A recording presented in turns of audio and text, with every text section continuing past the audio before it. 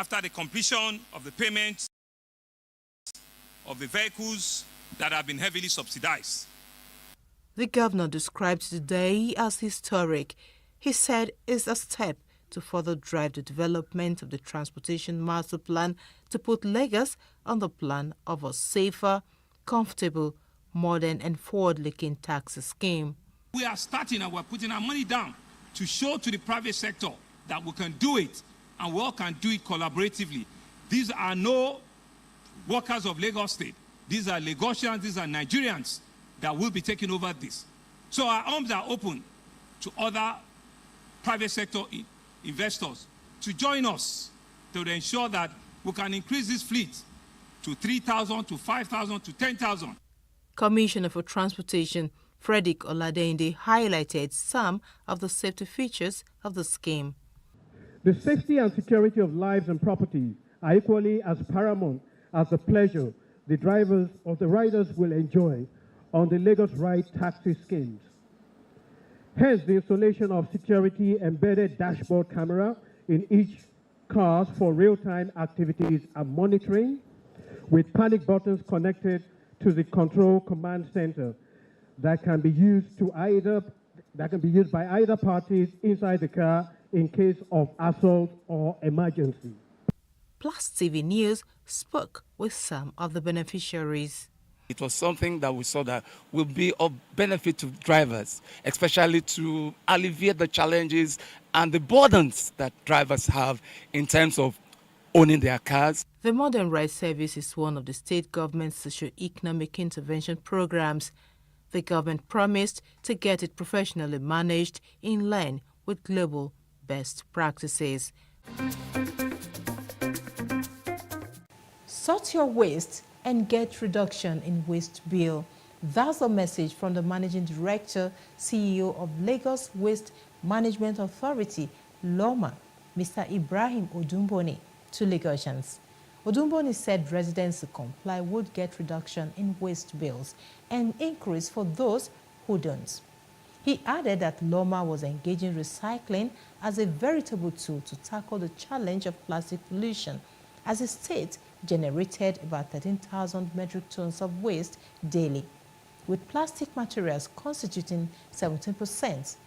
Joining me shortly is the Managing Director, CEO of Lagos Waste Management Authority, LOMA, Mr. Ibrahim Odumboni, for more insight into how LOMA is complementing the Governor Sanwo-Olu's themes, agenda, and a dream of a smart megacity. Thus, after this break, please stay with us. In terms of waste management, there are various chains in the various steps in the value chain of waste management that we need to ensure that a lot of cares are taken about, from point of generation, sorting your waste from source, containerization, collection, disposal and treatment, and also maybe waste to energy and waste to wealth. We need to ensure that that chain all connects very well. And part of the way we want to connect is to encourage this operation from source so that the end value will be there for everyone to see. Also, if you look at it, if we continue to sort our waste from source, we can tackle things like pollution, plastic pollution, and waste pollution in a couple of areas across the states. So if we look at Lagos as about 25 million plus people living in there, knowing fully well that each and every one of us will generate about 176 single bottle a year. And with that in mind, we have about 4 billion bottles generated annually. So if those 4 billion that has been generated annually are not captured or taken back to produce new ones, does that really mean that over the next 10 years, we're going to do 40 billion bottles? What about the previous 40 billion bottles that we have? So we can't continue in that vein. We need to change the way we live. We need to modernize. We're an emerging economy in Lagos, and I know that we're a pace setter for other states in Nigeria. So talking to our people to ensure that they separate their entire waste from source is going to be a massive push towards achieving a smarter city and the team's agenda. So for us, we cannot continue to depend on the landfill structure where everything goes to the landfill. We should be able to extract all the usable resources from our waste before we consider landfill as an option. And I know that there will be a point from our plan over the next 10 years to ensure that we achieve a zero waste in Lagos as an emerging economy in Africa and as a pace setter for other states and other countries around us as well. And for our household, the reason why we initiated that from the 1st of April, all residential estates and companies or private organizations should start is because before we roll it out to everyone across the state, we believe those are organized environments where it's controllable and achievements are measurable as well. And we've also seen that a lot of these our communities, since the introduction of Blue Box scheme, which gave back to Lagos Recycle, was initiated on the 5th of September 2019. We've seen a couple of estates start doing one form or the other of recycling. But now we're formalizing it. We're encouraging them to ensure that the waste are not commingled. We're also encouraging them to use a two-bin system where there's a general waste and there's a recyclable waste. And we want to ensure that all our recyclables are also used to generate jobs. A lot of jobs have been generated from recycling over the last 24 months. Over 6,000 jobs and counting. And we believe that there will be effects on our lagoons and shorelines and our drainages. There will be a time where you won't be able to see any single bottle in our drainages, in our canal, and water could flow easily. And all the marine habitats, we have the freedom to develop without having to be also accommodating plastics or floatables among them. Paying for waste management is sacrosanct. It's not free. Because the people that are running are the people that are going for you, catering for your domestic waste all across. LOMA, as an agency and Lagos State, we cater for the public spaces. And we regulate all the private businesses or private residential properties that they service. But these businesses are there as a business that we are building to grow. We don't want any of them to be a going concern. So if people are resisting to pay to them, it's basically you're denying them the opportunity to be able to transact. And I want to also state that we have a enforcement and monitoring team that ensure that when we have cases like that, our what do people call wules, our health officers are there to support the CDAs, the CDCs, to be able to tackle or mitigate against any of this cause and manage the situation when we have any tenements or any household that's having the issue of waste management. And in situations whereby it's gone beyond management, then we have a legal system that backs that. So the legislative arm of Lagos State also backs us over 28 magistrate courts. There's no room for ignorance. There's no room for excuses. We've now gone all the way. We created Loma Academy to be able to educate people and create awareness. All our public primary schools in Lagos, through the support with SUBEB and Mr. Governor, Mr. Wajide Sanwo-Olu, we've been able to educate them on waste management. And they are going to be our ambassadors, our advocates for the parents that they are under, to be able to ensure that we try and change from bottom up, while we continue to use publicity, media outreach, like this conversation, to let our adults understand and also remind them of their responsibility. But all in all, there is no excuse for ignorance in waste management. We do a lot of things across stream and it's always out there, and that's why we highlight it for all stakeholders or all interested parties to be able to understand where we are and where we stand at this point in time. We've been very innovative and we've been very proactive about the way we approach waste management in Lagos over the last 2 years by showcasing ourselves and ensuring that a lot of ways we're communicating to people with what we're doing.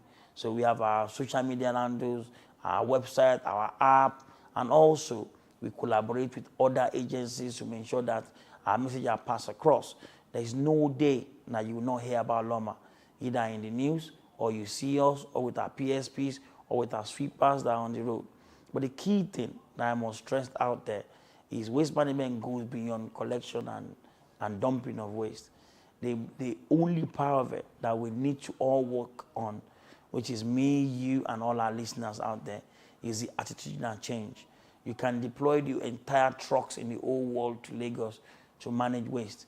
But if we don't change our attitude, if we don't start doing the right thing the first time, if we don't start doing what we know that is proper, if we don't start following what the law says, if we don't start looking after ourselves, if we don't start changing our attitude to what a cleaner environment is, we all know this.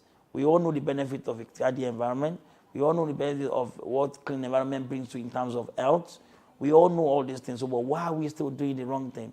So that's why we continue to advocate. You see, Loma, we've started going across all the LCDA this year. We've been to 18 LCDAs out of the LCD and LGA out of the 57, and we'll continue to ensure that all that is completed before the first week of June. And what do we do there? We go there, we sensitize them across the chain of waste management, from collection, generation, separation, containerization, recycling, treatment, and also the loads of achievements that we made. One of the major ones is, you look at COVID-19. Without Loma, where do you think we'll be with COVID-19?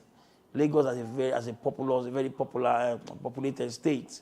What do you think we'll be with COVID-19? With a small landmass, all surrounded by water, everybody conjugating as one. What impact? What role do you think Loma played? So for people out there, a lot of people out there understand that we played a vital role to support our governor, Mr. Babajide Sanwo-Olu, ensuring that COVID-19 was mitigated. We mitigate again the risk of COVID-19. We started reincinerating all our medical waste during the period of COVID-19 till date. So we take all the medical waste all across the state and ensure that they are all incinerated. We moved away from traditional treatment of medical waste.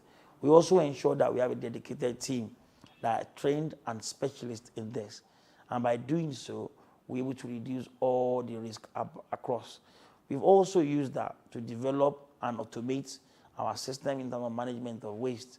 We've looked at the need for us to regionalize our operation. So we divide our operation into 5 different districts, and then we manage from there. So if you tell me now what's going on in Ekpe or Badagry, with a click of a finger, I can tell you exactly what's there because I have Loma operatives there. So we've done a lot across. We've reformed some of our legacy programs, like the sweeping program is all being reformed. Our engineering team is now functioning as a solely made in Nigeria engineering team.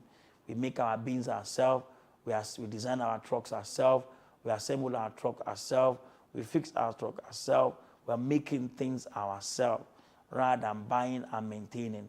So a lot of changes across. But for us, I think one of the reflections that we have in waste management is we have a lot of, Lagos has a very big advantage over every other state in Nigeria in terms of waste management, in terms of the fact that the human capital and the stakeholder around it are very knowledgeable and passionate about it.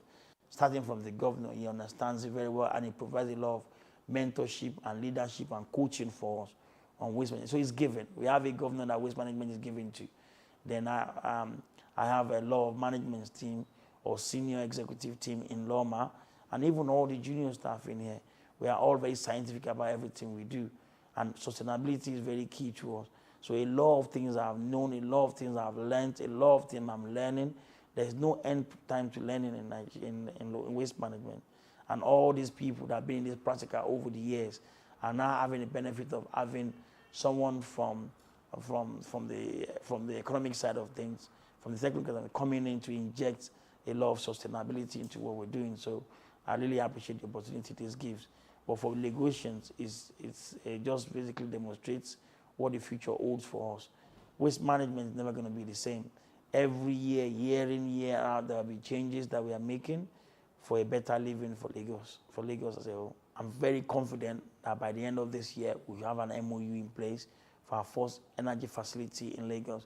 But I must state that in Lagos, the energy facility that we're going to have in Lagos, we'll try and find the best sustainable at a very affordable cost and also strategically placed for the state. We're also going to look at what fits. We are not going to use one size fits all, but we're going to choose the best proponent, the most active proponents, and the more realistic proponent to be able to deliver that to us. We've reached a time whereby 100% of what we have in waste can be put to use. And in putting that to use, it is very important that we understand what our future goals are. Our future goal for waste management is to have an energy plant in Lagos, which is our immediate goal in this year.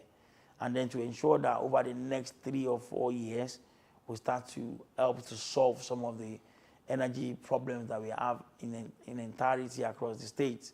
And in 10 years' time, we should be able to have replicated what we've done across certain parts of Nigeria and look at movable energy. If you look at the team's agenda, one of the key agencies that was mentioned in the team's agenda, if you really digest it, is LOMA. LOMA was mentioned as an agency on the team's agenda when looking at the health and environment. And it shows the importance of what we do here to every part of the agenda. And I believe that with the structure the team's agenda creates and the interlink that LOMA has with other agendas, we are on course to ensure that a successful delivery is given to all the ultimate goals of the agenda. And I can well assure you that we're given the opportunity to innovate, develop, evolve, be dynamic, and challenge the norm in LOMA. And that's why we are here where we are now. On a daily basis, we challenge the norm. We go to look at status quo. What do we need to change there? What do we need to improve? If it's not broken, sometimes we leave it. But if it needs to be fixed, we go all out and find out the root cause and how can we make sure that the changes that we are making is sustainable. And I can tell you out there, part of the smart city agenda and the team's agenda is to ensure that we're not just doing it and it's just not coming from somebody's head or somebody's thought or somebody's ideology. We are now professionalizing what we're doing. So I'm happy to tell you that even all my management team and my junior management team will be proceeding on a sustainability and circular economy training for them to be certified as waste manager for the state. And what that does is it creates sustainability for LOMA for the future and also builds on from what our governor's agenda is in Lagos State. That's all we have for you in this episode of the Greater Lagos Vision on Plus TV Africa. I'm Lovey Kuku Oyedoku. Bye for now.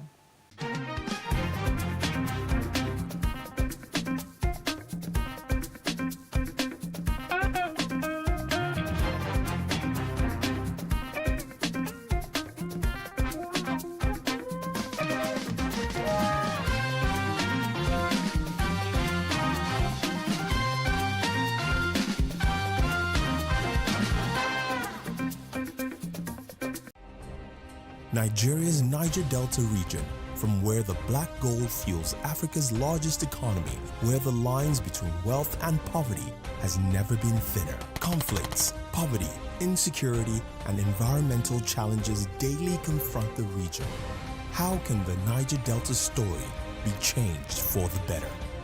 Join Mamude Akuga at 9 p.m. every Friday evening on PlusTvAfrica as he probes deep in search of solutions. Inside the Niger Delta with Mamude Akuga, the authentic voice of Nigeria's oil-rich region.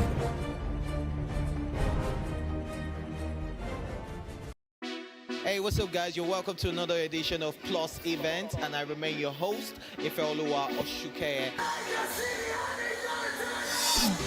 Your absence isn't an excuse anymore, as Plus Events is all you need, as we bring you the glitz, the glamour, and loads of fun. Oh, definitely. Right, no question. He's a living legend.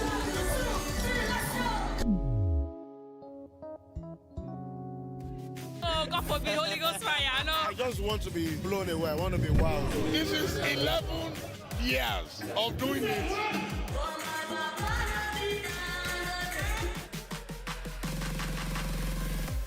I'm surrounded by so much positivity.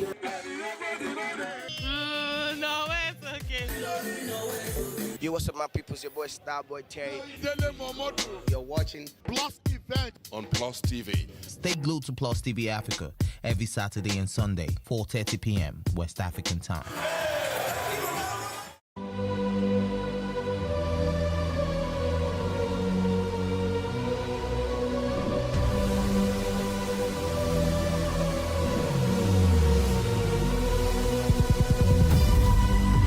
What we do not understand, we will stigmatize. What you can see is the remaining of the tanker that exploded. He suffered equally confessed.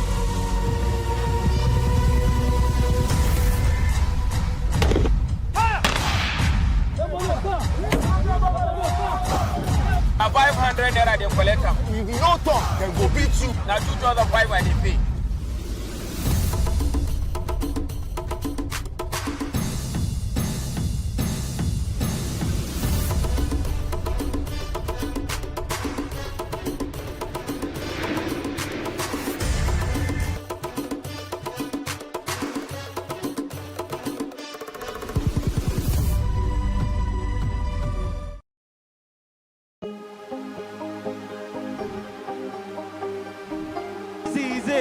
For upcoming artists to blow in Nigeria.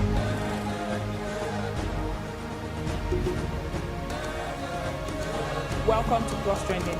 I am Booking November, your host, saying thank you for joining us on today's episode. Welcome back. It's tea time on PlusTvAfrica. Practice makes perfect. I'm not perfect yet, but I'm a lot better than I used to be. He's a king. He's entitled to marry 100 if he wants to.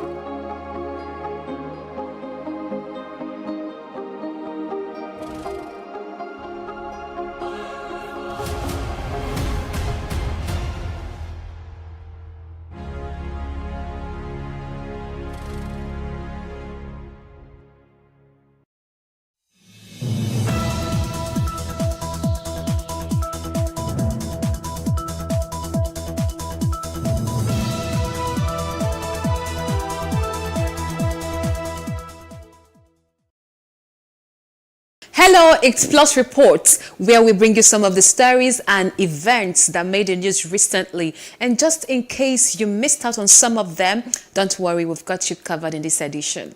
I am Jacinta Obiuku.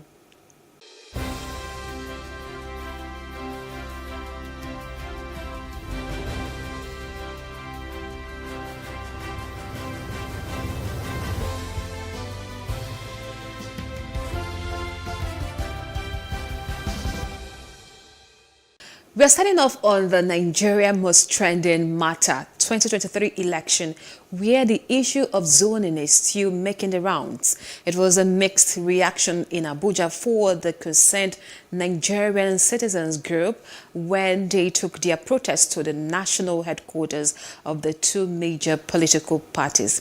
It's on the need to adopt the zoning formula for the presidential ticket, which they say must be zoned to the south. While the APC accepted the letter with a promise to act on it, the People's Democratic Party bluntly refused to accept the letter. This civil society group took its protest over zoning of the presidential ticket to the southern part of the country to the national headquarters of the two leading political parties. First point was the PDP, with protesters carrying placards with various inscriptions demanding that the party shift power to the south.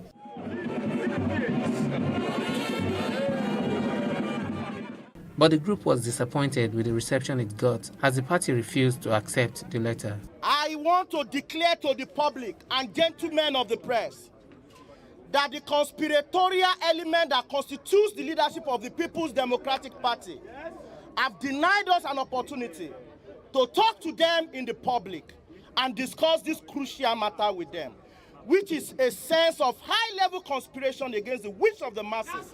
They have only shown to us that they are not a friend of the people of Nigeria. We are moving further to the All Progressive Congress Party Secretariat to make our position known. But it was a different situation at the APC headquarters, where the group was warmly received by the members of the National Working Committee of the party. We thank you for your letter dated the 4th of April, 2022, which has a title, an appeal demand for the zoning of your party's presidential ticket to the southern Nigeria. Our party has yet to make any decision regarding the subject matter of your letter. And that is still the position, which I reiterate, even now, that we have yet to make a decision. As soon as that decision is made, you will be the first to know. So I thank you so much for your visit. Different from what happened in the People's Democratic Party Secretariat, the leadership of the All Progressive Congress have deemed it fit to meet us, which we have to appreciate. paper is titled An Appeal to the Demand for the zoning of your party's presidential ticket to the south. It is highly explicit and we demand implementation. Thank you very much, sir. Just yesterday, the group had a world press conference where it discussed zoning of the presidential ticket to the southern part of the country. Still on 2023 election and still insisting on zoning, a group known as the Concerned Nigerian Citizens has called for a power shift to the south in the spirit of equity, justice and fairness. The group, through its convener, said this at a world press conference in Abuja. Osabinu said that the briefing became imperative due to various agitations among southern ethnic nationalities, insisting that the presidency this time must move down south and the intrigues by some political actors to jettison the zoning arrangement must end. He said there is an unwritten conventional way for power to rotate between the north and the south since the return of civil rule in 1999. Presidential election in Nigeria is highly influential and powerful as we all confer greater sense of belonging to the federation on any ethnic or geopolitical zone that produces the president. This, no doubt, has deepened the agitation for power shift by various regions, and with us, resolved to implore all major political parties to have a deep think ahead of national conventions, ensure that power rotates to the south, as this will ensure that the country remains united. Shedding more light on the agitation, other members of the group are of the opinion that power rotation will ensure equity, justice, and fairness in the nation's democracy. They also say it is sacrosanct if the nation is to attain unity, peace, and progress in all forms. President Muhammadu Buhari, by the grace of God, will be president of Nigeria till May 29, 2023. I haven't served 8 years as president from the northern part of the country. In essence, it means that the next president of Nigeria, by the virtue of that convention, the principles of federal character as enshrined in our constitution, and by the virtue of the foundation of our democracy, the South must produce the next president of Nigeria. If you look at it, it is proper that once one part of the country, which have been divided into two poles, the north and south pole, once one has had, it is proper that the other should have. The group called on all the political parties in the country to respect zoning and that now is the time to do just that. While so much is going on for the coming elections, it is also a reminder not to neglect the importance of exercising your civic responsibility by getting your PVCs ready.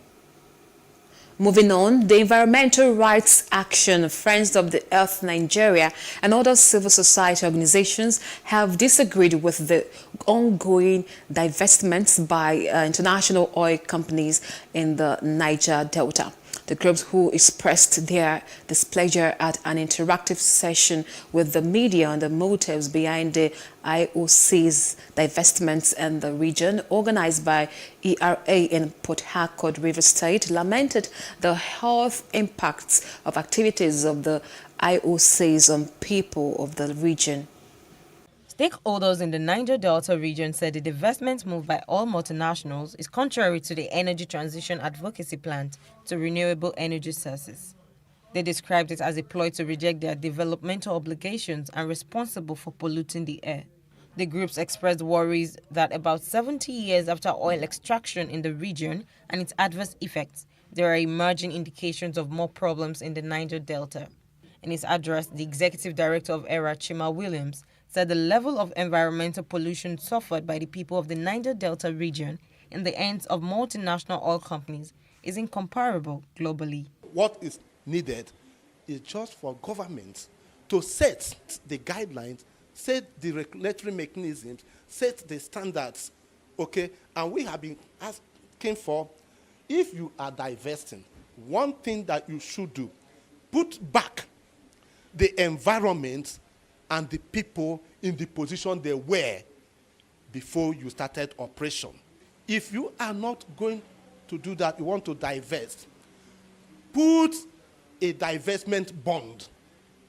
Nigerian government should set amount that will be enough to do legacy cleanup. Also speaking, a donor at the University of Port Harcourt, Professor Sofiri Peterside, explained the major reasons behind the divestment by the IOCs.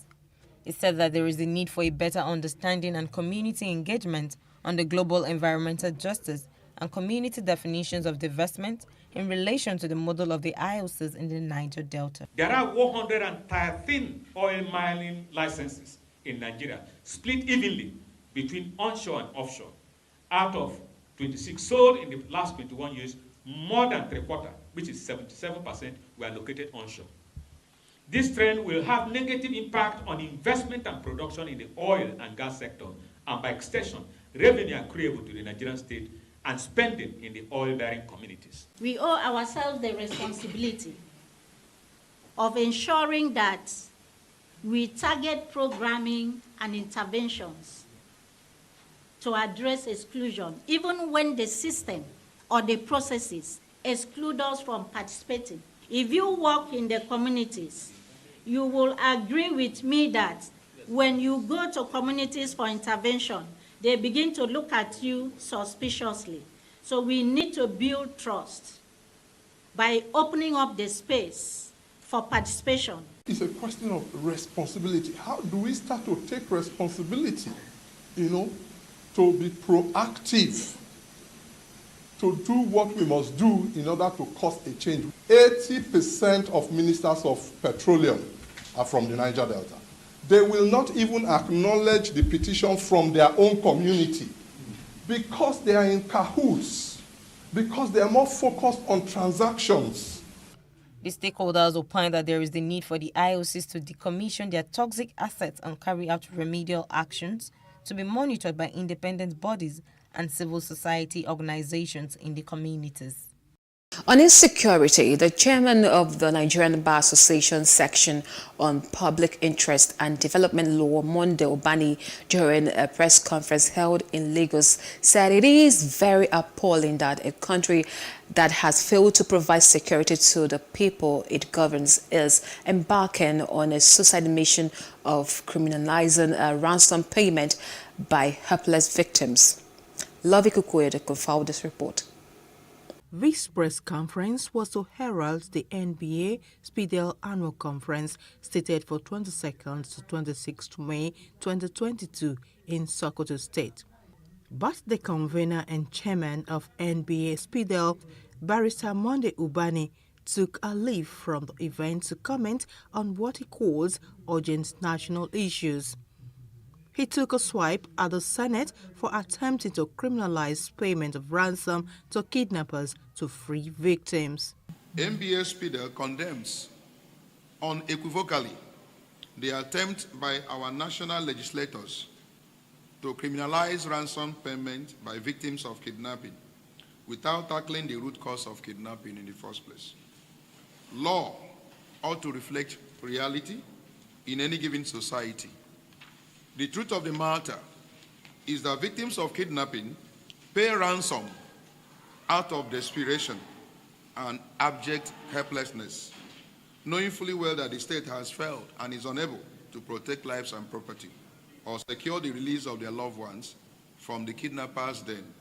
Barrister Ubani said the piece of legislation under contemplation lacks logic and wisdom, calling on the House of Representatives to jettison the bill without any further consideration. It is very appalling, therefore, that the same country that has failed to provide security to the people it governs is embarking on a suicide mission of criminalizing ransom payment by the very victims that are helpless and desperate to save the lives of their loved ones.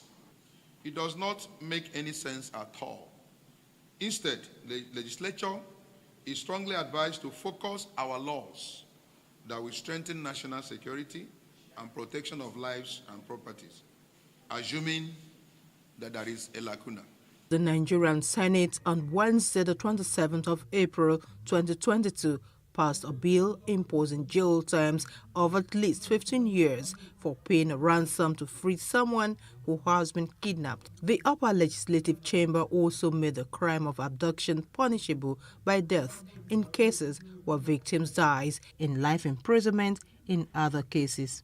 Okpeyemi Bamidele, chairman of the Senate Judiciary, Human Rights and Legal Committee, told the Senate on Wednesday that making ransom payment punishable with lengthy jail sentences will discourage the rising spate of kidnapping and abduction for ransom in Nigeria, which is fast spreading across the country. From Lagos, Love Ikuku Oyedoku, Plus TV News. It's time for a short break now. We will be right back with more.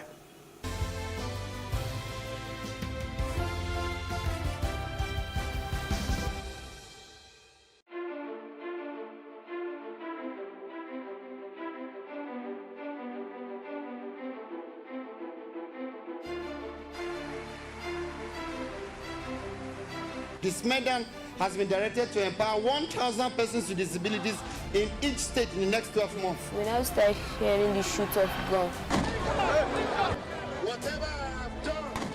Every public policy has winners and losers, and some will not be very happy with you, while others, usually the silent majority, will be quite happy.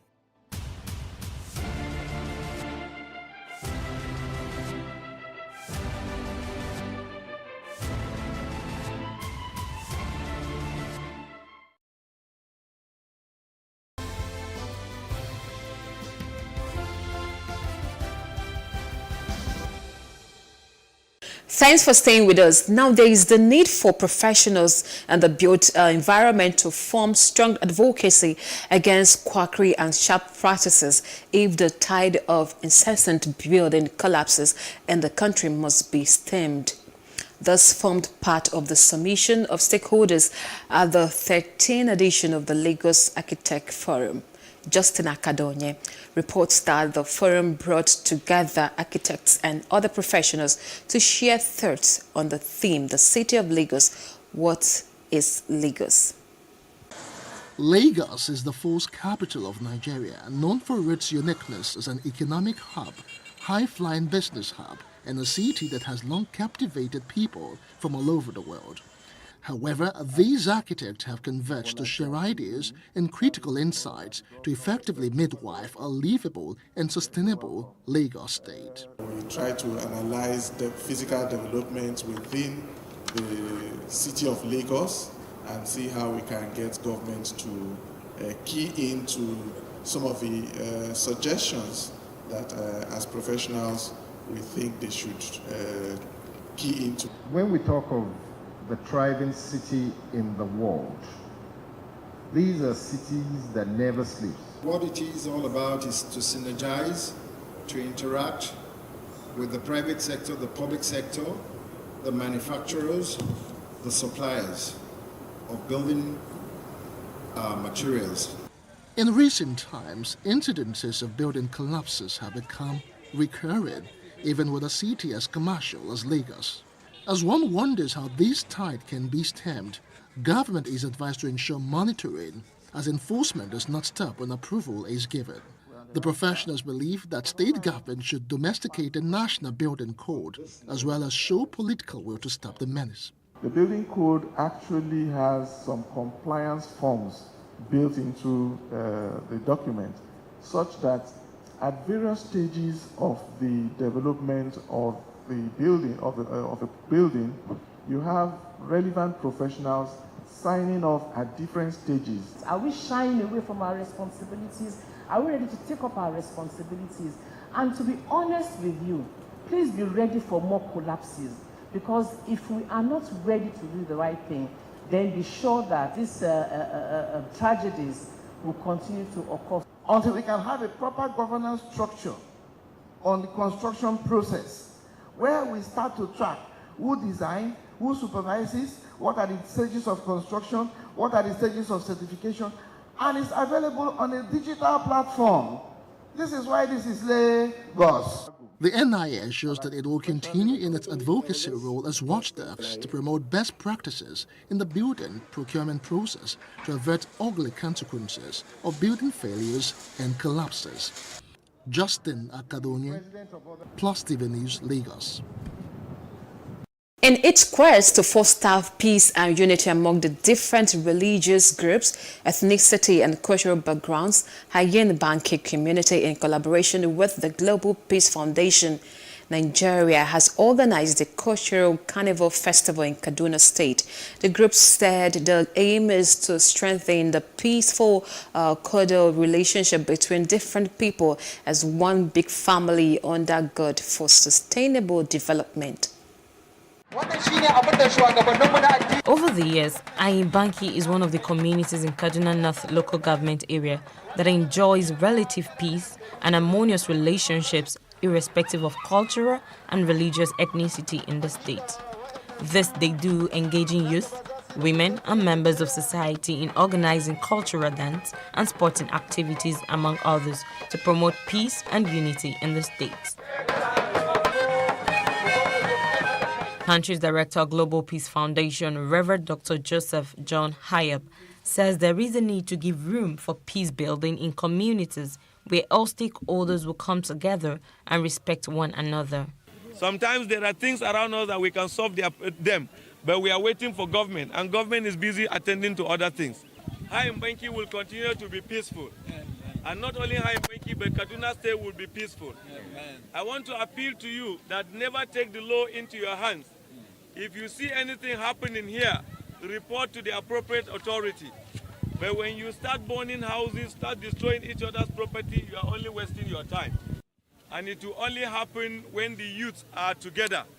That's why today I am happy to see the Catholic Cadet, the Boys Brigade, the Royal Ambassadors, and the First Aid group of the Muslim community. He appealed to religious leaders to speak to their congregants on the need for unity and understanding, and also called on community members to create a platform where people, regardless of their differences, can come together in unity, love, and understanding.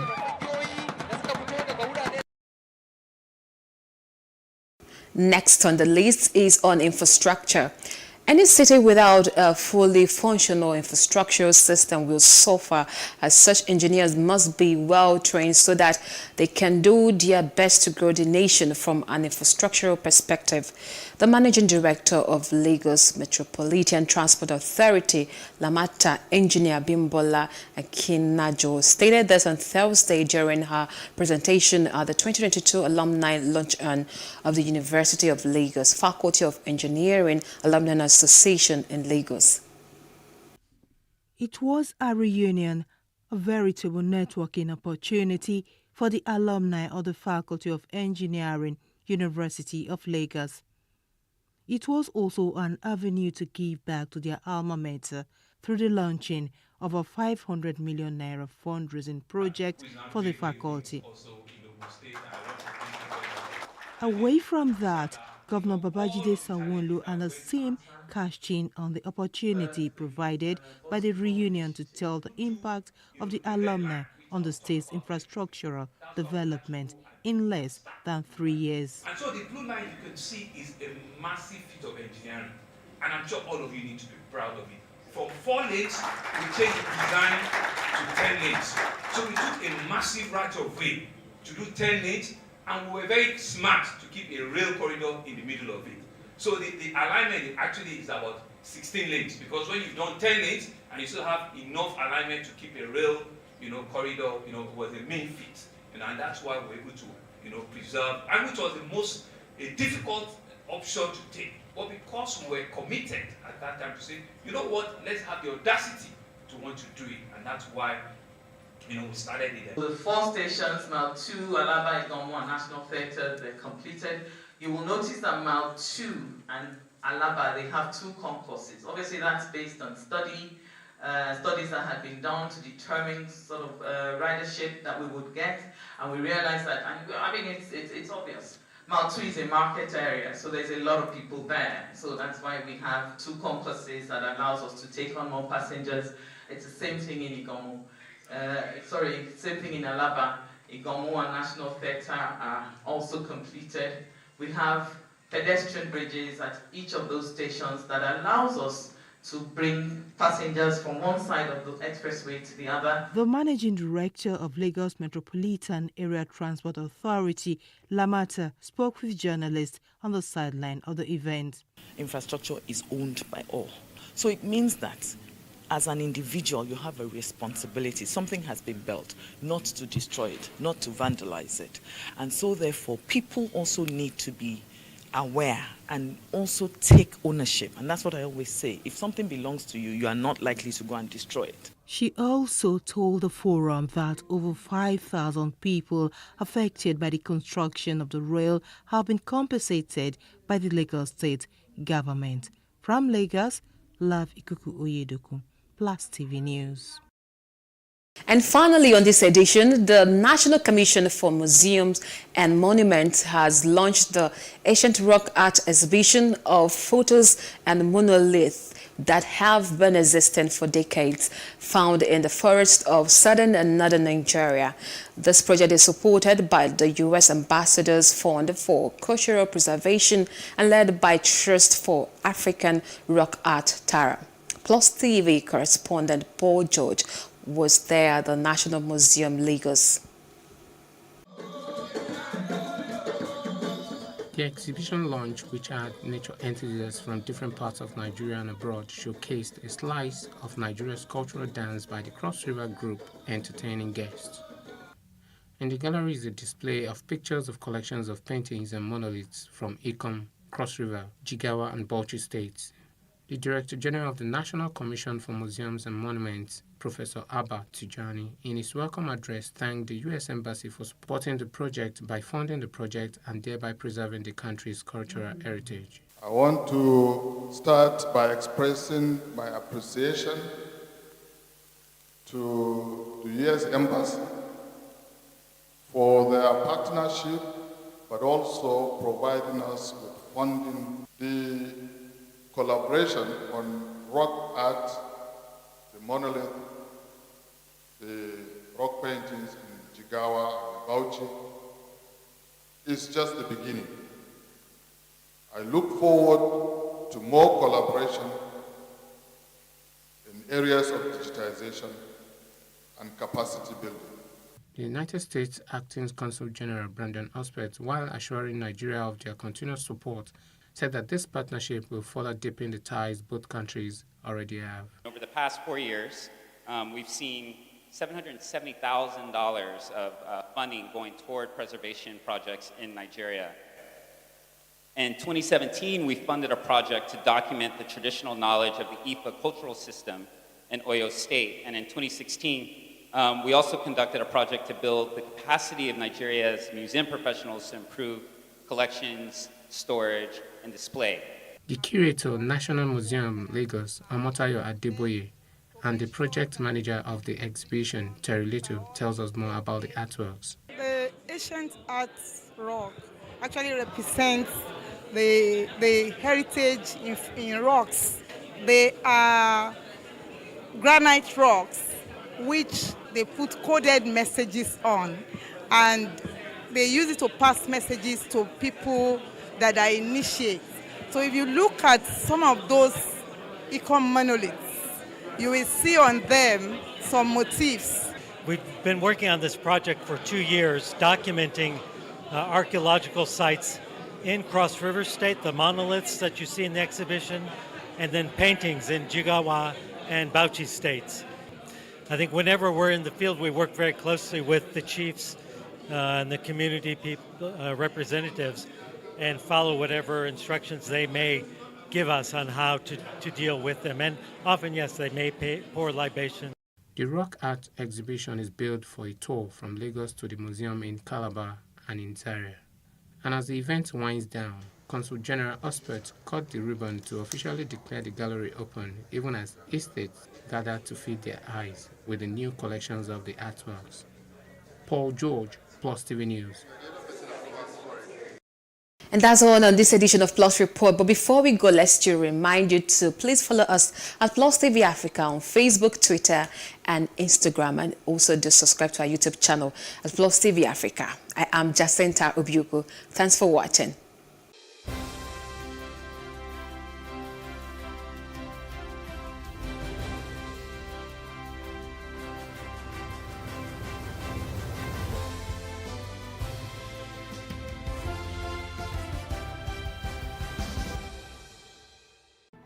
There is no voting on social media. To vote, you would require a permanent voter's card. To get your PVC, visit cvr.inecnigeria.org. Create your account with a valid email address and start the registration process. An activation link will be sent to you. Click on the link and activate your account. Fill out the form, pick and submit a convenient date and time for your biometrics. Print the application slip, which should have your QR code. On the appointed date, go to the nearest INEC office for your biometric capturing. Thereafter, you will get a registration slip to pick your permanent voter's card when ready. Get your PVC today.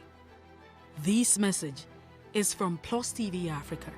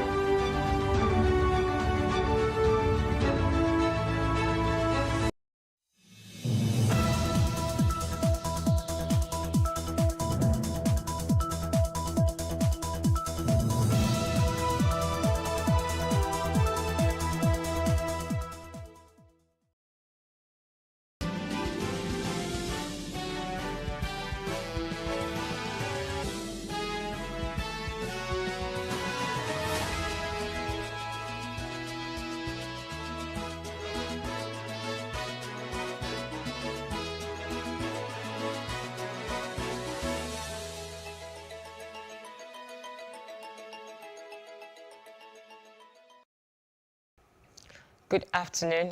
I am Khadijat Balogun, and this is the news brief.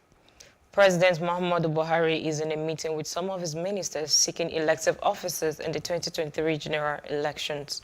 Ministers at the meeting as of the time of filing this report include Rotimi Amechi for Transportation, Chris Ngige, Labour and Employment, Godwill Akpabio, Niger Delta Affairs, Abubakar Malami, Justice and Attorney General of the Federation.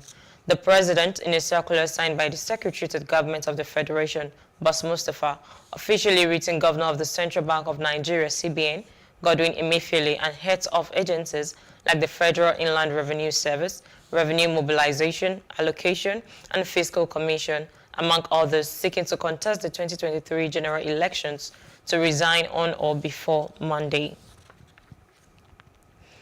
The federal government and the Nigeria Inter-Religious Council have failed to convince the striking academic staff union of universities to call off their industrial action during a meeting called by the Chief of Staff to the President, Professor Agbola Gambari, and the Minister of Labour and Employment, Chris Ngige. The meeting, which was also co-chaired by the Sultan of Sokoto, Sahad Abubakar, and the Christian Association of Nigeria's President, Dr. Shukbo Ayokunle, could not persuade the ASU leaders to return to the classrooms while negotiations were ongoing to meet their demands. The federal government and NIREC had attempted to persuade the union to return to the classrooms during the closed-door technical session, promising that their demands would be met. But the ASU leadership reportedly said the government had to meet part of their demands, which they could use in convincing their members to call off the ongoing strike. President Muhammadu Buhari has appealed to the Academic Staff Union of Universities to consider the plight of students and call off the ongoing strike.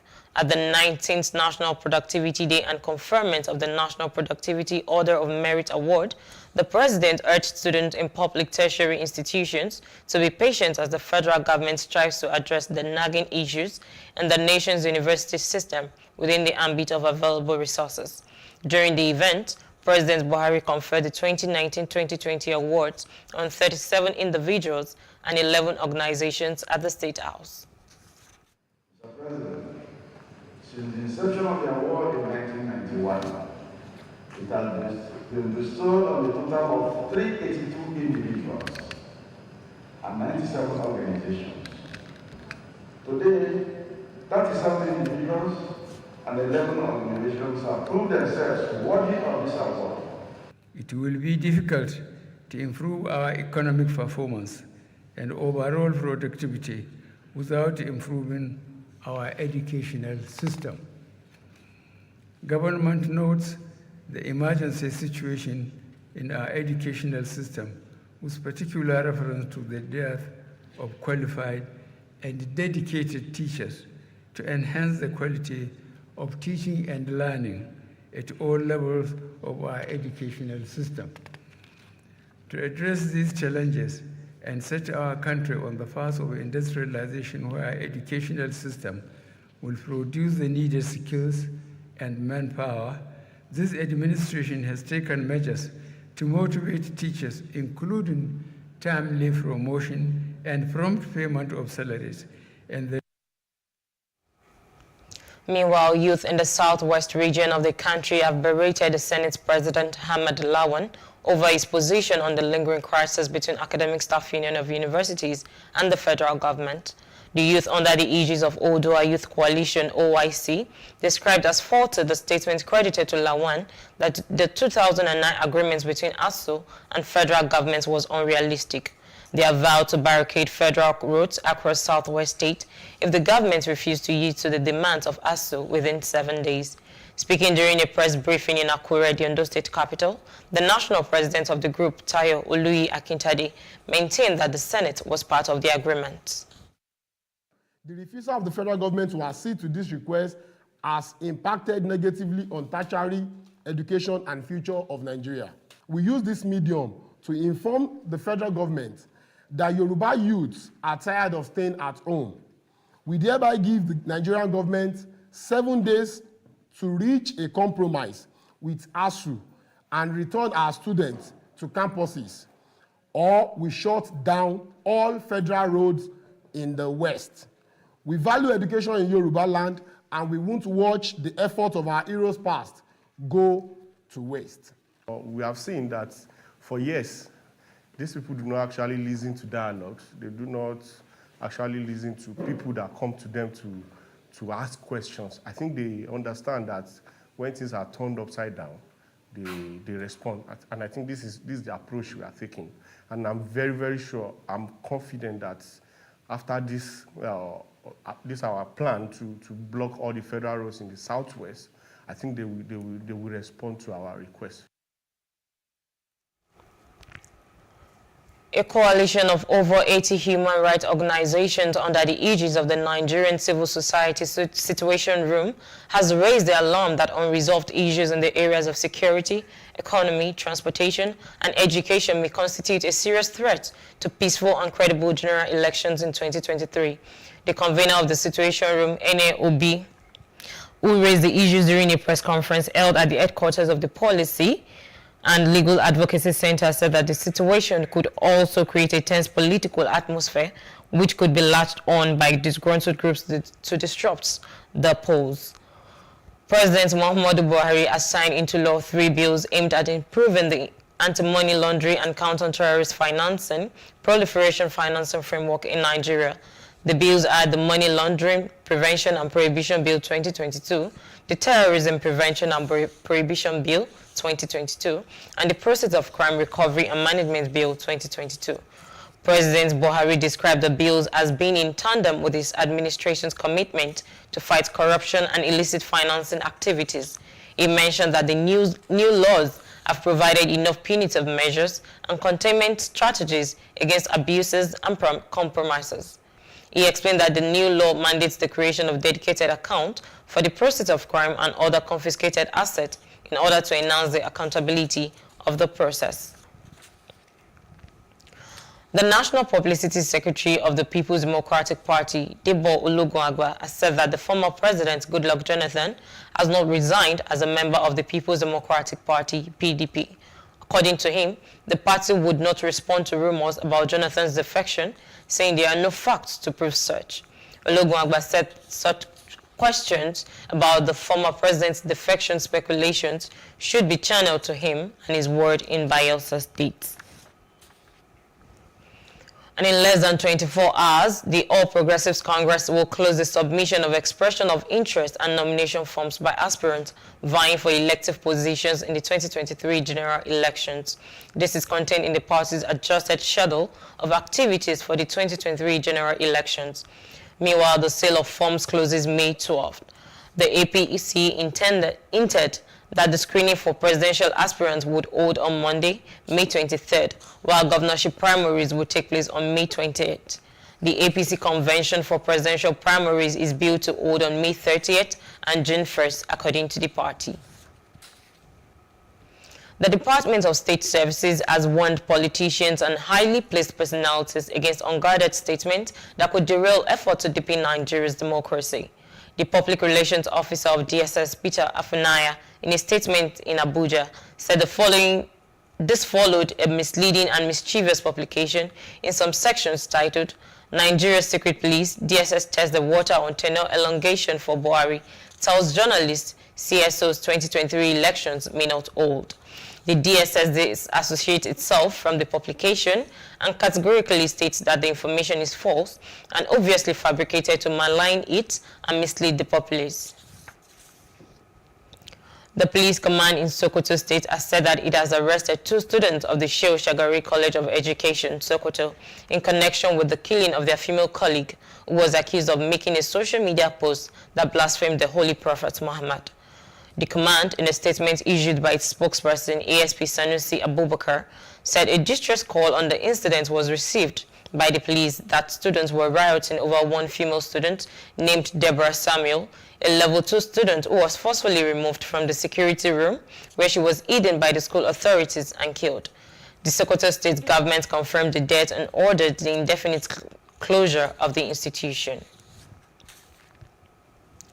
The Edo State Police Command have paraded some persons who were found to be in possession of human skull. Parading the 3 persons along with others that were brought in for various levels of crimes at the State Command, the Police Public Relations Officer, Bello Kontongs, narrates how the suspects were arrested at different points. Speaking to Plus TV News crew, the suspects narrated their level of involvement in crimes they were brought in for. This Baba was the one that told me to bring it. When I bought it, that 40,000 naira, and I gave her extra 5,000 naira. Then I carried the head to this Baba asked. He come to me for some things that the life he's living is not like he wants some way to open for him. So then I now tell him that if he can be able to get a woman's call that, but it's not by killing you, he should go to market and get it, or he go to bury ground. Those people can get it for him. I say I will take him, make a soap for him, which is he will be able to get blessing. You beg me, my help and buy because I dey sell native things. Like my hot customer, they follow me, they buy the rest things. Cultists who conspired among themselves to either kill, maimed, or cause body injury to members of the general public. The command under the leadership of the command CP Abu Tuyaro, FDC, deployed operatives to go after these killer cultists and arrested about 8 of them. A group under the aegis of Entered United in conjunction with Ramimba wants the Lagos State government to immediately stop the plan to resume tolling at the Lekki toll gate. At a press conference, the group tagged the plan as illegal. Our correspondent, Paul George, reports. Solidarity forever. Gathered here are lawyers come activists.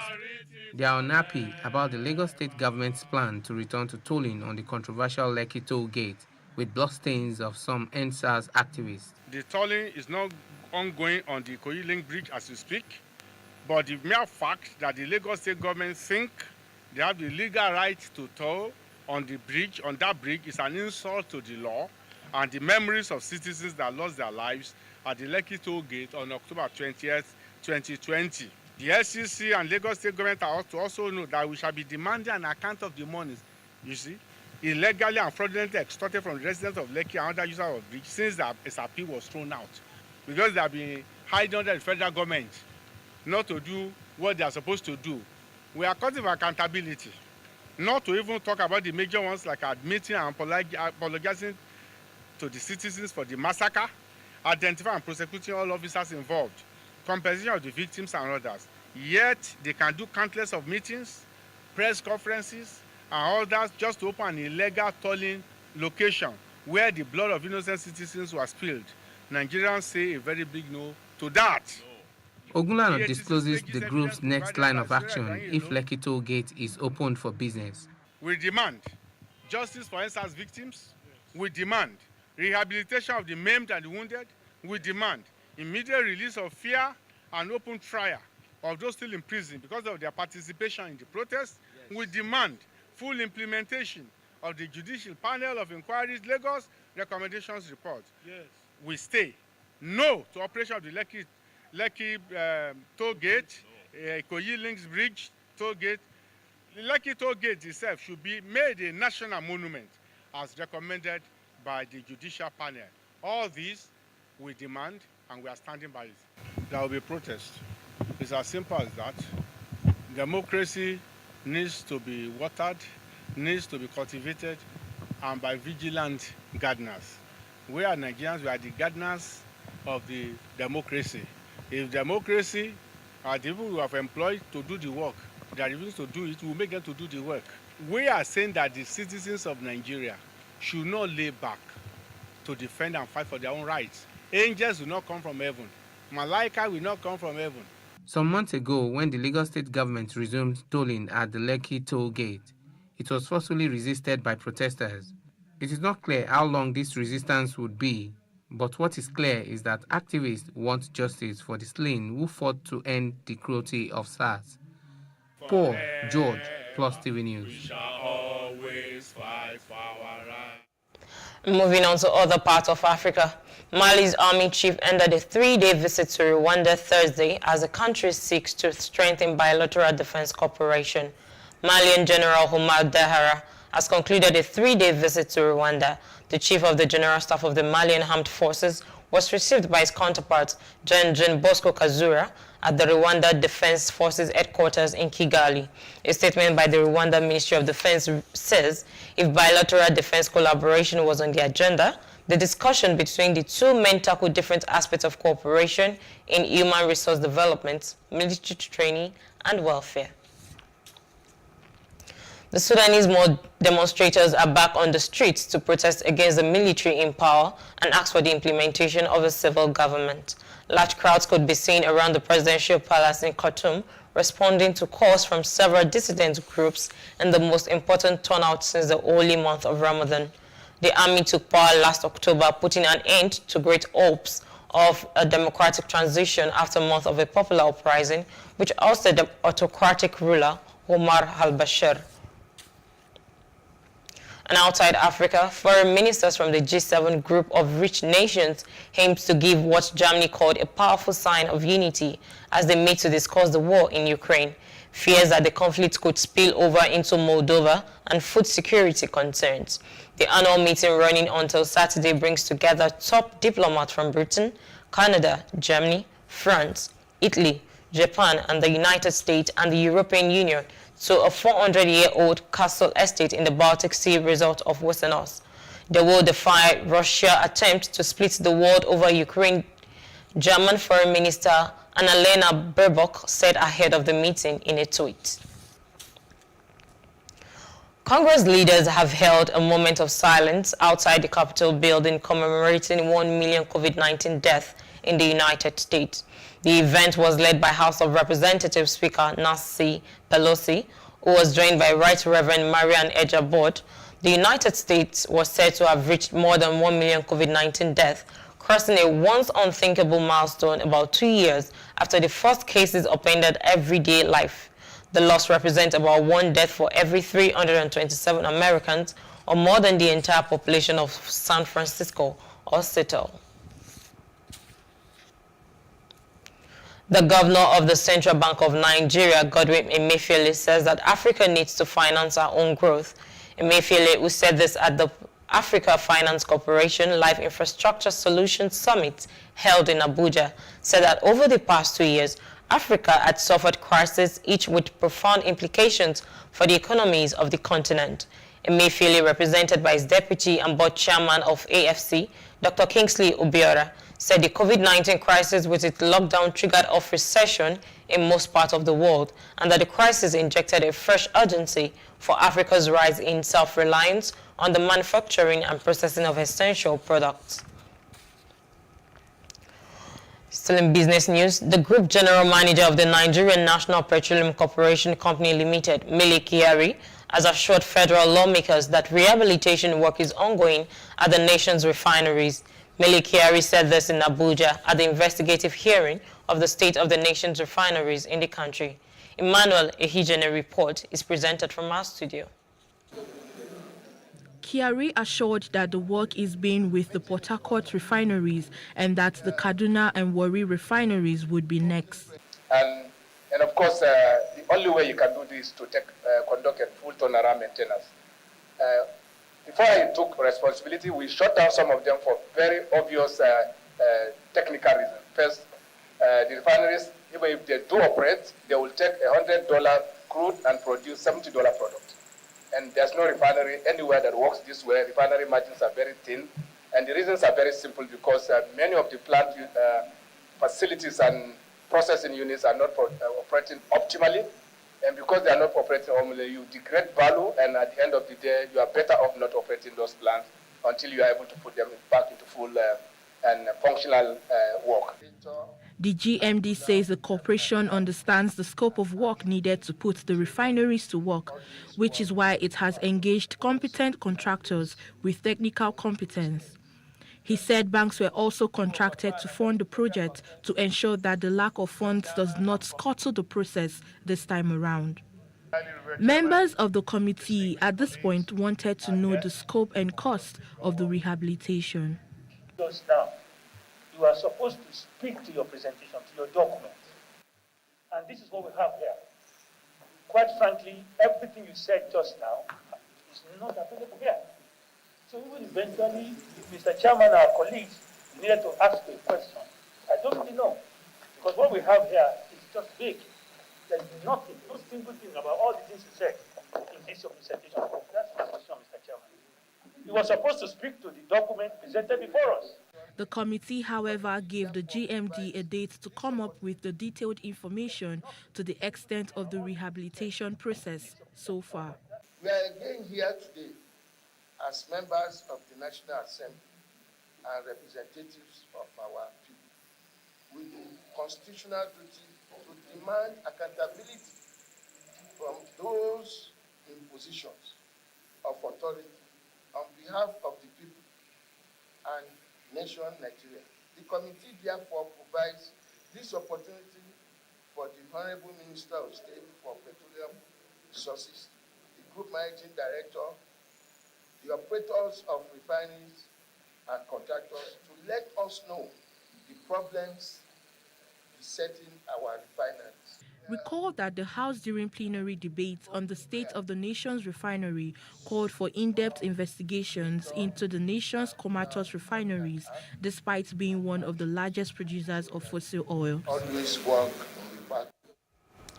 And in entertainment news, Nigerian singers Davido and Burna Boy have both had their fans buzzing with excitement following the release of their new songs.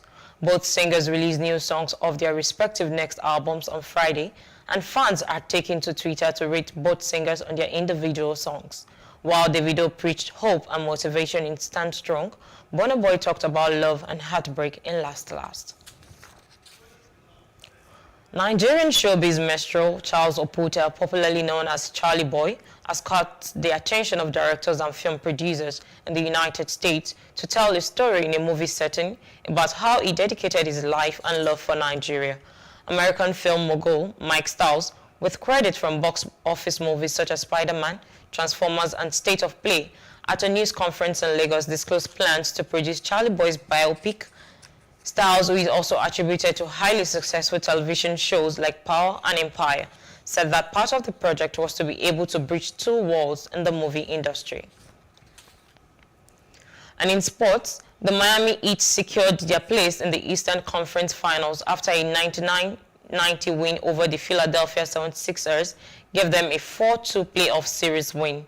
Jimmy Butler scored 32 points and Max Strus added 20 points and 11 rebounds in the Heat's victory.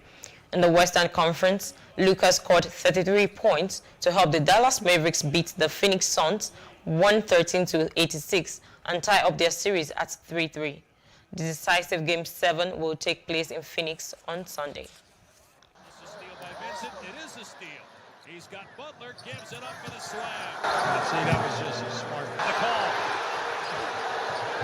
Butler in transition. Draws the foul, count the basket. Jimmy Butler got it to go. Plus Embiid. 13-2 run over the last 5 minutes by Miami. Here's Embiid. They double him. He takes the shot, and it's sent right back in his face by Adebayo. Now in transition, Butler. And he was fouled. A steal by Adebayo, and an easy jam coming. Now, for what is the reason, we have no idea. Strus wide open, buries it. Max Strus has 20 points and 10 rebounds. A lack of points, but the lack of shot opportunities. And then they give up an easy two there to Butler. Right. Well, they're defeated right now. Miami 108 away from the Eastern Conference Final. Rafael Nadal was knocked out of the Italian Open after the 21 times major winner was beaten 1-6, 7-5, 6-2 by Canadian Denis Shapovalov in the last 16 of the Italian Open.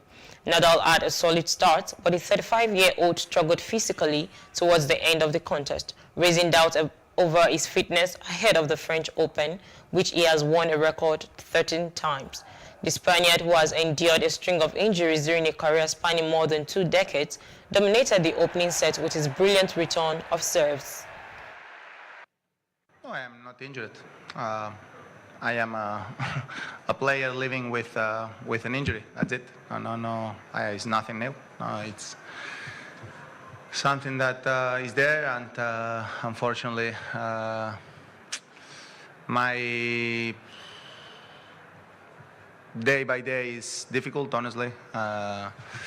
Even like this, I am trying hard, but of course it's difficult for me to accept the situation sometimes, no, because it's it can be frustrating that a lot of days I can't practice the proper way, and then today at half the second set starts the thing, and then wasn't playable for me. No, that's it. No, well done for Dennis. No.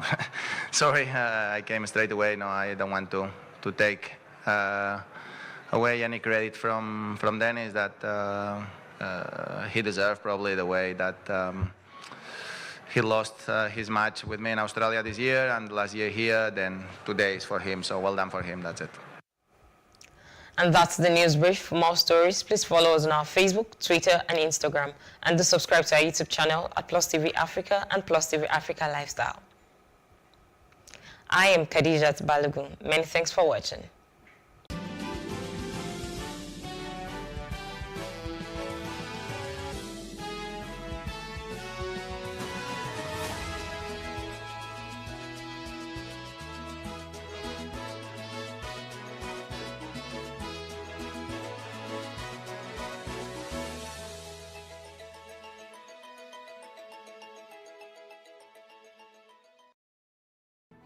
There is no voting on social media. To vote, you would require a permanent voter's card. To get your PVC, visit cvr.inecnigeria.org. Create your account with a valid email address and start the registration process.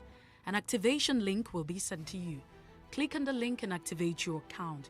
Fill out the form, pick and submit a convenient date and time for your biometrics. Print the application slip, which should have your QR code. On the appointed date, Go to the nearest INEC office for your biometric capturing. Thereafter, you will get a registration slip to pick your permanent voter's card when ready. Get your PVC today. This message is from PlusTvAfrica. Increase the reach of your events or business services.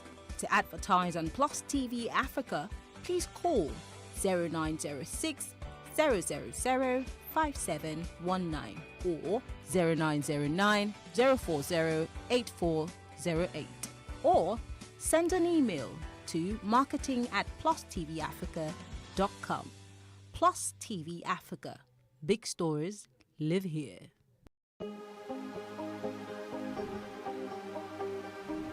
Seize it for upcoming artists to blow in Nigeria.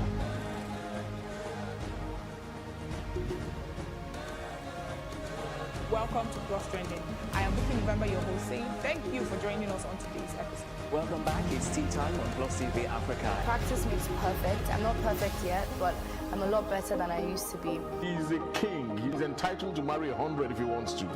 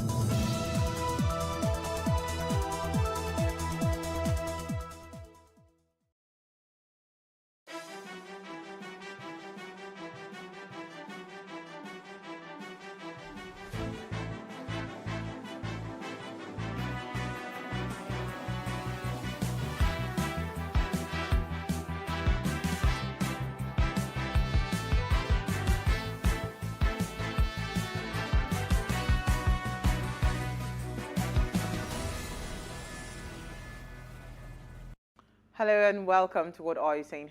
#Ways, where we talk about topics in the news as it affects us all. I am Osaiwame Saleh, and today I'm joined by the amazing ladies, Nomai Isia Fodle. Hello, ladies. Hello. Were we not together yesterday? Yes. It just feels like a continuation of yesterday. It just occurred to me that it was the same set yesterday. It's Uti that was supposed to break it. That was supposed to break it. We don't know what happened to her, but I'm sure she'll be fine. Totally. Yeah, how are you? Very well. How are you? I'm tired. Tired. Okay. I need to go. I need to sleep. I'm tired. I couldn't even hide my bags today. It was that bad. But yes, we're here. And that's commitment, isn't it? It's a lot of commitment. It's not easy. In spite of. How would they know? They will never know. They will never know. Issy, how was your day? It was good. It has been a good one. I can't fault it. Yes, we like Norma usually says, we don't look like what we've been through today. Absolutely. Absolutely. So yeah, we are here. We're doing what we do best. Absolutely. So, and there was a resignation. In fact, yesterday the social media and this morning was just awash by different people dropping resignation letters. Say, you can really resign in this country, you know? It's a very serious matter. So we're discussing resignation. Is resignation supposed to be for personal ambition or actually because maybe you have failed in the office that you're occupying? So that's the conversation for today. And here's what we found as today's quote. Some political leaders in the world make big mistakes, but they never resign. Some make a small mistake, but they immediately resign. What makes a political leader to resign or not to resign has something to do with having an honor or not. Those who have honor always choose to the honorable way, and that is resignation. So according to the Vanguard, the president had, as at yesterday, at yesterday's Federal Executive Council meeting, as a FEC meeting, ordered every member of the council who had ambition to contest elective offices in 2023 general election to resign. on or before the 16th of May 2022. And then, since then, we've seen a flood of resignation from the affected parties. So it's our ladies' night out, and Norma, Isi, and I will be discussing government officials, and we're asking this question: should resignation be about ambitions or about performance? And when we open our phone lines, we really love to hear your thoughts on this. But first, let's take a break to see what we found in the news.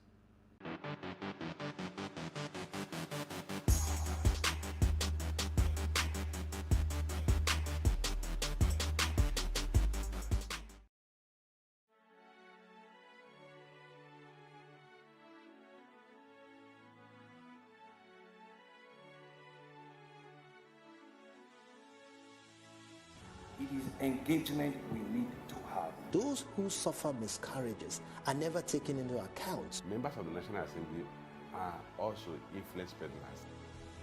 You are sitting on Nigerians' money. From the Babin, I pay my rent. On the Babin, I send my children to school. A consultative engagement. No any tangible notification before they ban us. It's one thing for people to be at your back and the heat of the moment, and another thing for them to still be with you when push comes to shove. I will do everything to take Lagos out of the national grid.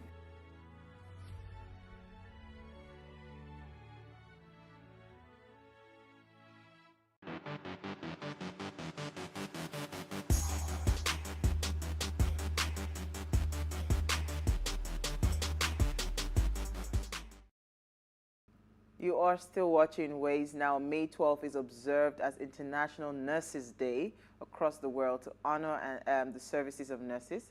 It is the birth anniversary of Florence Nightingale, the English social reformer, statistician, and founder of modern nursing. She was also known as the Lady with the Lamp. She was the founder of modern nursing and was a British social reformer and statistician. The theme for this year's Nurses Day is Nurses, a Voice to Lead, Invest in Nursing, and Respect Rights to Secure Global Health. Many hospitals across the world are observing International Nurses Week from May the 6th to May 12th as part of its several activities, including yoga sessions and seminars are being organized just for the nurses. So, International Nurse Day. Happy Nurse Day. It's my twin sister's day because she's a nurse and she's very, I don't know how she's so passionate about a lot of things all at the same time. The way she talks about some of her patients and when she's not on call, on the day she's not on call, it's like, where have you been? You know how African Americans behave. Because they pay and wear. Not just that. Normal, listen. There are people who are doing it. Do you know if she were to be in Nigeria? The passion might be there, but the energy to move on might not be there. Absolutely, because I agree. The amount of disrespect we have for our health officials is alarming. Totally. People that take care of your health. So maybe it's the culture here, but we also have people who disrespect people out there. There's some people who are supremacists. So even when they are sick and you are helping them, they still feel they're on top of you. So they make certain derogatory comments, and because you if the pay is good, you can curse me all you like. I would say that some people won't take it. Nurses Day for me is, I would associate it with retired nurses. My mother-in-law is one, and her twin sister is also one. Yeah, she's a twin. Yeah. So I have two mother-in-laws. So I'll dedicate it to them, especially those who have actually worked in this profession and served in this profession. I think they are quite passionate about it. Even if they are out of it, they still tend to ask you questions that has to do with your health. So absolutely. Yes. So I would give it to the retired nurses. Yay. And the ones that are still in service. Totally, yes, absolutely. All right, so let's see what we found in the news. Number, you're going first? Or is your story ready, Isi? Yes, it is. Oh, okay, go ahead if it is. All right, my story is on what happened in Sokoto State, and it's a gory story, and it has to do with mob kills College of Education female student and sets body ablaze in Sokoto over alleged blasphemy. And it was stated that the female student, who is a student of Shehu Shagari College of Education, reported was beaten, actually. She was beaten to a pulp. And the school authorities tried to rescue her from the mob. What actually started the whole thing was that this young lady actually was asked by her peers in the classroom and said, how come you passed your exams? Usually, what would be your answer? Oh, it's God or it's Jesus. Thank Jesus, I got it. And that was what actually aggravated everything. And they said she should take her words back. And when she refused to take her words back, of course, it caused an uproar, and everybody came together and attacked her. So, and she was set ablaze at the end of the day. Oh my so goodness. just when I in was school. In school. Just when I was sitting and trying to, sort out some things, I saw a video that surfaced. Why am I all emotional this week? And it brought back memories because of what happened in the north. I've been in the north and I've seen people get burnt alive. Absolutely. I've seen people get burnt, and you see, at the end of the day, you see, what's it called, pigs eating their dead bodies and dogs and all of that. So there's a boy on, if they can find it, on, I think it's on Linda Ikeji's blog that I saw it. Yes, I've seen the video where the boy was saying that either Linda Ikeji, but it's on the blog now, where the boy was showing the matchbox. That was and used yes, to set her he said ablaze. he was the one that killed her, and he set her ablaze. He said it in Hausa language. Nini nakashita. Oh my goodness. The ashana did not. So the ashana is a match. This is the match I used to set her ablaze. So if there is any level of humanness anymore in our leaders, they will fish that boy out. Yes. They will fish that boy out. Because you this one see, has the already level been of programmed. impunity that goes on in this thriving. country, like you think it is okay for you to take another human being's life, and you have the boldness to go on step camera forward. to say that this is the matchbox you used, you were the one that set her ablaze. That is key thing one is troubled young man. This is not issue of troubling. No. See, let me tell you what laws do. You know what? Hold on, Issy. Of course. This He's is been programmed to. This is what laws, right? Laws and implementation of laws does. Even if you have madness, it will curtail your madness. Yeah. Do you understand? Because if you know that there is repercussion for the actions that you take, that madness will be curbed. That somebody has the F100 and the audacity to go on camera, and he was showing the matchbox, and he was saying that he was the one that killed her. Somebody's child. Somebody else's child. Somebody's daughter. A citizen of your country. Oh. He was probably made to believe that he was fighting a good cause. You see, that's where the mindset still comes into play.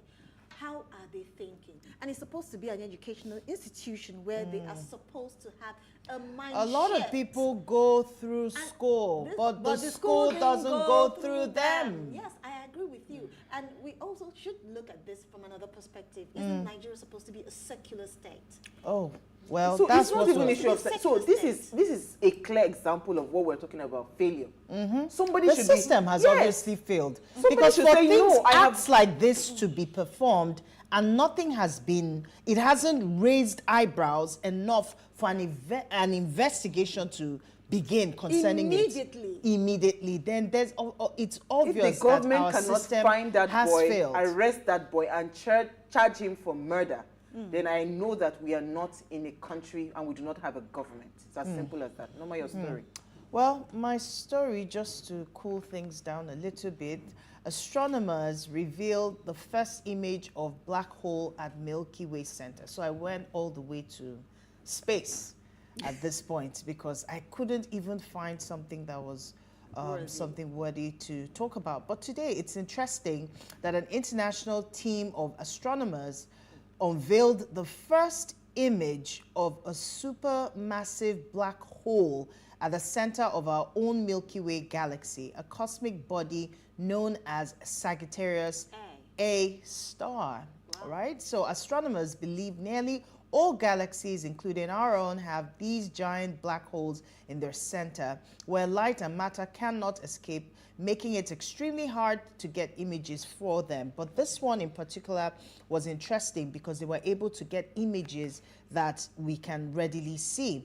right? The image produced by a global team of scientists known as Event Horizon Telescope Collaboration is the first direct visual confirmation of the presence of this invisible object, and comes 3 years right after that. I think the last time they saw something like that was in 2019, where the very first image of a black hole from a very distant galaxy. So it's interesting that there's a lot of activity going on outside the hustle and bustle of the Earth. And this black hole is, thankfully, it's not close enough, because I hear that the gravity, the force around it can literally suck in every single thing within the orbit. So we're thankful that it's far. The distance, it's distant enough for us to see it, but not have direct impact on the globe, on the world. So that's a good one. Our former Senate President, Bukola Saraki, where I took this story, I just did laugh. Politics. I saw it. He says, oh, it's not me that said it, that he will build 500,000 housing units annually if elected as president. That's what he's saying. He says, I will deliver 500,000 affordable housing units annually. I will create a viable platform to protect the African continent. I will be president for all because I represent the Nigerian identity. I will be the bridge between the North, South, Muslims and Christians. That's what he said. So you see these kinds of vague 2023, promises. That was the first thing that came to my mind. 2023, we're still having this conversation. Do you understand? So it's not even only that in 2023 that we're having this conversation. Vague promises like how? So you are talking about 500,000 housing units. How about we talk about people to be able to feed 3 square meals every day? Who are the people that would be able to buy this housing that you're talking about? Are you giving the housing to the people for free? Are they going to be saying, okay, you know what, let us mop up all the homeless people? What's the strategy? What is the current housing deficit that we have today in Nigeria? What are those numbers? You can't just wake up and think it is a feel-good thing to say that you want to build 500,000 housing. We are tired of this kind of promises. It is really ridiculous. Absolutely. We need leaders that would say, you know what, X, Y, Z are the problems. Because before somebody will even think of a roof over there, they will first of all think of what to put inside their tummy. It is whoever that is alive that can stay inside the house. Absolutely. Right? So what are the current challenges that Nigeria is facing, and how do we mitigate, or how do we bridge that gap? That's the kind of conversation we're having. Don't come with this kind of promises, because this is already dead on arrival. A lot of Nigerians are tired of this kind of promises. I'm just saying this in case future people, as aspirants, wants to start to come out with this 500. Why? It sounds good to the ears, but 500,000, is that the deficit that we have in terms of housing? That's number one. And number two is, are you giving those houses for free? How many homeless people do we have in this country? How do you intend, to solve those problems? What's the payback plan? On that note,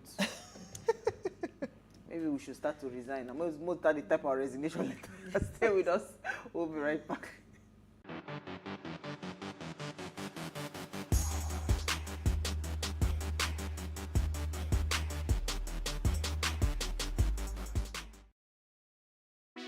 Hey, what's up, guys? You're welcome to another edition of Plus Event, and I remain your host, Ifeoluwa Oshukeye. Your absence isn't an excuse anymore, as Plus Events is all you need, as we bring you the glitz, the glamour, and loads of fun. Oh, definitely. No question. He's a living legend.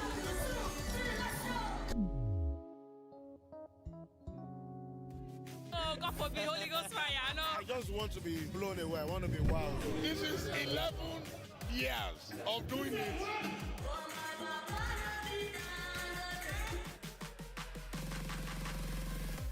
I'm surrounded by so much positivity. No, it's okay. Yo, what's up, my people? It's your boy Starboy Terry. You're watching Plus Event on Plus TV. Stay glued to Plus TV Africa every Saturday and Sunday, 4:30 p.m. West African time.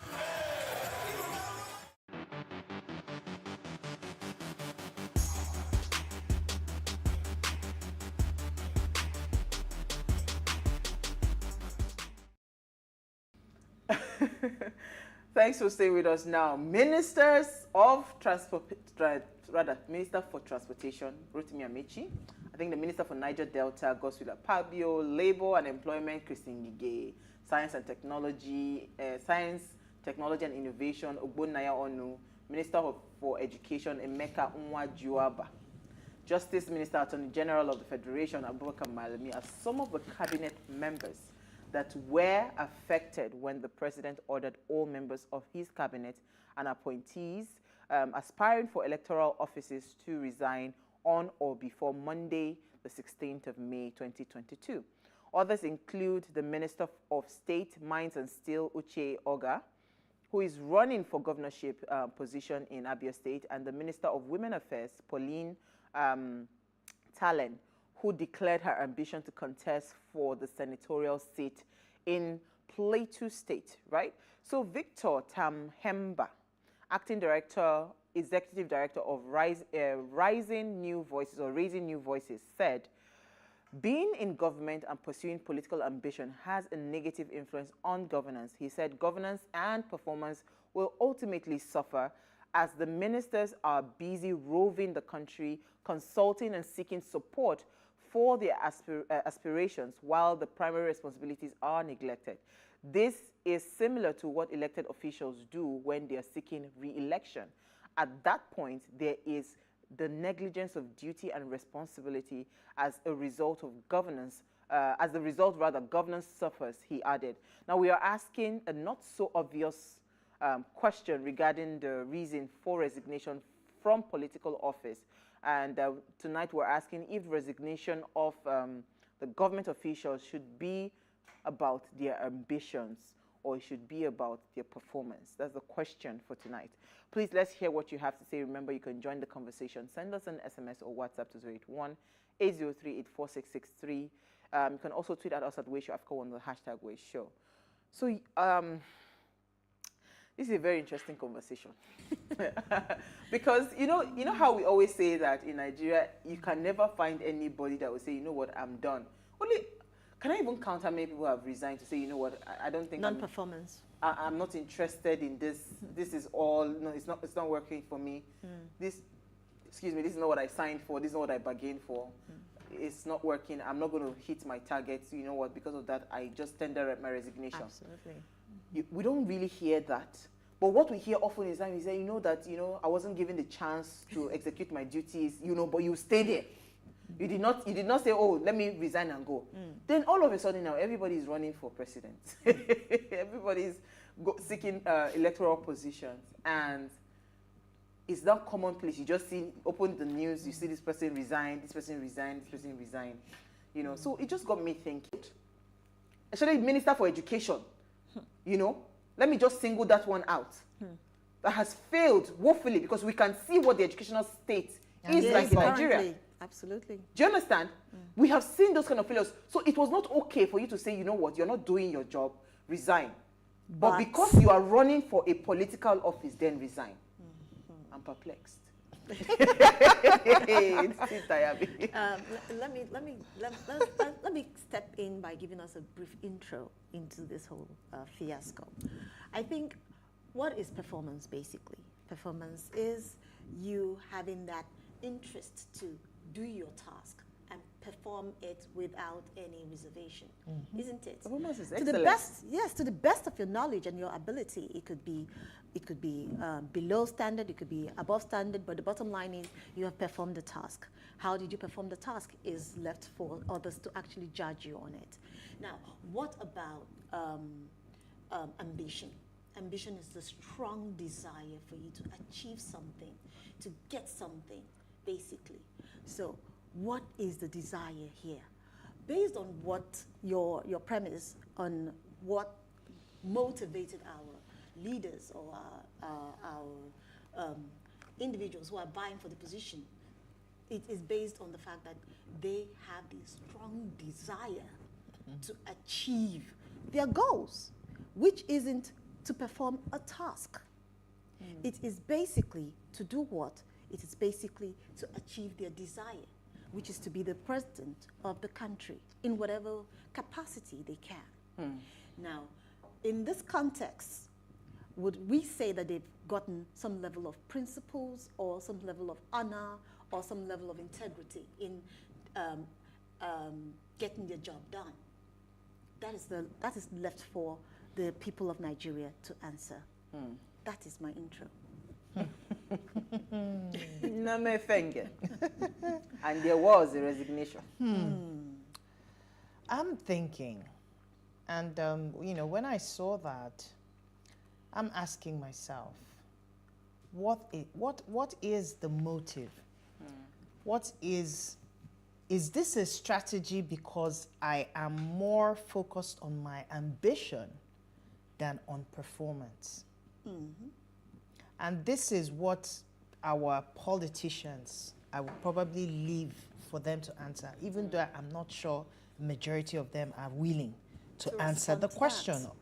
Because what service? When you talk about public offices, you are appointing people who have a desire to perform for its citizens, isn't it? Absolutely. You are serving the people.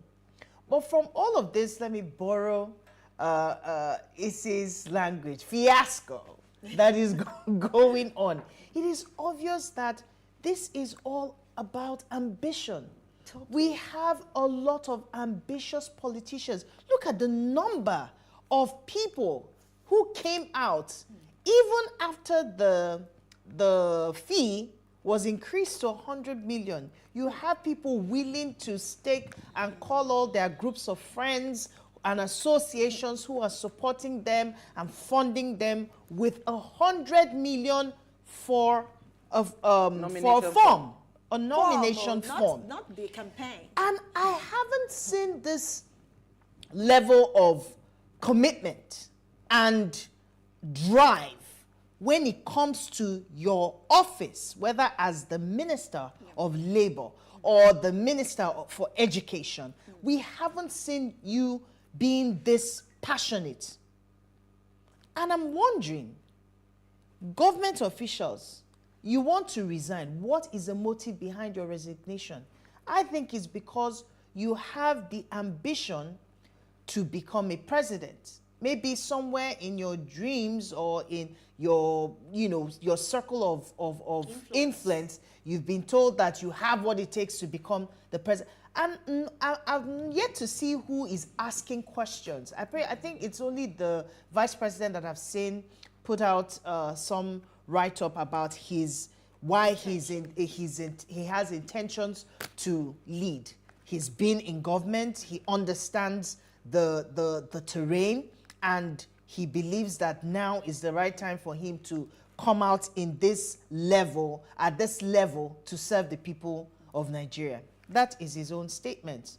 I'm yet to see any more statements. But from all of this that is going on, it is obvious that any resignation that is going on presently is not because they have the interests of Nigerians at heart. It is not because they want to change the situation of ASU strike or people that have not been paid for months, or the fuel situation, the fuel crisis that is going on, or the food insecurity, general insecurity in the state, Who is saying something about it? Who is doing something about it? When we see what you are doing, and then you say, I think that in this capacity, I can even take it further by becoming your representative in the area of the presidency, then it can make sense to the Nigerian citizen that, yes, we have seen a track record. Yes, we've seen a history that this person means well for the people. But we haven't seen any of that. All we're seeing is resignation so that my political ambition can come to pass. Hallelujah. Praise the Lord. So I took the liberty. My Ebu Omolola, I told her to send me a few resignations that we've seen globally. When you hear government officials resigning abroad, it's a completely different ballgame from Nigeria. So there was one that says the Sri Lanka Prime Minister resigns as government cracks down on protests over economic crisis and gross mismanagement. Yeah. That's one. 4 Russian government officials resign as war-included sanctions bite. Sri Lanka Prime Minister, okay, I think I talked about that one, resigned, including 4 lawmakers. And there's one that struck me. UN, the head of UN agency resigns as questions arise about loans.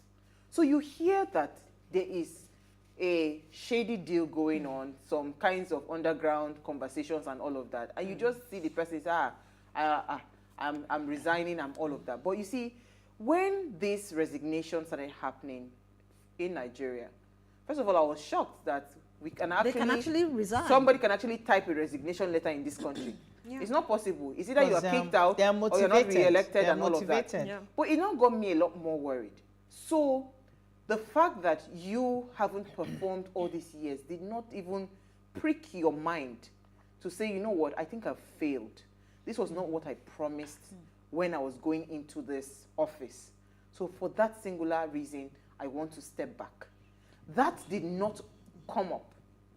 Every resignation that we're seeing now is because somebody somewhere wants to pursue a political ambition. Some have even refused to resign.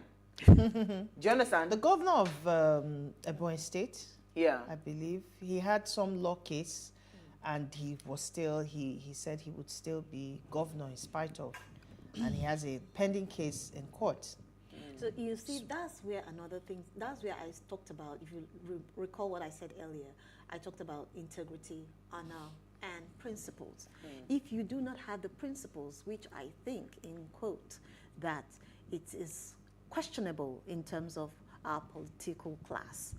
If you do not have the principle, would you have the interest to actually step down because of the fact that I did not perform, because of the fact that my track record is not speaking for me? Integrity also comes to play. Of course. It plays a huge role.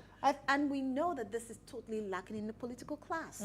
So they cannot be, they won't have that conscience that, oh, I didn't perform my task up to par, and I didn't do my job. And let's look at the educational sector, for example. You know, the education sector is ASU is on strike. Is on a total downward spiral. A whole minister for education, you are resigning. Where did they you want to pursue minister for labor as well? You are resigning that you want to go and pursue, what's it called, a political ambition. Labor minister is resigning to pursue a presidential race. Yes. People have been on strike. What is the future of any nation? Go and check the educational sector. Oh, yes. If you see how good the educational sector is, you would know that, okay, this country has a future. As it stands today, what is our future as a country? Then we are now seeing, I mean, so much resignation, but it's not because I failed at my point, my line of duty. Yes. But no, it's because I want to pursue another political. So should we even trust these people in the first place? Can we even trust them? They're telling you that when you've trusted them with little, so when you entrust them with much more, with Williams Chambers video. when you entrust them with much more, they will perform. It is unfortunate, and I'll piggyback off Isi said, because of integrity. Our politicians or leaders lack integrity. First and foremost, when one resigns, like you rightly said, it's because I have failed on the promises that I have said, or the things that I said that I will be able to do within the time frame of my appointment. And where I see that I have failed, then that means I am not worthy to occupy this office or this position. And the honorable thing to do in honorable climes is to step down. Is to be able to step down, at least with a sense of, what's the word? Dignity. The little dignity that is left of you. You just respect yourself and calm down. I think there is a way did that. We like it from all of the theatrics that have been seen. It's obvious that our people have no shame. You know, you say something, and now it makes sense, a whole lot of sense to me. You can't shame the shameless. You can't, no way. You cannot shame the shameless. As long as, for the effrontery to step out to say, vote for me as president, when you are given an appointment which you woefully failed to perform your duties in. How would you expect, and I mean, it just still some ties argue back. that they have performed. In their minds. Is it not the people that will give you that feedback? How do you give yourself feedback that I have done well? Feedback as a Toastmaster. Feedback, we say, is the breakfast of champions. Yes. When I give a speech, am I the one going to tell myself that, yes, I did well? No, I have to hear from somebody else because there are what they call blind spots. There are areas that I may not be able to see well, that somebody from where they are, their perspective can see clearer than myself. And they'll be able to tell me, oh, you missed it in here, in A, B, and C. Absolutely. But I will finish and I will tell myself, oh, I did an amazing job. And that's it. That my word is final. Then how can we make progress when we cannot? I mean, at this point, I even want to applaud to an extent when Governor Fashola there was this panel that he used to have where even people would ask questions. I don't. Town hall? Yes, the town hall meeting where people can ask questions. Okay, what are you, as in this area, these are the areas we're having problem. What have you done about it? And then he takes up all of that and then he goes back to the drawing board, say, okay, what are we doing? So that by the next town hall meeting, we have a report to give the people to say, okay, this is how far we've gone. We are not expecting you to accomplish all of your plans 100%. But like my father would say, be seen to be trying. On that note, let's take a break. I want to open our phone lines. Please, I want to hear your thoughts on this conversation. Stay with us. We'll be right back.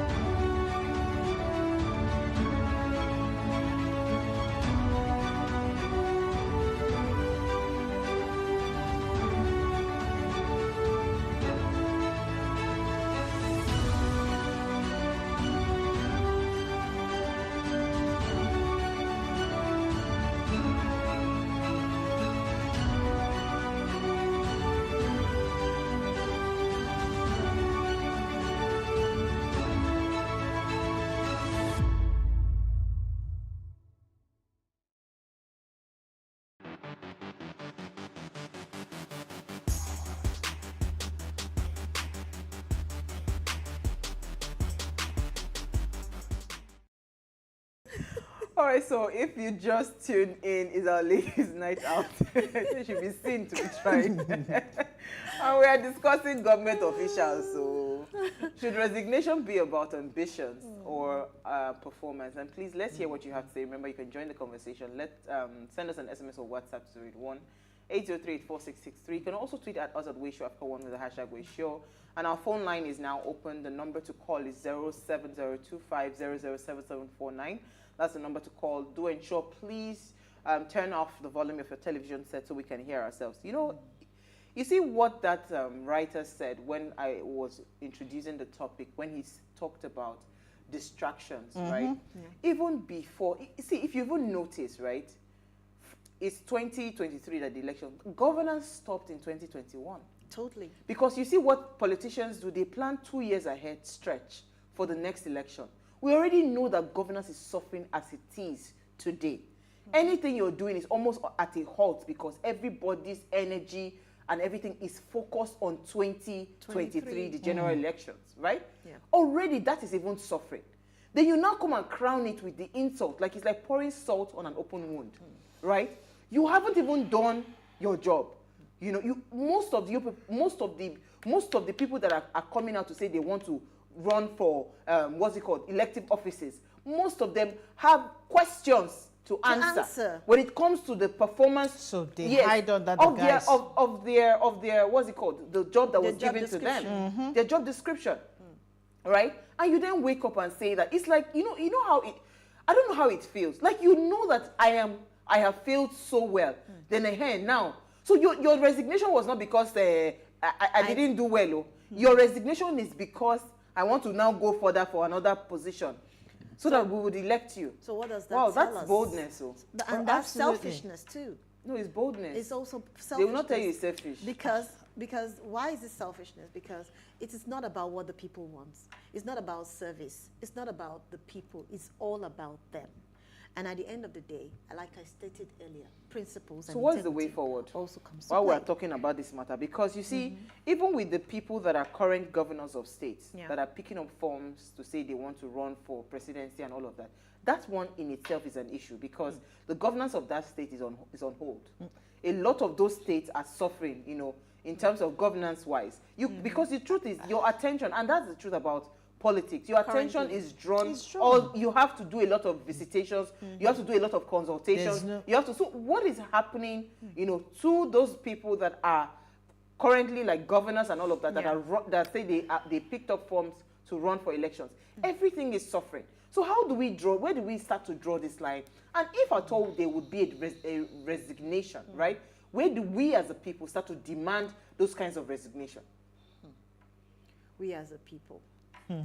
Are we as a people? The question here is, I feel that we need to understand that we as a people, we need to come together and understand the dynamics of governance and our political leaders. Like Dr. We had him on the show. He said that the leaders are our servants. They are supposed to be leading us and serving us at the same time. So we need to understand that they are answerable to us, not the other way around. Where did they get the monies from that they're using? Where did they get the monies from? Their committee of friends. Committee of friends, in quote. And another thing we should also take into cognizance is this, that we should be mindful of where, I'm losing my trail of thought, but we should be mindful of the fact that these people do not have our interests at heart. Absolutely. We should be totally Their mindful actions already say that. Yes. Let me take our first caller for the evening, Dr. Adewoye from Adamawa State. Wow. That's a far place. Thank you for calling. You're live. Go ahead. Yes. Following the trend of this president's directive for the ministers to resign. In the first instance, they're supposed not to even wait for the president to give the directives. The ultimatum. They're supposed to know the right thing to do. If they are confident of themselves, they should resign. And then put themselves forward. If they are credible enough, then they will be put in. And as all of us know, most of these people that are coming up, many of them are not credible. But let's put our hands and see, cross our fingers and see what is going to happen. We hope the best for this country. Thank you. Thank you very much. Thank you, Dr. Adewale. We cannot fold our hands. You're saying, he's saying something. I think only very few people had resigned before the president gave that directive, right? Yes. I think, I can't remember who and who now, but I knew. Yeah, I knew some had resigned before that directive came. But I'm even saying that, even the president himself, let's come back to the president, right? As a leader, even if the people, because they say that these guys are not in touch with the citizens, you're not in touch with the reality and all of that. But you are feeling, you're feeling the pulse of the people. And, in some sectors, especially education. No, because it is really, really hurting. Education has the capacity. Really feeling the pulse of the people? Education has the capacity to transform any human being. Totally. Because it is knowledge that eventually gives you the capacity to be able to earn, you know, and become valuable to yourself and to your society, right? So even if nothing, let's focus on two things, healthcare and education.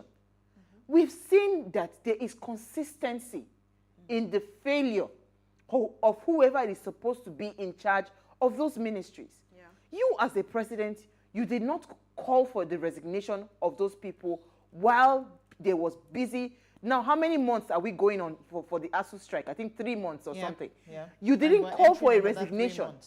But because now they are running for an elective office, like does it not even tell us that we are in a much bigger mess? That you didn't see any reason to ask these people to leave that office so you could put a credible person. But it is because they are running for political office? Maybe I'm the one overthinking this.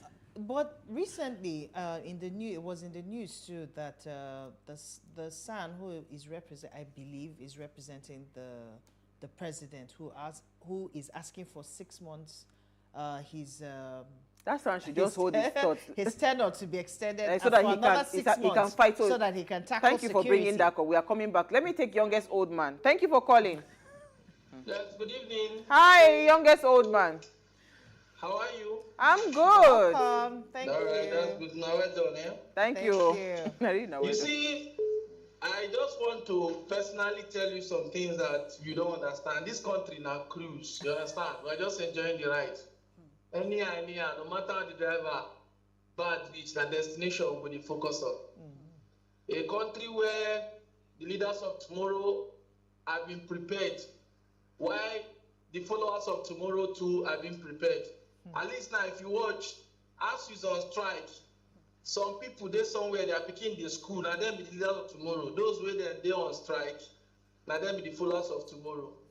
No one like incapacitation. I rather they speak the English on the roll call. You see, it pains me a lot when you force people to do the right thing. You understand? I really envy the guy that resigned 3 months ago. Is it since April or something like that, according to the president? I envy his energy, and he knows what he wants. But some people with the critical time that we are in this country, you understand? And somebody is still busy paying 100 million naira to buy form. Why the place you are heading? Let's assume now I'm a blind man and they tell me to go and vote. I will now come and vote somebody that even practically where you are, where you are leading as a leader per se, is having crisis. You know, I don't know what that means. It's just like when your house is on fire, you are going to a neighbor's house to catch rats or something like that. You know, sometimes it baffles me in this country. I don't even know if at all they are in tune to another TV. They watch another thing, not what we see on daily basis. So these things, it makes me go somehow. And you know, yesterday you guys were talking about Genevieve and so on, and I'm like, in this country, if you are normal, you are not normal. You can't be normal in this country. If you are normal in this country, you are not normal as an individual, because basically a lot of things is even making me go mad in this country. These things are happening. Look at, okay, you know, they've technically forgotten those Kaduna plane, whatever thing. And the guy in charge that's supposed to even resign is buying form. You understand? So things happen in this country that when I check other countries, I just be like, God, what is your plan for us? Can you just give us a just simple vision of what you have for us in the future, so that people like us will not lose hope? Thank you so much. Seriously, this country now cruise. The thing no sweet at all. You know what's happening, Sha? We now have the one of the try on a bit, and they force my small. Thank you, youngest old man. You know, youngest old man, they talk about destination. At this rate, will we have a destination when we continue like this, where everybody thinks I can do anything and, you know, get away with it? Get away with it. Because that's basically what you're saying, right? Because you talked about that son that was asking for a 6-month extension for the president so that he could, you know, finish the... what he hasn't done for 8 years. Like, so, okay, so what are the parameters? You know what? Let's even calm down. Is it that our parameters for success, do you understand, or failures, our parameters as for performance, is it that it's so bad? Because some people would resign at the very second or third month when they see that the thing is not working. But let me take Solomon from Abuja. Then I'll come back to you, ladies. Thank you for calling. Solomon, you're live. I'm there. Go ahead, you're live. Yeah, I'm calling from Abuja. Go ahead. Hello? Yes, you are live. Go ahead, Okay, Solomon. okay. This issue there, the thing I you. Like serious. I'm talking like serious about this ASO strike. Like the other guys I said, when the students are on strike, the president does not even order those people, like the Minister of Education, to resign if anything that is happening like this. He did not say anything about it, but now that he has putting interest on becoming a president, is the time that he's asking them to resign. Well, I know it's right. He's supposed to tell them to resign, but the next time that he's supposed to ask them to stop, he refused to tell them to ask them to resign. What kind of country we live in that, myself? Thank you. If I just down like this, the time of the things like that. Thank you so much, Solomon. Thank you, Solomon. The voice, the feedback is really is a lot. So for me, I don't even know where to go from this, because what are the parameters for performance? What are the parameters for success? How do we say that this particular thing, this person has succeeded in their deliveries? What are their KPIs? I bet they call them. No, not KPI. Their job description. Yeah. Maybe if we check what they were given to do, maybe that's exactly what they did in those offices. Because if you want to key performance, yes, indicators. Sorry, the KPIs. I was right. KPI, yes. The key performance indicators for each ministry, for instance, what are they, and what is their score points on those? But let me take Michael. I think we have another. Today is today. Michael, you're live. Please go ahead. I can see that opportunity has been presented for us as Nigerians to decide our fate again. We had the opportunity last 4 years, last 8 years, and we actually missed it out. But this time around, another opportunity has been presented. So I think everybody should actually, stand up to this reality. Now, what should we do to salvage this situation? Because hello, can you hear me? Go ahead. Yes. So to salvage this situation, so that we don't find ourselves in another mess again for the next 4 years. As Nigerians, we have our PVC in our hands to vote the right people that have the pedigree, the clear record, the people of questionable characters who can stand the test of time and understand that governance is about delivering good service to the citizenry, not about embezzling money, not about selfish and personal interest. So these are things that we need to understand. That we have to decide our fate now as Nigerians.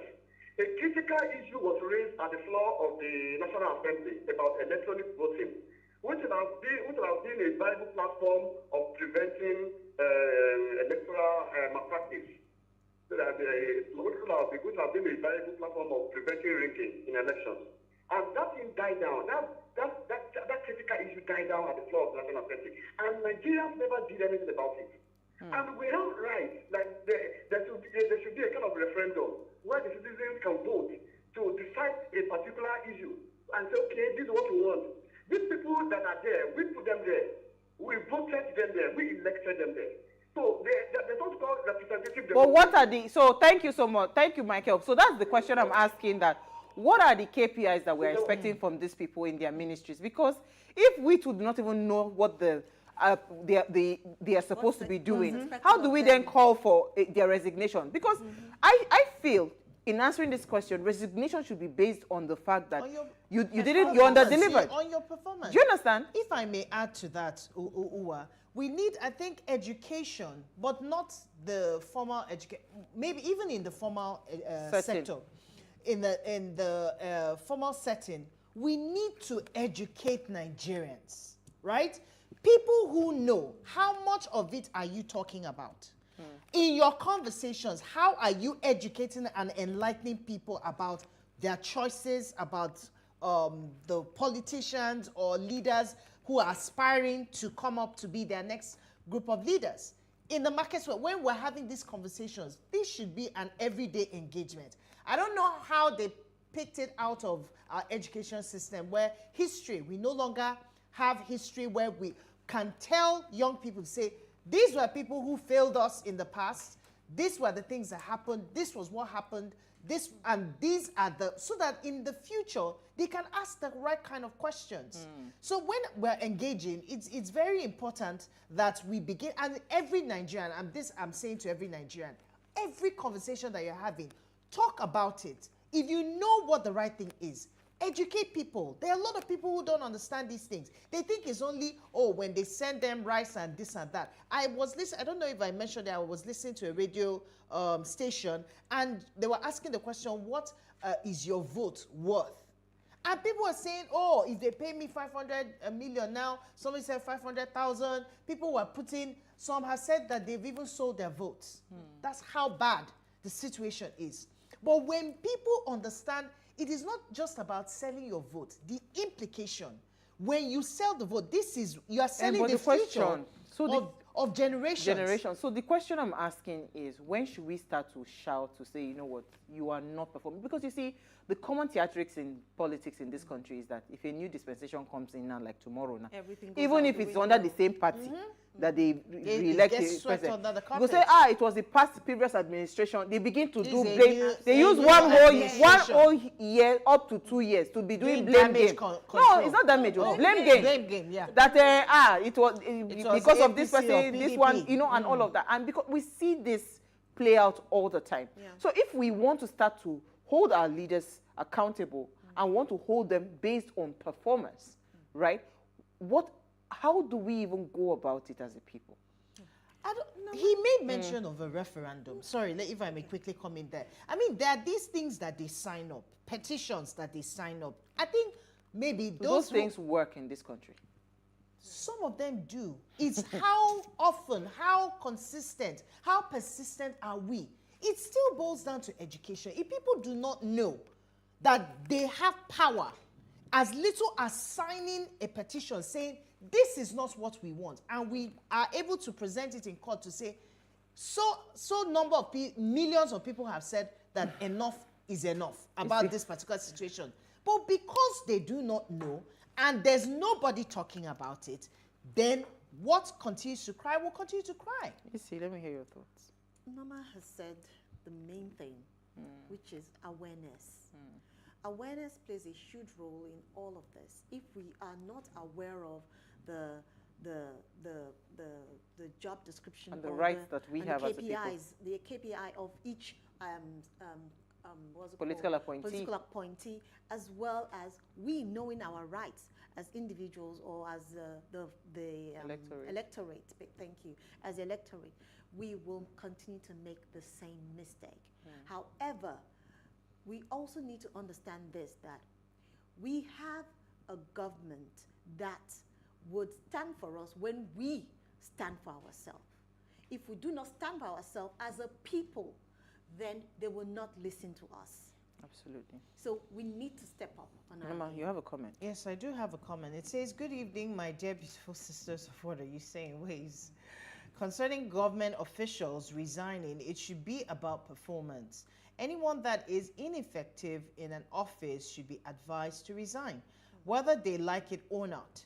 It should be done with honor and dignity to command respect. Sister Norma said it all. We cannot shame the shameless. Yes. Because people think that it has to be them and no one. It is not a do or die affair. Take, for instance, another case of the Minister of Education resigning to pursue his political career. It is wrong. Now, ASU is on strike, which is wrong if the minister is doing his job well. Education and healthcare is very vital. What pains me is that the youths are at home instead of at school. Sister Uwa, nice to see you smile again. I missed it yesterday. My name is Daniel Ilo, Ways regular fan. Thank you so much, Daniel. Okay, so I was just going to say that, you remember there was a bill that was passed in, how did they say that thing, in the House, that yes. Somebody was suggesting that, please, let's ensure that all political appointees and everybody, they make sure that their children school in Nigeria. Where is that bill today? They threw it out, you know. So it means that we really don't have, but if you have a final comment, and let's wrap up this conversation. Okay, just a minute. Let me dig it out. All right, and it says, just a minute. Okay, good evening, ladies. I want to appreciate you all for all your efforts, intriguing topics, and contributions. Concerning today's topic, I think there should be a policy that bans every government officials from contesting any position. You just said it all. That one no go work. Who is that? That one no go work. But you know, however, quickly, we have run out of time. Yes, it is in the Civil Service Commission that no federal, no official is allowed to actually contest for any kind of political position if you are still in office. So we are supposed to have stepped out before. All right, thank you so much, ladies. Thank you to everyone that contributed. Now, before we go, ensure you follow us on Instagram at WayShowAfrica, on Twitter at WayShowAfrica1. You can interact with us further, drop a comment, and more importantly, follow all our engagements on social media. If you missed today's quote, here it is again. Some political leaders in the world make big mistakes, but they never resign. Some make a small mistake, but they immediately resign. What makes a political leader to resign or not to resign has something to do with having an honor or not. Okay. Those, I'm trying to find where I stopped. Honor or not. All right. We'll see you tomorrow. At least you read it. Bye.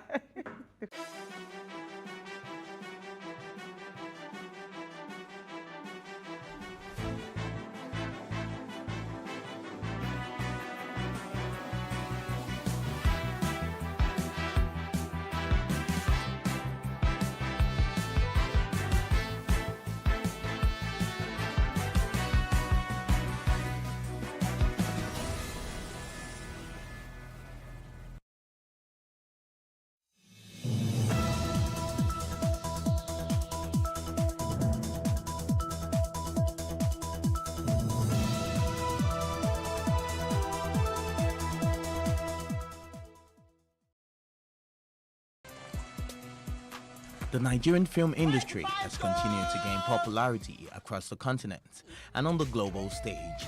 Even with its popularity and growth, it is still to be criticized on many fronts, one of which is that it is a quantity-driven industry as opposed to a quality one. Stakeholders have given certain factors for churning out substandard movies. Some have said budget restrictions, weak plots, repetitive dialogue, and the overwhelming lack of public-private partnership, not leaving out government participation. Since 2010, some positive developments have changed the nature of Nollywood. They include an influx of professional filmmakers, the rise in international festival and cinema tours, international premieres, collaborations with multinational companies, Pan-Africanism and distribution via multiplexes. In this time, a film's release on VCD, DVD began to happen later in its life, effectively disenfranchising Nollywood's traditional mass-market consumer base. The question I am interested in answering are Nollywood's filmmakers becoming more specialized in their art? And was it gentrifying? I use the word metaphorically to explore whether Nollywood increased in grandeur, appeal and acceptance amongst Nigeria's upper class. Hence, leading to fast rise in features of skit makers, brand influencers, and basically anyone with a little bit of fame. And has this become the domino effect, catapulting skit makers and brand influencers into a whole lot of fame? Put your card number here. Oh, really? Oh, yes, my dear. Thank you, yes, sir. Let me send something to you. Oh, I actually think I remember, sir. Eh? Opopo Tomongo. Yeah! Yes, sir. You remember the conference? Yes, I do. You will go far. Yes, you will go far, my dear. Well, the Nollywood structure has been of concern to many veterans, and one of them is Saeed Balogun. I will appeal to the government to give us structure. And the government don't have problem. It is we movie makers. They tend to do riots in the state, carrying placard. It is the National Assembly that should give me a structure. Are they trying to make me powerless?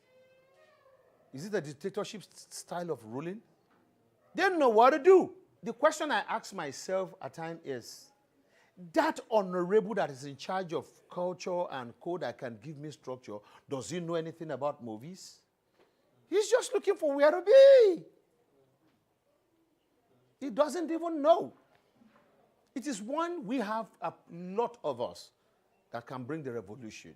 About 5 or 6 of us in the assemblies, we can scream, we tell them, God damn you, you know what I'm suffering, you know what I'm going through now, so speak my language. But if you tend to put one honorable man there who was elected, who was and probably mechanical engineer or an economist or something, who doesn't even know my pain, we can't get it right. It is the structure. After the structure, yeah, the investors can now smile, because if you invest in me, put money on my table, I mean, there, you want me to put food on my table, put in billions and I'll give you back millions or thousands. Will you come back some other time? No.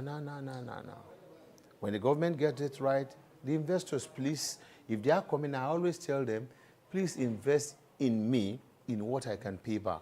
I am the president of the Golden Movie Ambassadors of Nigeria. We believe in restructuring, repositioning, and getting everything right. An ambassador means you can represent your country everywhere. That is where professionalism comes in. A lot of people are just coming in from everywhere. We have more than 50 associations, 31 performing. What we're looking for, why can't we be one?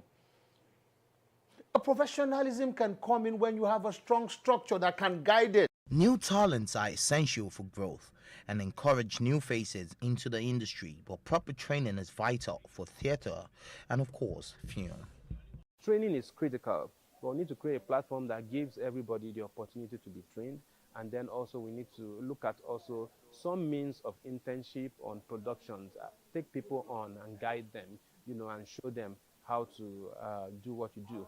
If we look at theatre itself, it's a massive training ground for talent that will end up even on screen. I think training is important, but then a lot of people learn on the job, which is good. But I think where we would get it right is if production houses, also attempts to train, give basic training to people that are not necessarily trained, that are venturing into the industry.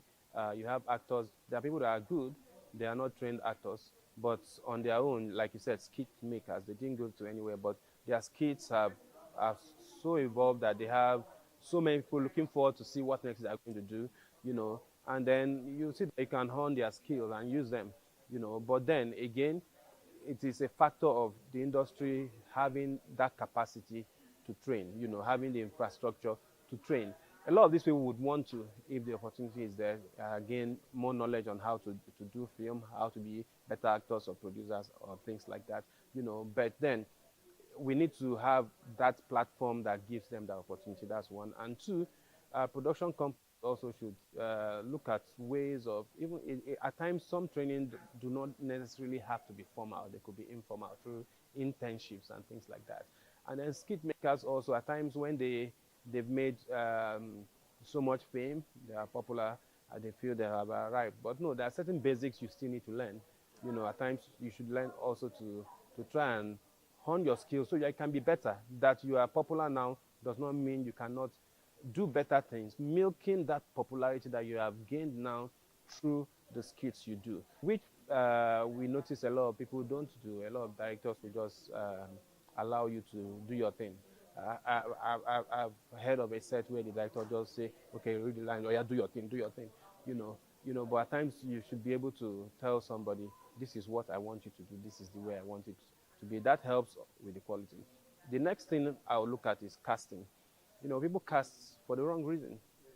It is good to cast with the mind that this person is going to draw eyeballs or is popular, hopefully the person will help with publicity.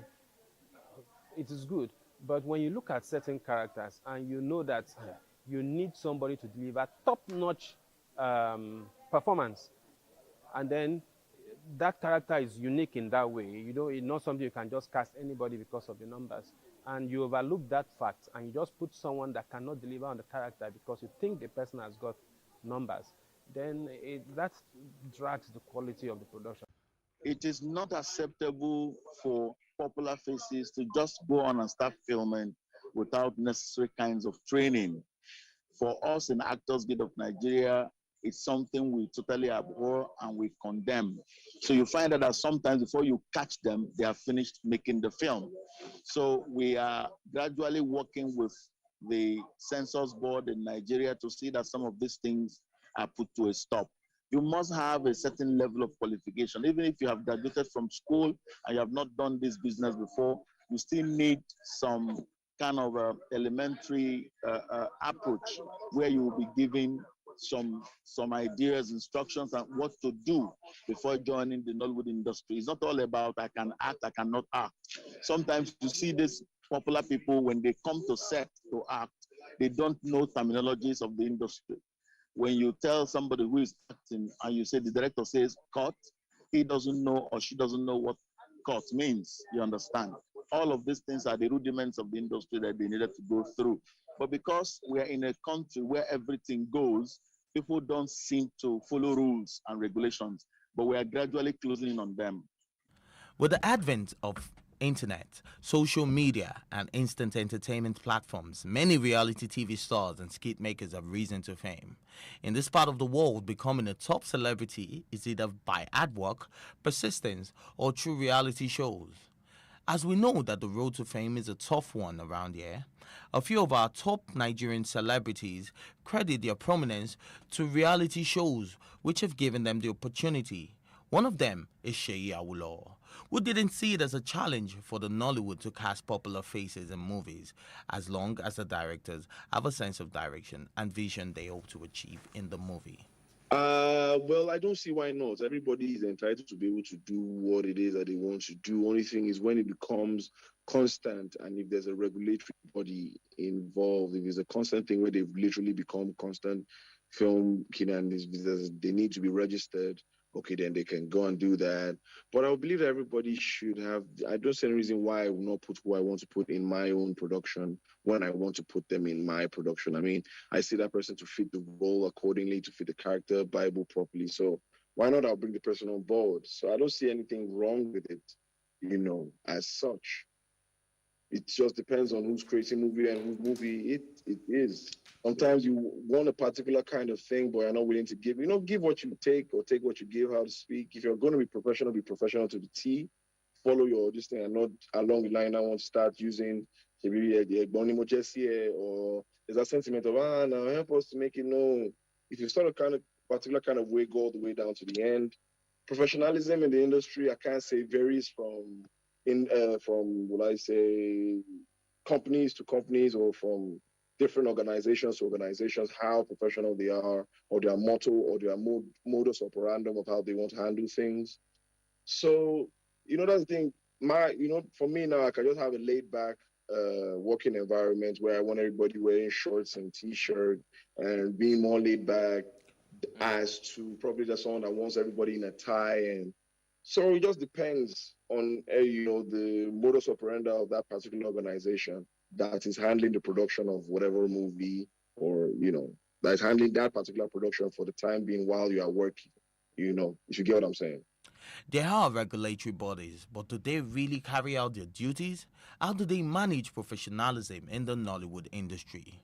For us, we have a constitution that we're working with, but we're trying to come up with the memorandum of understanding in the industry, whereby even if you are involved in any show or something where you have been elected as maybe highest winner and all of that, you will need to still pass through one or two trainings and then belong to a group, either as a producer or as an actor, before you are practicing in the industry.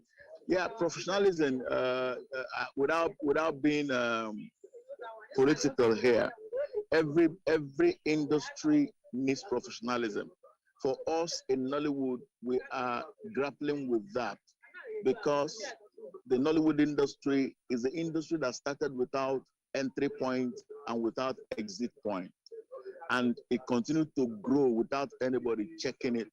Now it has grown beyond bounds that wherever you are coming with discipline, it becomes like it's too difficult to instill discipline among practitioners because there were no laid down rules from beginning. There were no laid down rules from beginning. There were a lot of illiterates. There were a lot of people who didn't go to school. There were a lot of people who didn't see the four walls of any school, but because they are talented, they have made it big and they are now in the industry. So it's a Herculean task at this point. So we're calling on people who have been here before in the industry to so come back and say, look, this thing is getting out of hand. We have to come back to the basis. Let's see where we structure. Every actor, every producer, every director, you must belong to where your people are. Let us begin to see places. We need professionalism so I don't just do things out of proportion. The Nollywood industry is a growing work in progress, and the Nigerian Film Censors Board needs to enforce the parameters that positively influence the creative processes from writing a screen to post-production. Is this body efficiently empowered to ensure professionalism in Nollywood? Well, hope we find answers soon.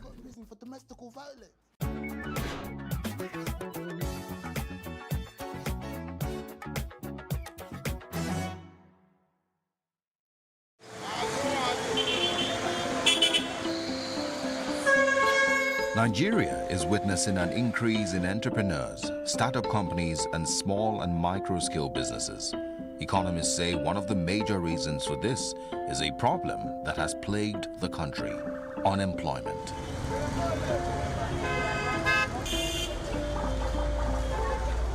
Many Nigerians spend several years at home jobless before securing their first jobs or settling for other options. The National Bureau of Statistics puts the country's unemployment rate at 33.3%, the highest on record.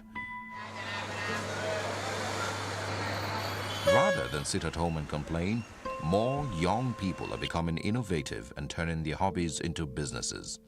Olayanwaju sold clothes in his undergraduate days to make extra income. He now does the same thing, but this time around to make a living. It came as a motivation for me since my university period, because I actually went into selling of NYSC kits, selling all these basic minor clothes. Then after a while, after going to service, it occurred to me that the kind of set of people I roll with, this is what is going on in town. This is the fashion store. This is the brand. And I've been known as Roger Wears. So why is Roger Wears still selling this? Why can't he just move up from this business into the main industry? Samuel Joy learned to cut hair during her days of unemployment. It's now what she does for a living. Actually, it hasn't really been easy though, but a lot of challenges ahead of it, and some I've faced though, and it's cool. But I love it being, I was once a tomboy. That's when I learned barbing. And ever since then, I think I've been able to convince people to believe my skills. Unemployment and poverty also forced Willie to be a barber on the streets of highbrow Victoria Island in Lagos. When I was growing up, my father actually wanted me to do something good. He wanted me to go to school, wanted me to have a good grades in school. Well, you know the system in the country.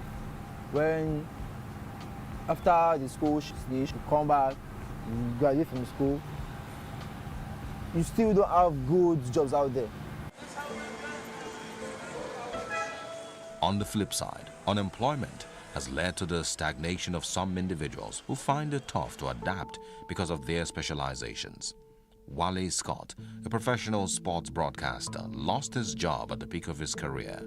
His unemployment journey lasted about 7 years. Moving on and getting another job was more difficult than he had imagined it would be. A Wale Scott with all that talent doesn't have a job. But I realized that every office I went to, when I picked myself up, when I get there, the guys who are in my department there are like, I beg, I space no day, because they have job security problems. As in, if this guy comes, he's going to take our job. That was my major reason why I didn't get a job that early. Everybody felt like, it's good. If he comes, he's going to take our job and all that. So I didn't get a job for a long time. All this doesn't mean there aren't people who still get white-collar jobs. But what factors make some people employable and others unemployable? As a job seeker, you need to position yourself to get that fresh information. The longer a job opening is out there, the reduced or the more reduced your chances as a job seeker to get shortlisted. So that's the first thing first is the information and the network. Then the next step is actually your own preparedness, which is your documents, your marketing tool, your CV. Anything that will sell you best should come first on your CV or should be prominent on your CV. There are some schools that if you are a graduate of that school, just put it at the bottom of your CV. So if your CV is a 3-pager, let it be maybe like the second to the last item on your CV. There are some schools that you need to put proudly on the first page because those schools are considered to be thorough and rigorous in their processes. So how do you apply? If you're applying to an online portal, fine, you have to upload your CV still. Or you could apply to an email. Usually such vacancies, there's always an email for you to send your email. So when applying, ensure that you're applying properly. And the basic rules are the subject must be the job title you're applying for. So for instance, if it's an accounting role, the subject should be accountant or accounting opening, something like that. Everybody's the talent, but are you actually the right talent for that particular role? Then again, what exactly are you prepared? When I mean the right talent, you have the right skills, you have the right qualification, experience. So all this, and also it has to do with your behavioral attributes for the role. So if you have all this, yes, maybe you could actually get qualified for the role. But when you don't have this, you become like a misfit for the role. What makes people unemployable is also a determinant of your readiness. Are you available? Are you actually what we want for that role?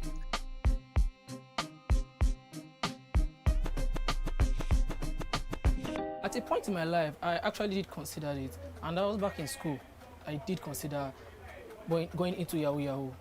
All right, so what changed your mind? It's something that when I tried to, I felt this adrenaline rush of being scared of being caught, being scared of sitting in jail. It's something that I did try for like a week, not even, it didn't take up to 2 weeks, just a week. And within that week, it's something I understood that, no, this is no way for me. Because, for example, there are a lot of youths that are just like me in the same markets that were into this business. And I've seen a whole lot of them that have bought cars just from this business, that have gotten a house just from this business. There is no lady that is willing to do something that is illegal. Yeah. It's just due to the, what is it called? The bad economy in our country. Because I see myself as somebody that has really been focused from my childhood. There are some ladies that doesn't have patience in doing some things they do. That's why you see some runs girls around. Our Nigerian youths won't try because go easy. That's it, kind of primary, from primary to secondary. Secondary, most of them are university, not graduate. After graduation, on the serve, if you have a year, a little bit to serve. So one serve, most of them want to send the federal, or serve the federal, and one serve the state. Instead of the country, me one, síbẹ̀, on that one left. So àwọn èèyàn ò pé kí làwọn fẹ́ ṣe, most of them want online business náà ń ṣe. Tó bá wo náà ọjà ń sìn, àwọn youth náà pọ̀ jù ní business náà ṣe. So I feel a lot of people actually have this mindset of they want to go into legal ways and make it out of the legal ways. So one day they can always say, back then I never had it, but today I have it because I set my mind into this market business and not the other shady business, because no one knows tomorrow.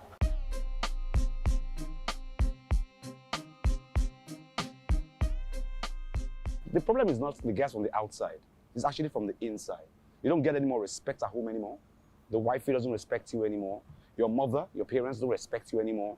And if you are fortunate that you have siblings who actually have jobs during that period, the parents, people around you tend to actually give the respect to those people, and you lose your respect as the elderly one. So the time I felt I lost was the time I got into drinking because people at home expect you to come back and they want to talk to you, they want to insult you, and to forget it, to get a deaf ear to the insult. You get to get drunk, get high, just come home and sleep. You know, whatever they're saying, you can't hear them, you know?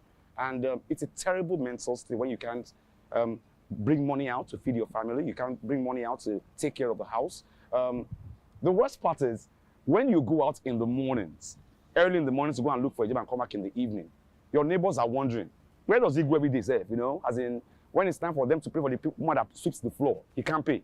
Time to pay for the rent, he can't pay. So where does he go every morning? You know, but you can't stay at home as a man. But you still go out all day, come back at night, no luck. And then nobody at home is understanding that no luck, it happens. They're like, why would you have luck? Most of my friends are already well made. And probably there are times when they will just call me, what's up? Knowing that I'm this kind of person that likes going to parties. I like going out. What's up, Roger? Come on, let's go out. Let's hang out. But due to the fact that I'm jobless and probably have no cash on me, I will just respectfully decline the offer.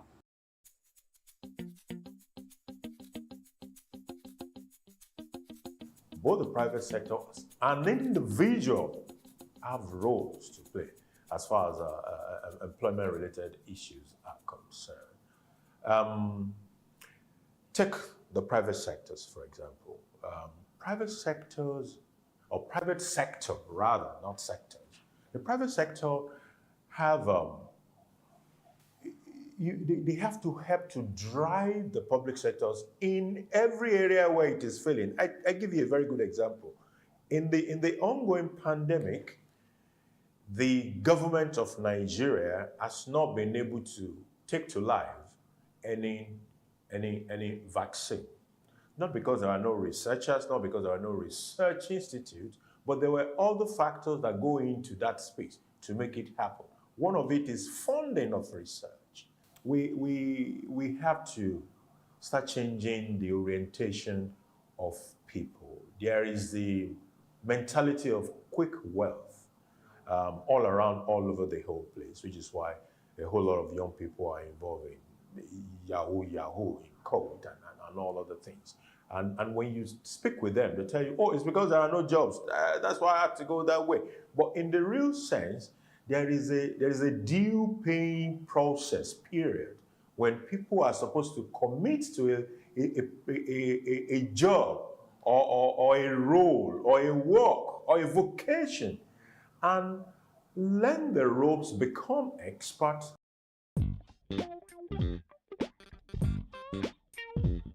Everybody has a skill. Yeah. But it's just sacrificing the time and creating the time in making that thing grow in you. When we talk about vocational trainings, right, I've come, just like you said, not like white-collar jobs is not for everyone. I mean, we've come to realize that. At the moment, at Jobberman, we are in partnership with the MasterCard Foundation. We are upskilling about 5 million. Well, the mandate is 5 million young Nigerians over 5 years, right? And place 3 million of them in work. And of the 3 million of them that we're upskilling, some of the things that have come up is the importance of gig work, the importance of internship. So it's not just having a full-time employment, but having dignified employment, right? And blue-collar jobs also fall under dignified employment. However, because of the country that we're in, a lot of blue-collar jobs are not regarded as dignified, right? So you go anywhere outside the country, so maybe the developed world, and you have like a plumber, you have like a carpenter, and they are regarded and they are respected, right? However, in Nigeria, you have carpenters, you have plumbers, and most times those professions, although not white collar, are not regarded, right? So what we really would love to do is to make these blue collar jobs dignified. And how do we make them dignified? By teaching these people, or teaching people who are going through vocational trainings, the necessary skills that will make them stand out. So yes, white-collar jobs are not the only answer when it comes to employment. Blue-collar jobs as well are our answer to unemployment. After all said and done, changing the public perception that white-collar jobs are the only dignified form of labor may just be a start in the eradication of the stigma of unemployment. More people are building businesses from their talents, passions, and hobbies.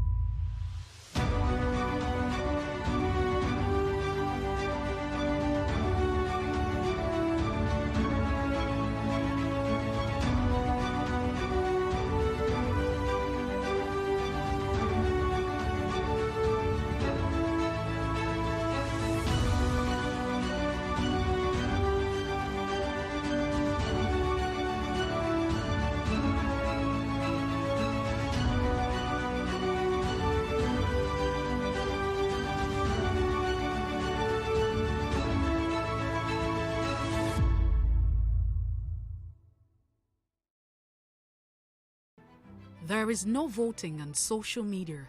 To vote, you would require a permanent voter's card.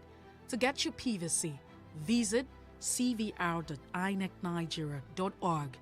Create your account with a valid email address and start the registration process. An activation link will be sent to you. Click on the link and activate your account.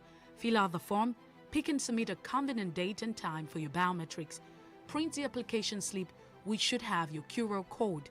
On the appointed date, go to the nearest INEC office for your biometric capturing. Thereafter, you will get a registration slip to pick your permanent voter's card when ready. Get your PVC today. This message is from PlusTvAfrica. Hey, what's up, guys? You're welcome to another edition of Plus Event, and I remain your host, Ifeoluwa Oshukeye. Your absence isn't an excuse anymore, as Plus Events is all you need, as we bring you the glitz, the glamour, and loads of fun. Oh, definitely, right? No question. He's a living legend.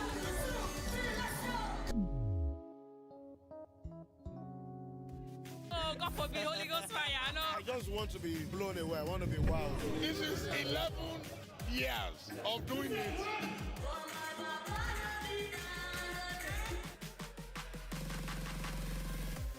I'm surrounded by so much positivity. No, it's okay. Yo, what's up, my people? It's your boy Starboy Terry. You're watching Plus Event on Plus TV. Stay glued to Plus TV Africa every Saturday and Sunday, 4:30 p.m. West African time.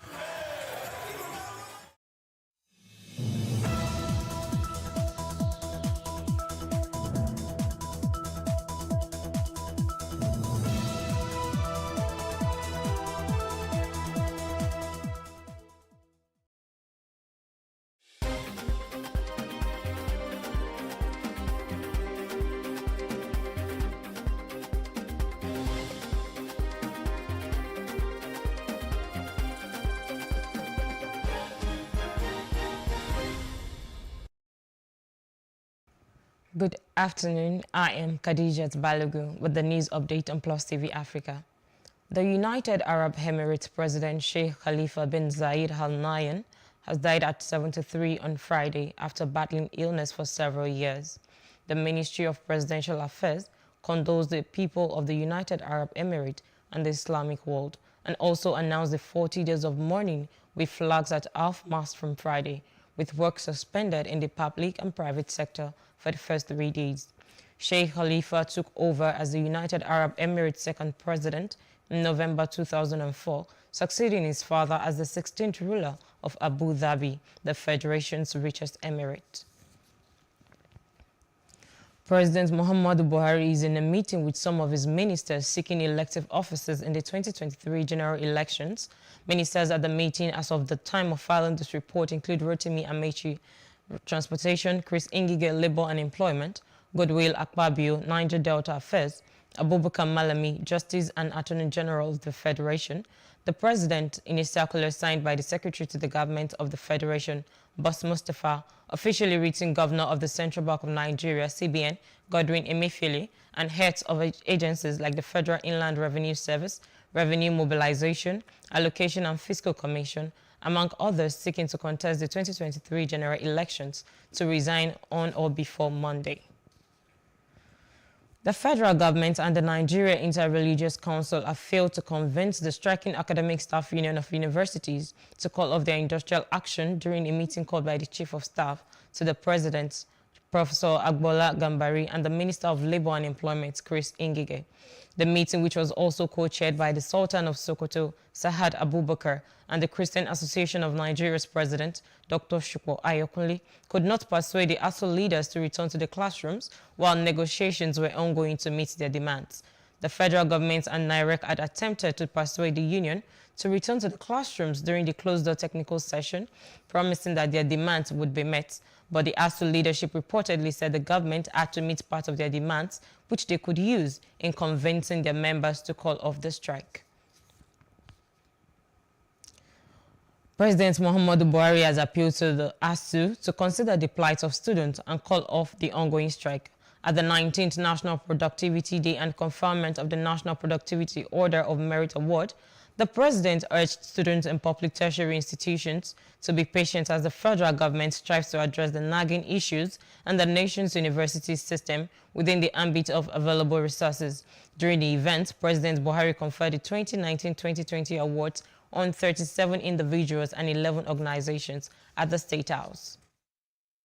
Mr. President, since the inception of the award in 1991, it has been bestowed on the total of 382 individuals and 97 organizations.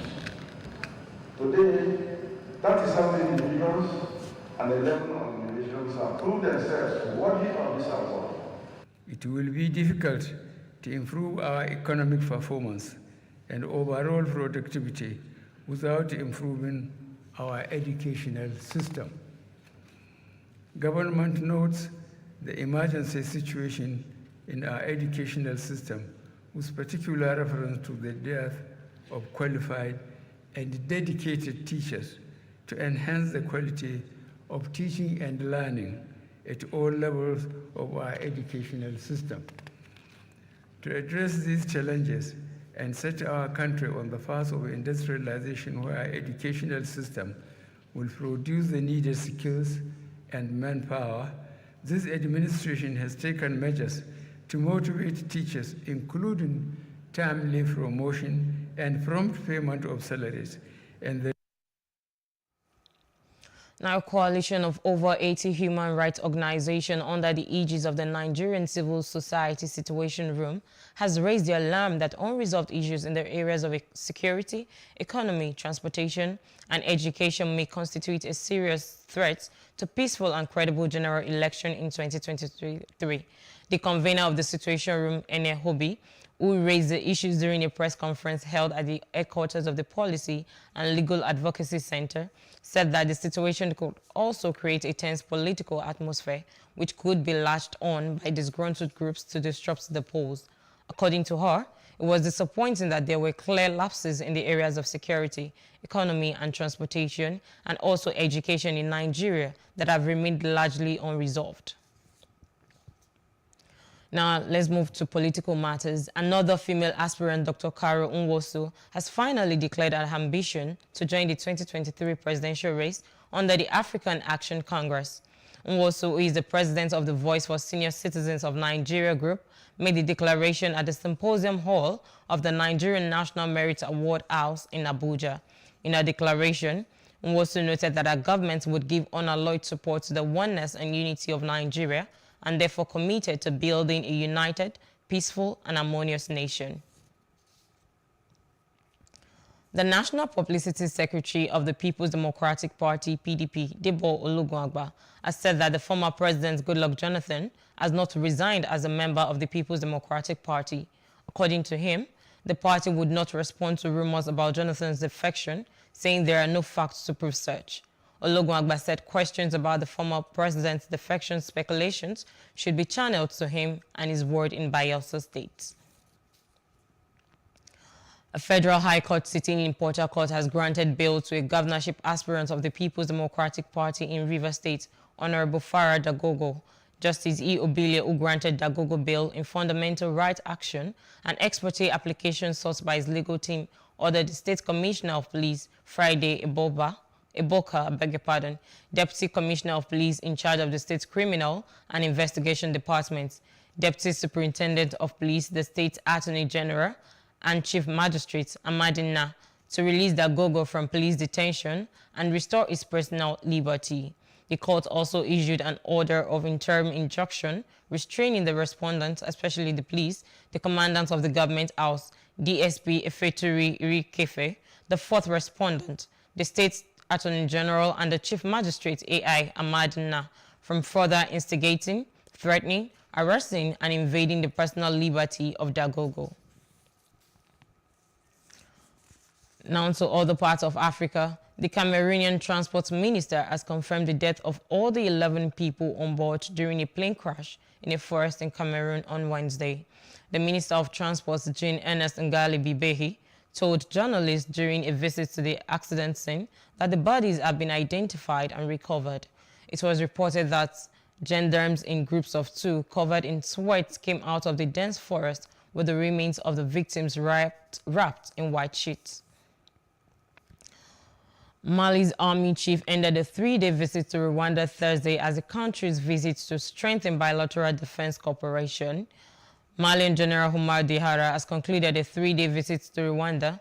The chief of the General Staff of the Malian Armed Forces was received by his counterpart, Gen Bosco Kazura, at the Rwandan Defense Forces headquarters in Kigali. A statement by the Rwanda Ministry of Defense read, if bilateral defense collaboration was on the agenda, the discussion between the two men tackled different aspects of cooperation in human resource development, military training, and welfare. And outside Africa, foreign ministers from the G7 group of rich nations aim to give what Germany called a powerful sign of unity as they meet to discuss the war in Ukraine. Fears that the conflict could actually spill over into Moldova and food security concerns. The annual meeting running until Saturday brings together top diplomats from Britain, Canada, Germany, France, Italy, Japan, and the United States and the European Union to a 400-year-old castle estate in the Baltic Sea resort of Westeros. They will defy Russian attempts to split the world over Ukraine, German Foreign Minister Annalena Baerbock said ahead of the meeting in a tweet.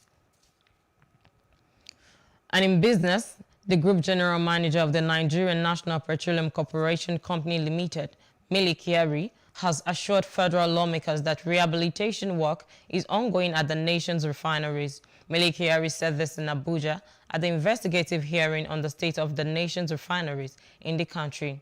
Emmanuel Hehijene report is presented from our studio. Kyari assured that the work is being with the Port Harcourt refineries and that the Kaduna and Warri refineries would be next. And of course, the only way you can do this is to conduct a full turnaround maintenance. Before I took responsibility, we shut down some of them for very obvious technical reasons. First, the refineries, even if they do operate, they will take $100 crude and produce $70 product. And there's no refinery anywhere that works this way. Refinery margins are very thin. And the reasons are very simple because many of the plant facilities and processing units are not operating optimally.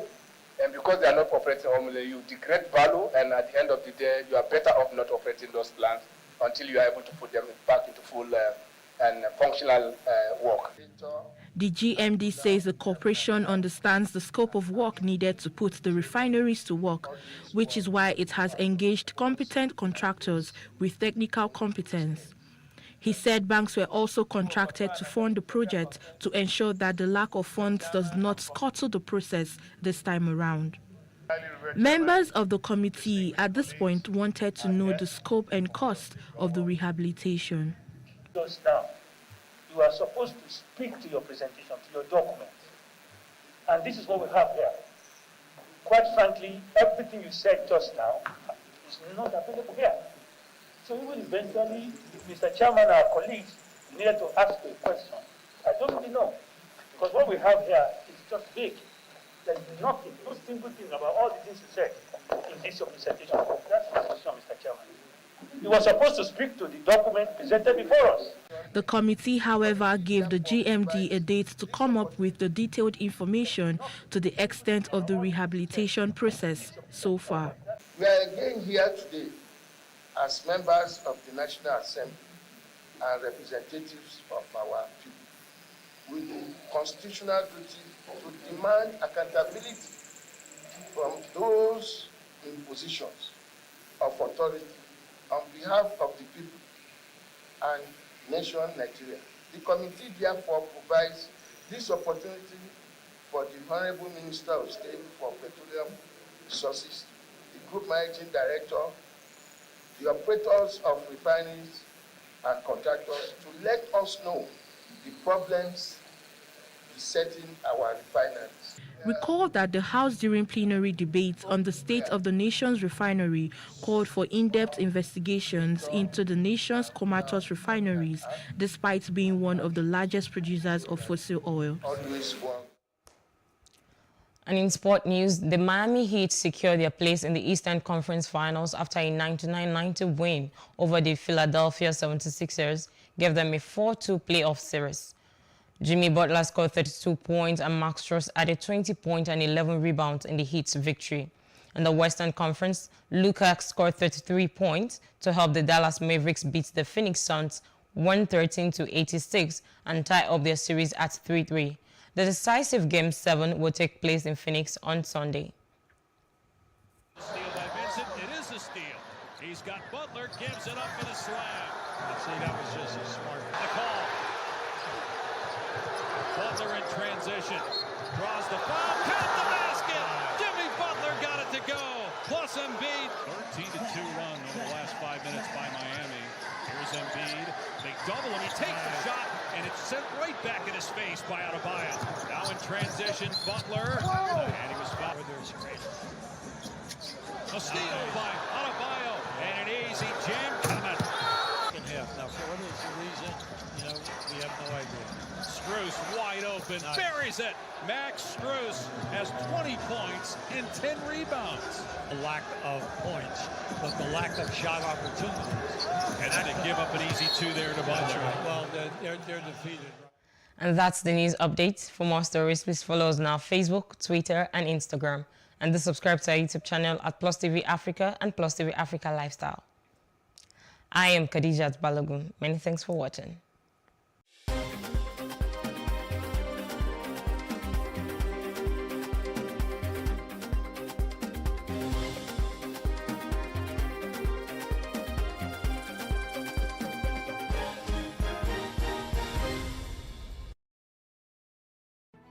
There is no voting on social media. To vote, you would require a permanent voter's card. To get your PVC, visit cvr.inecnigeria.org.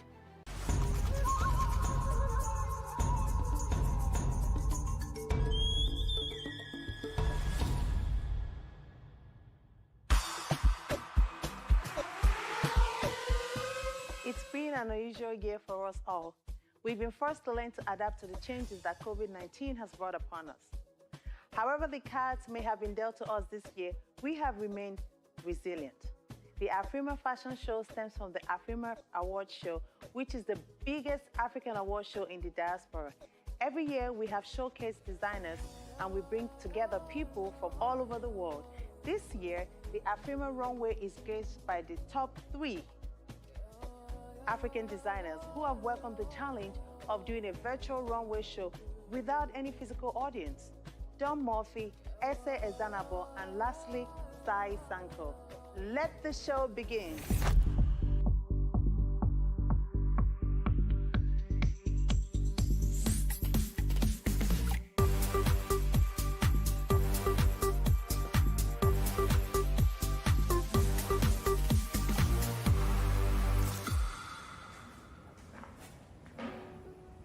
Hi guys, my name is Sai Sankar and I am a luxury resort wear designer and I make the most amazing and fabulous kaftans and everything that you desire for traveling.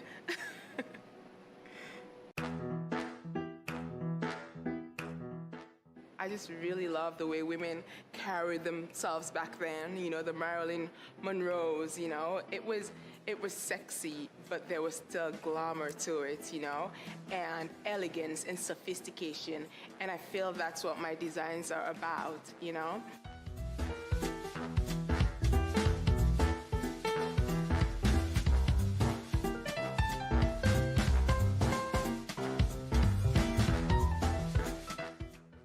I've also been inspired just by my continent, the continent of Africa.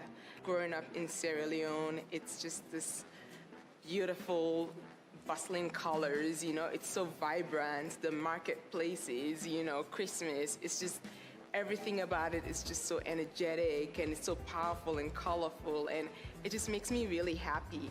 And so no matter what collection I do, it always goes back to that. And so that's why you see all this colorful prints and all these bold colors, you know. I feel women wearing it, it just makes them so extremely happy, you know, and they look absolutely gorgeous in it too.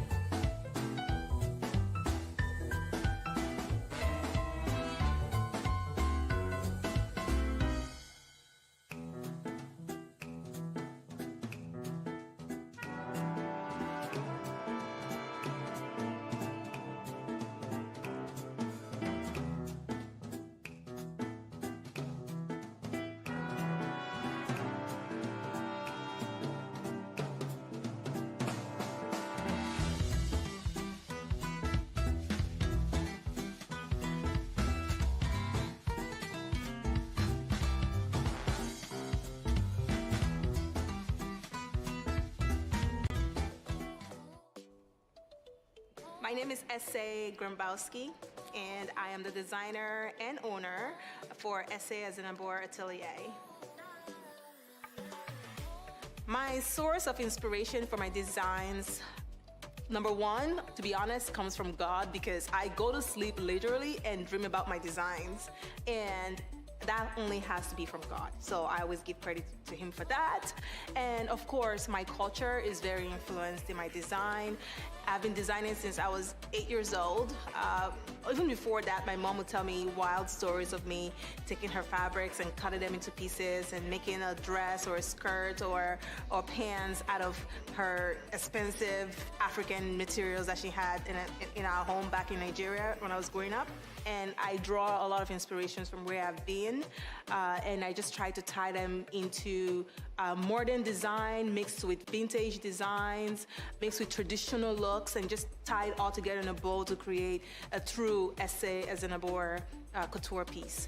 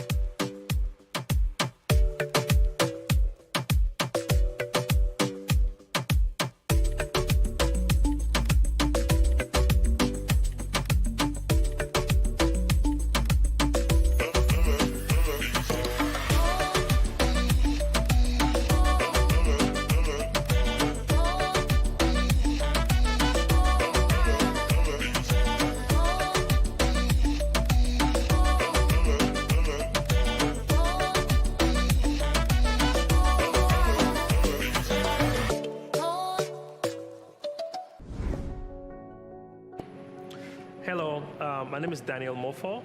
I'm the founder and designer of Don Murphy, a men's luxury custom suit clothing in Dallas, Texas. Fashion is color. In the past, men were all very scared of, the colors. They were used to the blacks, the grays. But now, if you look at fashion, men wear almost bolder colors than women, You see men in red suits, men in yellow suits, men in pink suits. So for me, fashion is color.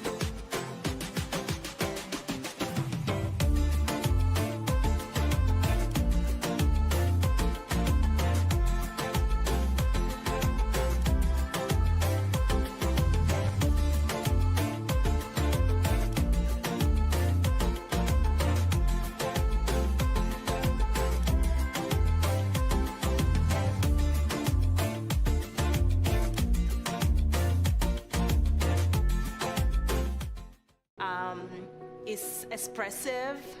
So when I just wake up and have an idea and I create something out of that idea, it's God showing off. So that's what it is for me.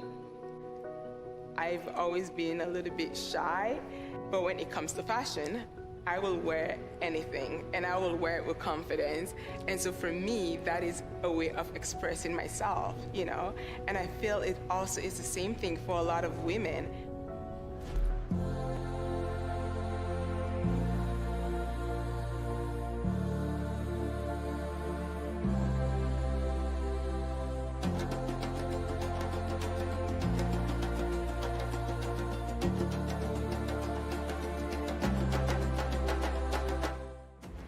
African for me means community.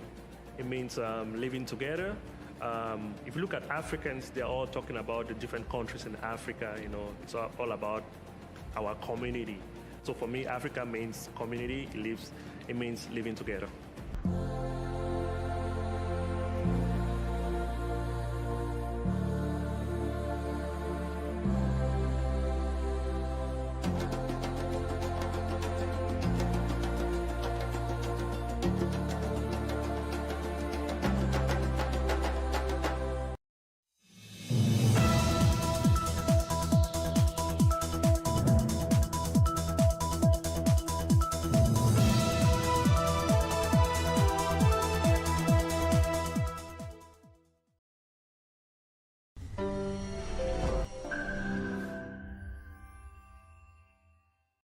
Hello and welcome.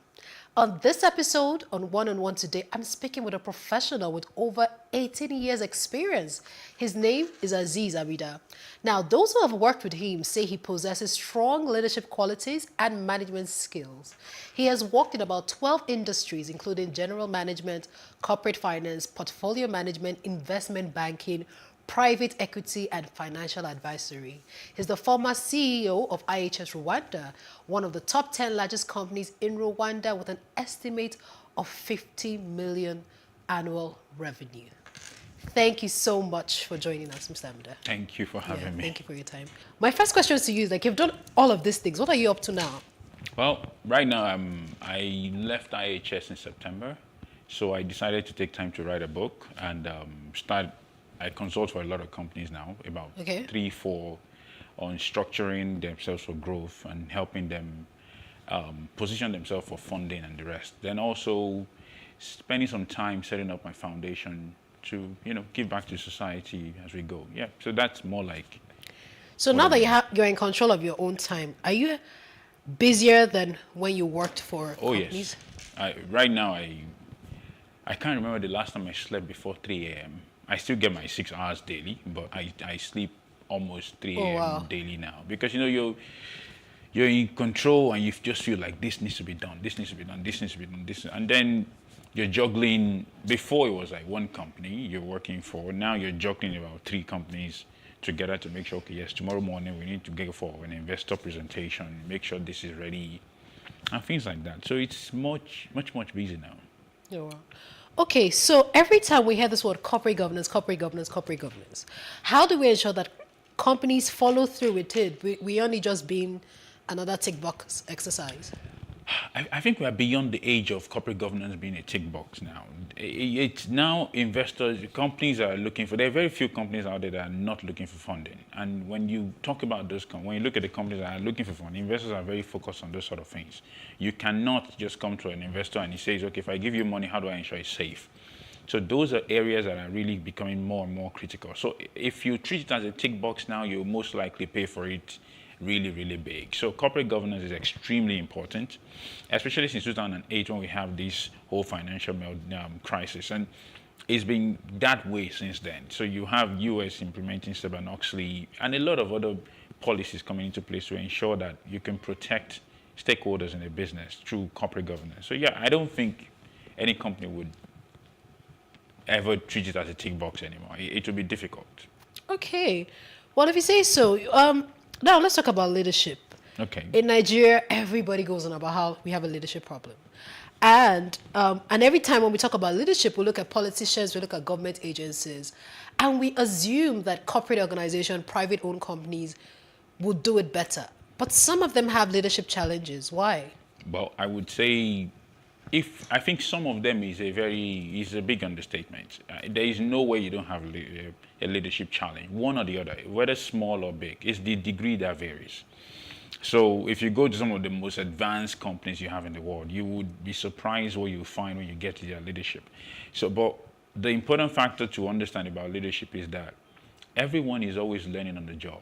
We treat leaders as if they are these super robot human beings that are just there, they can't make mistakes. They would make mistakes, but they make it in different degrees. And a lot of them realize, they take a step back, and then they go forward again. So, but what differentiates a leader from every other person is actually that bird's eye view, that, okay, even if I'm making a mistake, I still see the impact on everything. And then you just start filling in pieces. So you can't really say that there is no challenge of leadership anywhere. Private organizations have a lot, from controlling politics to controlling employee engagement to making sure everybody is equally treated. It's a lot of problems on the leadership side. So yeah, I don't think it's private organizations have it better scenario. Well, no. We all assume they have it better.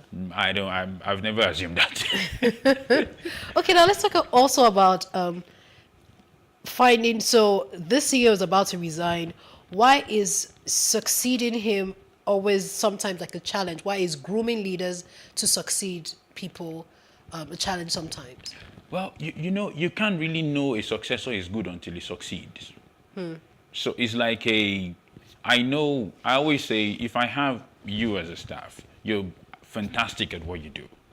Then you tell me there's another guy that is behind you. I could tell you, okay, yeah, that guy is there. But the question is, you're going, I know what I get, but I don't know what I'm going to get with the next guy. So it's like an investment. You want to invest in something. Do you know the return? No. Okay. So technically, it's a bit difficult to go to the point. So succession planning is always something that would be a problem. So, but what companies are now doing is to make sure that even if we don't know what we're going to get, at least we can pass as much knowledge as possible to the next person. Then you introduce mentors when they take over. Okay, how do you... So like for me, when I was leaving IHS Nigeria to IHS Rwanda, I was director of FP&A for 7 years in Nigeria. Okay. Then I went to Rwanda as CEO. Now, somebody took over after me, and I spent a lot of time saying to the person, okay, how do you need to do this, this, this. These are the sort of relationships you need to build. These are the areas you need to go. So that sort of mentorship helps a lot in succession, but it is never risk-free. It's impossible because you still have the ego. You still have a lot of things that comes in place. And then you have the unwillingness of the person that left to give that person the chance to do it. So it's a lot of variables to juggle around. So yeah, it's always going to be a problem. Is it not possible that beyond, even though of course the leader makes the company, is it not possible to create a system such a way that regardless of the leader, we're able to develop whosoever might want to succeed the CEO or the MD when he's leaving? Is it possible to ingrain it even from when they come, when we take them in as trainees, so ingrain it just before they move up? Well, yeah, it's possible, but the point is, if you want to test that theory, let's take a country like the US. Most of these guys that are leaders in the US, they go through schools, the best schools in the world, come through one of the best political systems in the world, but do they end up being the best leaders in the world? Not really. You really can't. Mr. Amida, let's come to our country. No, but I'm trying to stay away from. Why? Because I just also feel like Nigeria. So it's fantastic that you made that analysis. They go to the best schools. Yes, it doesn't always mean the same, but like in the schools, in learning, there's some. They're doing projects, they're doing like different things. But Nigeria is, like we say, man no man has brought this person in, whether he has the capabilities or not, whether he has the... I don't even really like to look at degrees because I always say that degrees is not character at the end of the true. day. I agree with you. And at the same time, I always feel it's a personal journey. What you do as a leader defines a lot about you in terms of what you've...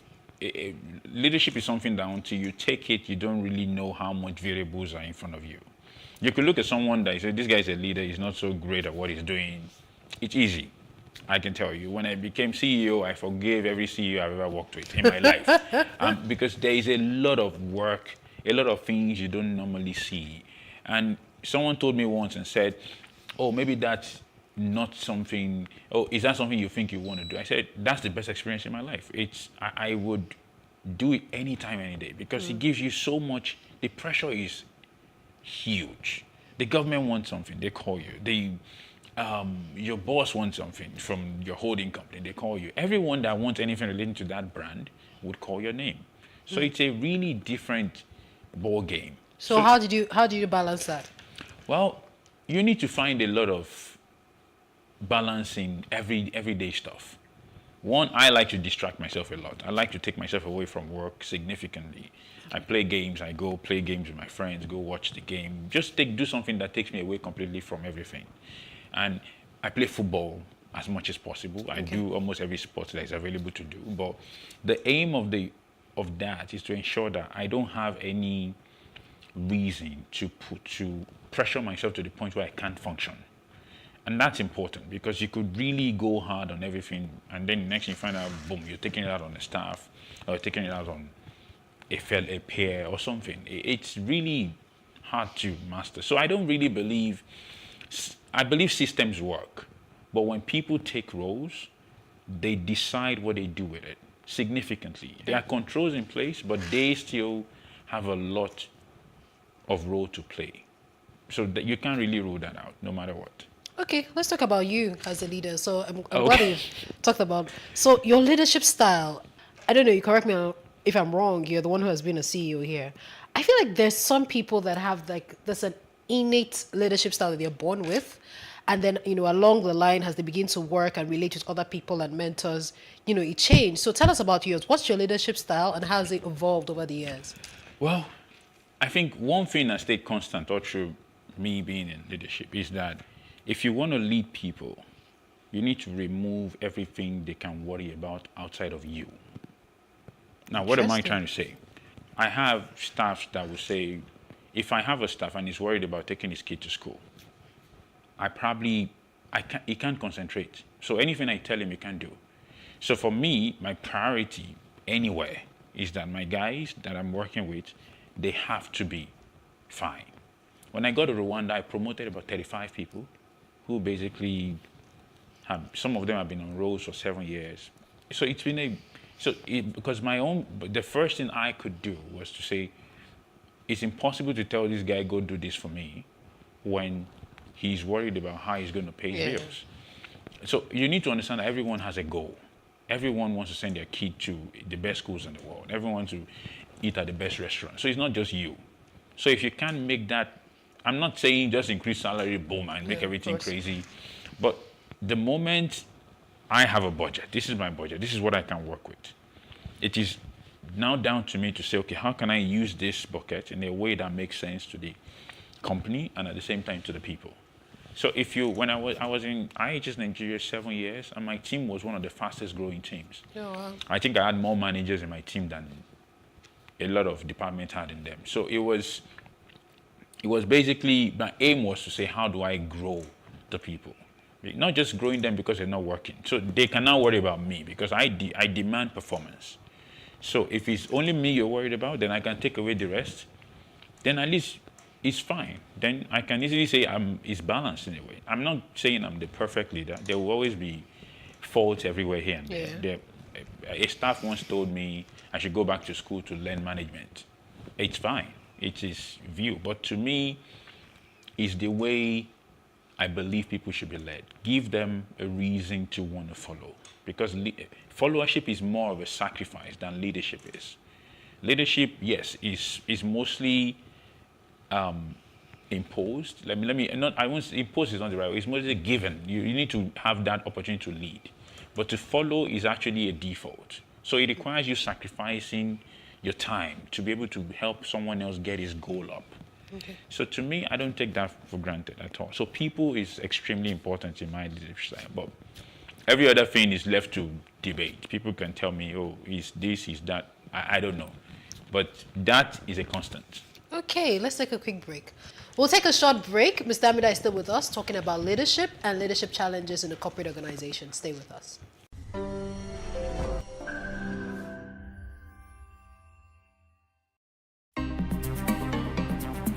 Life can be fun and rewarding, but it also comes with some risk. As in business, you win some, you lose some. And that's why you need to be wise in the choices you make. It's like placing a bet. Again, you need to be wise. Wise in choosing an innovative platform with the highest market options and highest odds ever. That's why Winners Golden Bet, the leader in online, in-shop, virtual, and live sports betting, gives you enhanced platforms that offer you the best chances of winning. For betting on live soccer matches, live dog races, and virtual games. Winners Golden Bet is your best bet. Instant payment of winnings guaranteed. Play online or in any of our numerous shops nearest to you. Hey guys, be wise. Play on Winners Golden Bet. Winners Golden Bet, the wise choice.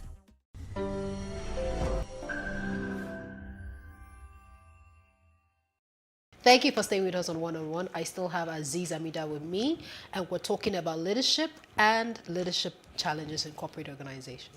Okay, so you've talked about your leadership style. What will you consider as the critical success factors for a leader? People. You can't do without it. It's we could. I always say if your worry is about targets, most likely you don't have the right people. If your worry is about a lot of things, people would make everything happen. But if you cannot sort that problem out, it's impossible to conceptualize any other problem, because you will spend your days dealing with, maybe you're overpaying one person compared to the other guy. This guy is not happy. This lady here wants to be somewhere else. You'll spend a lot of time around. There'll be a lot of friction in the organization. So to me, having the right team that could work together, creating that environment that people could say, when they wake up in the morning, they don't feel like they are under any pressure to come to work. I once had two staff who got into a very big conflict, and it lasted for a while.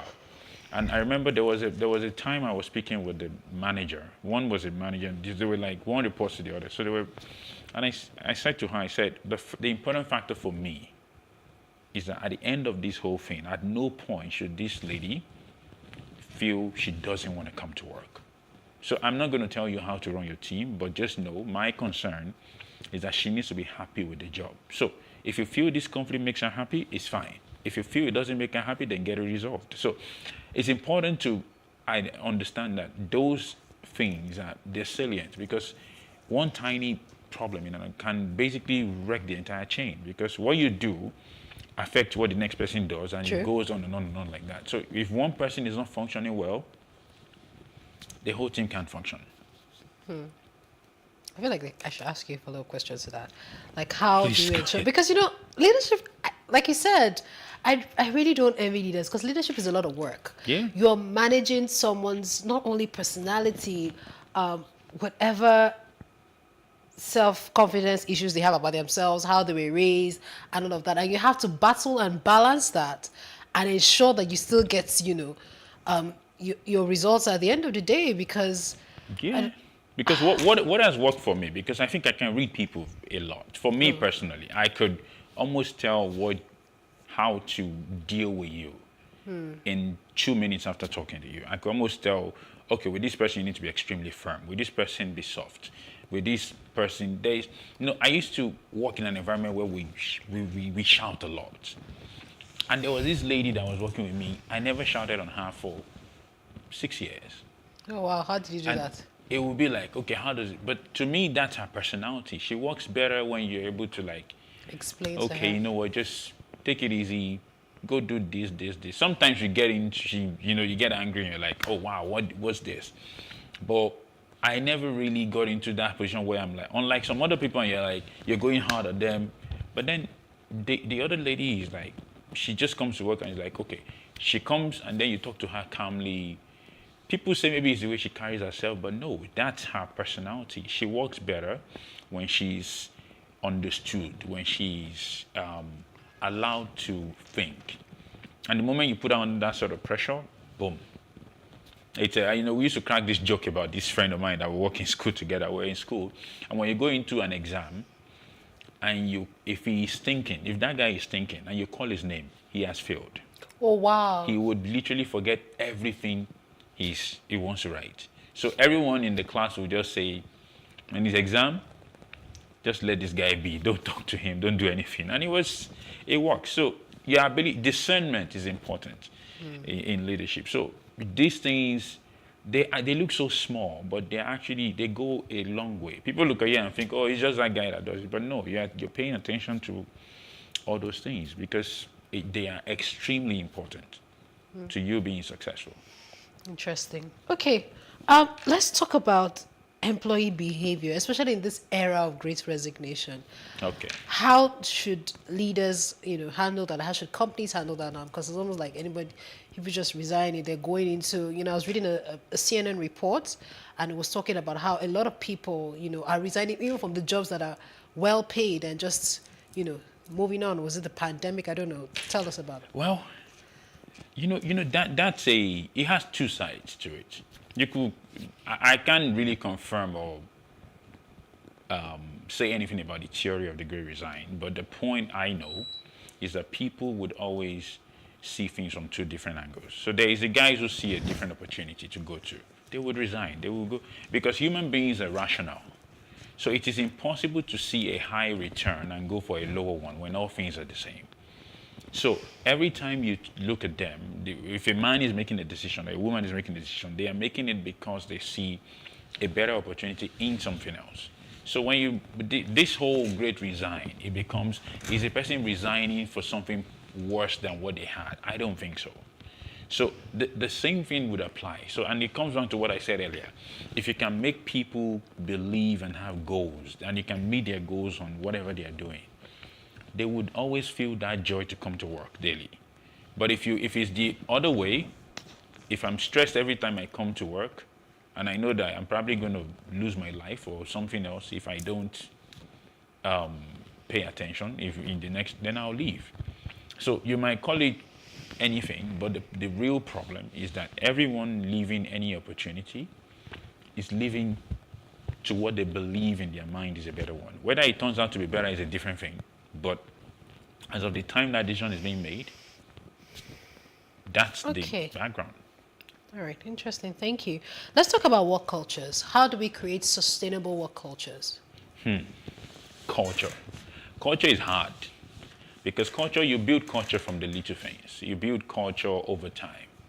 You really can't. I've seen people do presentations around building culture, but I don't believe culture is something in Yoruba culture, they say if you want to greet an adult, you bow. If you're younger than someone, you give them a title, basically. Now, how is that relevant? Was that basically a law that was made and say, boom, this is how you relate to this guy? No, we grew up. Oh, I saw this person do it. Then I'm watching. So it's the same way. When in an organization, everyone below anyone is looking at the way you do things. They see you go into a meeting tomorrow and you're on your phone. Okay, maybe it's good to be on the phone. They see you go into, it's those little things. Culture is actually one of the things you contribute to in the subconscious a lot compared to any other thing. Processes you can draw on visual. Culture is a conscious effort towards little things to say, okay, as management, we want to do this way. When we go into the meetings, do we want to put our phones on the side so people see us that we do this? So it requires a lot of deliberate effort to make happen. So yeah. Okay, so let's talk about the pandemic. It's been 2 years, 2022, 2020. Lessons you've taken from the pandemic. We must be ready to change. There is no one way to achieve any goal. We're glued to the office before now. Yeah. We need to do it from here. If we're not in the office, we're not productive. But then, most of us have found significant productivity from home. Basically, I particularly, working from home has been amazing for me. I could spend more time with my daughter. I could spend more time with my wife, and at the same time still focus on work. Unlike before, that time is, if I replace the time in traffic in Lagos with the time with family, you could almost double your income. When I used to live in Egbeda, I drive to Marina every day, and I leave the office at 5, get home at 10. And in my mind, I'm like, okay, why am I doing this to myself? You spend 5 hours. So if my hourly rate is, let's say, even if I make 300,000 a month, it means my hourly rate comes down to about, if I'm not mistaken, that's about 800 naira an hour. 800 naira per hour comes down to 5 hours. That's literally 4,000 bucks. If you look at it over a month, you're almost paying your rent. So the question becomes, that time alone, if that guy spent it focusing on what matters, he would produce more for the company. So yeah. Okay. So for you, Mr. Amida, any regrets, any things that you wish you could have done like differently? I wish I could have been a bit more. You know, you make how do you call it? You know, this is a very difficult question to answer because regrets are very hard to acknowledge, more or less. But I think I didn't go through my career with a lot of humility, basically. I wish I could have learned humility earlier in life. Okay. To say, I learned it the hard way as I grew up, but I wish I could have been, you know, a bit more. If you ask people that work with me early on in my career and people that work with me much later, you'll see a very different divide in the way it works. Maybe some might still have different opinions, but yeah, that's, so be more humble, but at the same time, network more, create more relationships. There are a lot of relationships over the years that are basically allowed to, like, okay, you know what, maybe this person is here or there. Our time is fast spent, but I Yeah. cannot but help ask this last question. What difference did you notice in working in Rwanda and working in Nigeria? What was the shocking, should I say, difference? Was there like any? That's like day and night. Oh, really? Yeah, Nigeria is like brash, where we like to get it done now. Aggressive, yes. Rwandese they're not confrontational like us. So when there's conflict, they back down. So you need to be able to manage their position a lot. And I always say, in Rwanda, anger is your last resort a lot of times. You need to basically, is at the very end of the line. Nigeria, we get angry at each other, we understand, we just feel it's work, we move on. But when you get angry with the Rwandese, you might not forget it easily. It's not because, it's just the way we're built differently. It's I think in the entire continent, Nigerians are most aggressive. I think Nigerians are very aggressive, but a lot of other countries also have that aggression. But because we go into the English line when we communicate, people tend to, like in Rwanda, people are not quiet when they are speaking Kenya Rwanda. I think Rwandese are very loud when they're speaking Kenya Rwanda. But when as loud as Nigerians are. But when you go English, because it's not the comfort zone, it's a bit easier to, back down. But when you see Rwandese talk to Rwandese, you're like, okay, are they fighting? Are they not? It's really different. Did you pick up on the language while you were there? Well, the only one I know is that Oya in Lagos means let's go. Oh. In Rwanda, it means no. Oh, really? Yes. So when you say Oya, just know you're telling the person no. Meanwhile, your plan is to say let's do it. Let's go. Oh. So it's one of the areas I found very. But yeah, I learned a bit of Kenya Rwanda here and there, but not very good. Okay, my director to me. One last question: top business priorities or top priorities leaders, and I think even everyone should look out for in 2022. I think 2022 will be a very productive year because we've been. It's like a jet engine when it is boosting and it's about to launch. We've been doing this work from home / adjusting to the pandemic for about 2 years now, and it's now time for you to start seeing the benefit of that. People are now getting more and more used to the fact, and now they can produce the best of it. So I think the best things to look out for in 2020 will be huge productivity, if you ask me. I'm not a professor of econometrics that modeled this out, but I can tell you that from what I know about behavioral science and how people tend to produce, this is a time where businesses will start seeing a lot of drive towards new levels. Well, those that are willing to adapt to it anyway. So, but yeah. All right. Thank you very much for your time, Mr. Aziz Amida. Most welcome. I still have like a lot of questions, but we're out of time. It's not a problem. I think I'll ask you behind the scenes. Thank you very much problem. for your time. And that's all we can take on 101 today. I hope you have listened and learned as much as I can. So until I see you again next week, my name is Fumino Ajefe.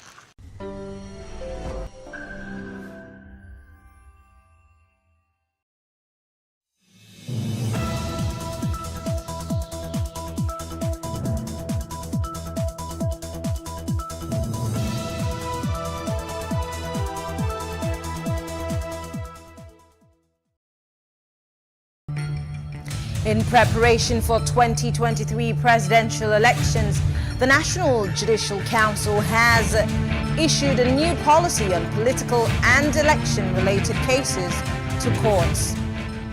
And the People's Democratic Party abandons zoning and throws open the presidential ticket. This is Plus Politics. I'm Mary Anna Cole.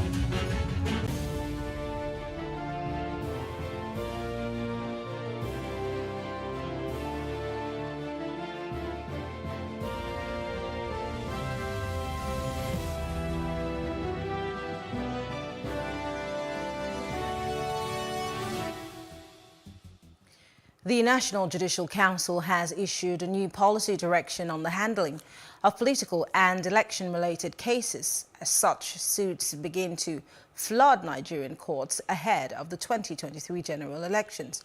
The new policy issued by the NJC's meeting gives strict rules to politicians on where they should file their political and election-related cases.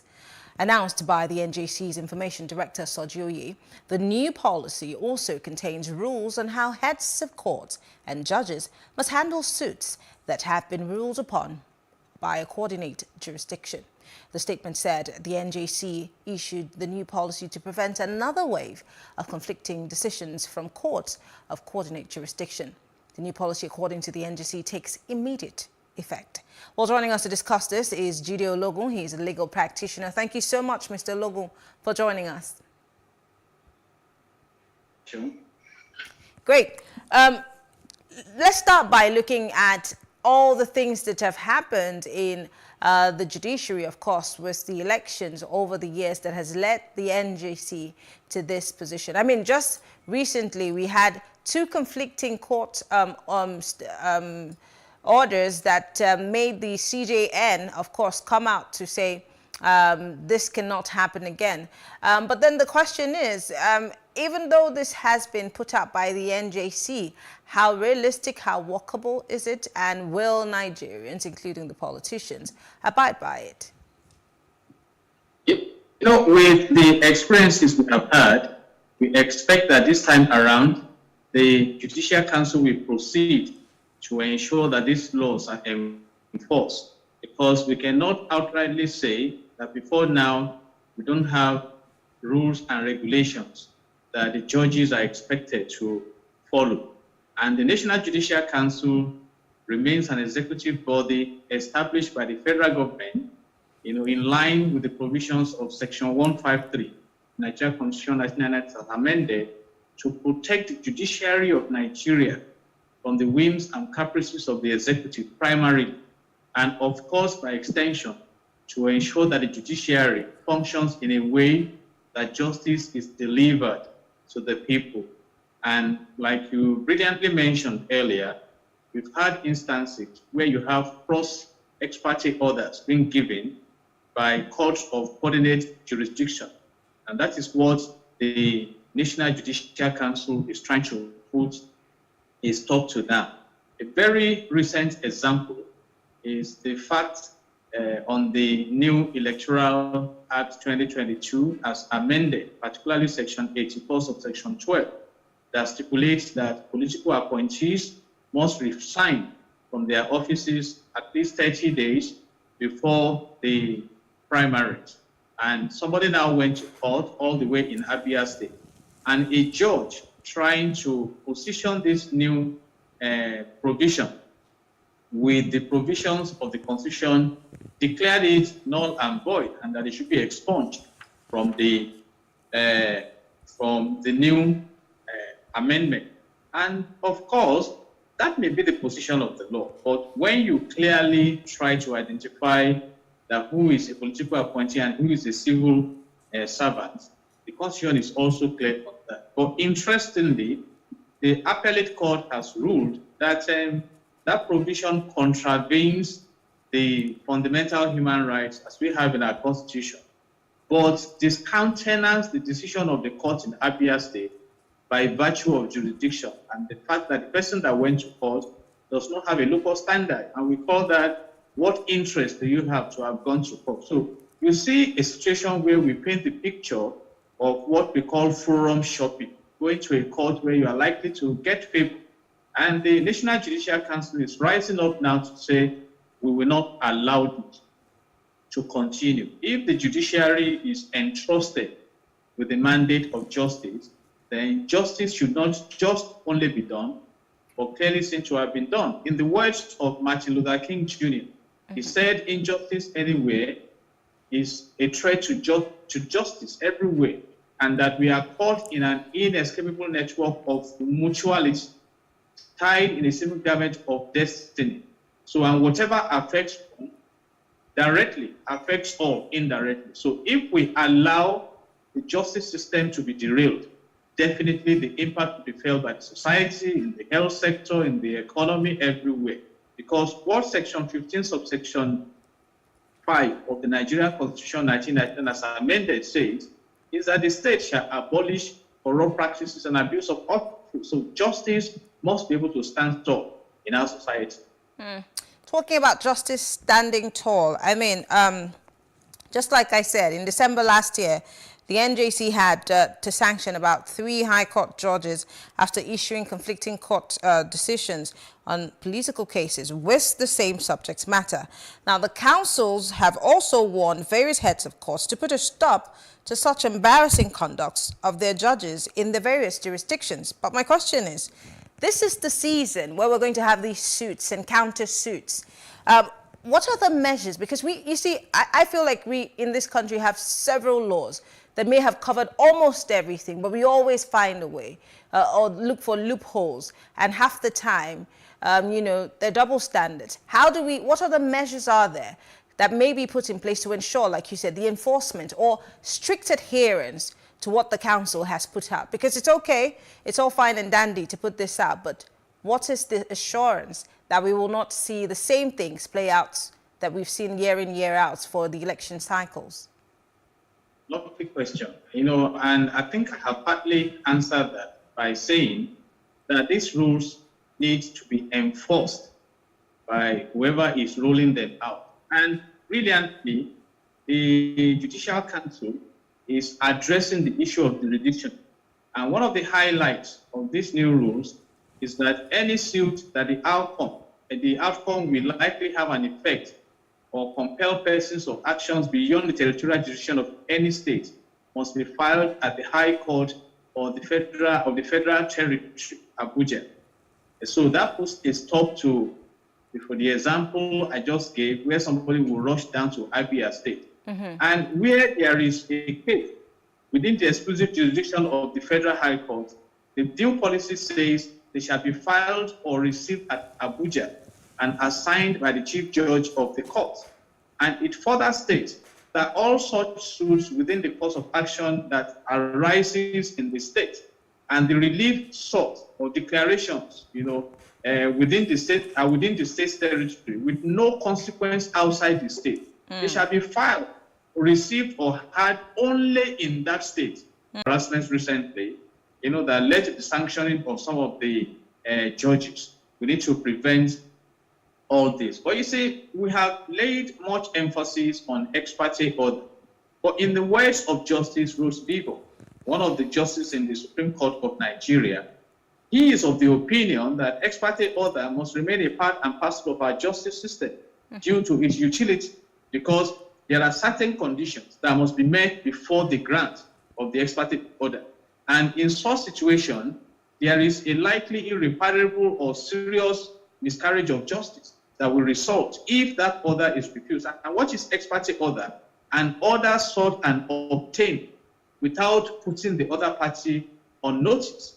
You recall that recently the governor of Central Bank rushed to court, asking the court to grant an injunction against INEC and then the Attorney General of the Federation in respect of his intention to declare and obtain nomination form for the presidency of Nigeria. And the Honorable Justice said, no, this is not serious enough. Put the other parties on notice. Let them come and show cause or refuse or allow me to grant the order. So justice is declared to be the umpire in the society.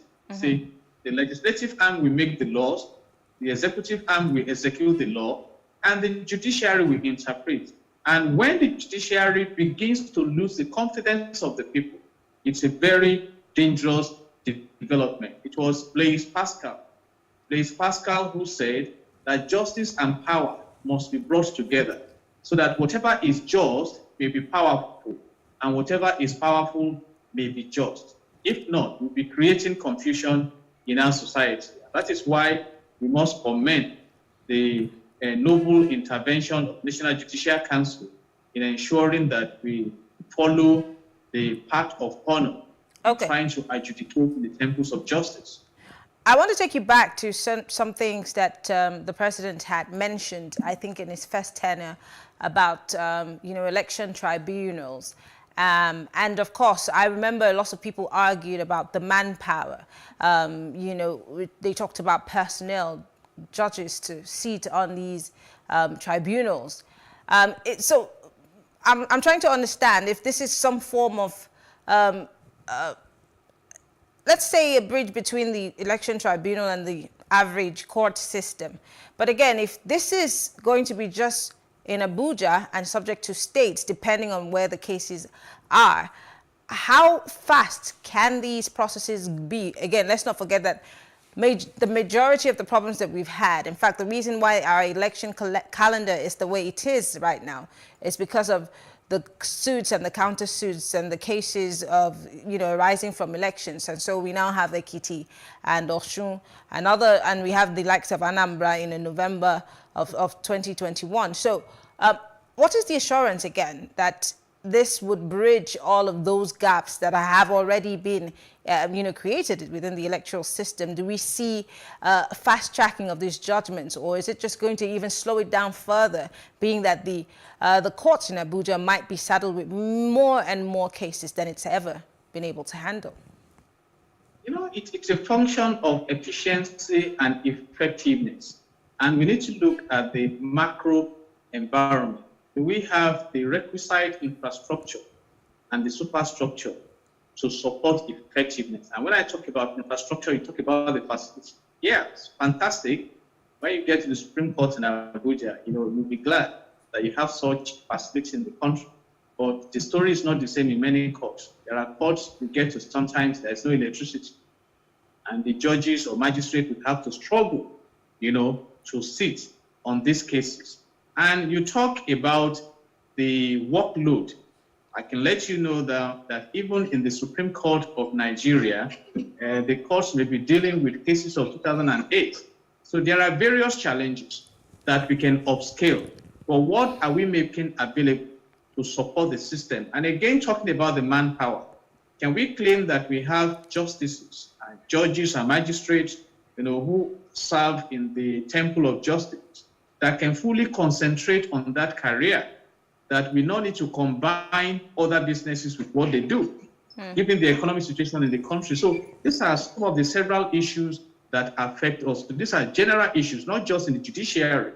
And that is why sometimes you find out that even members of the National Assembly that should be in the National Assembly making laws for the country are busy running after contracts and, running after importation of goods and services to make ends meet in quotes, despite all the huge allowances they collect. So we need to build a system that allows people to focus on what they have been mandated to carry out. You see, and in this age of IT, it should not be a serious burden to dispense justice. I can let you know we have a lot of challenges, I mean, new judges are, brought on board to support the system, and you constitute this tribunal when necessary. But given the fact that for many years we've had a lot of backlogs, then you must be concerned that we need to clean up the space to give room for efficiency and effectiveness. Because I must say that some judges are really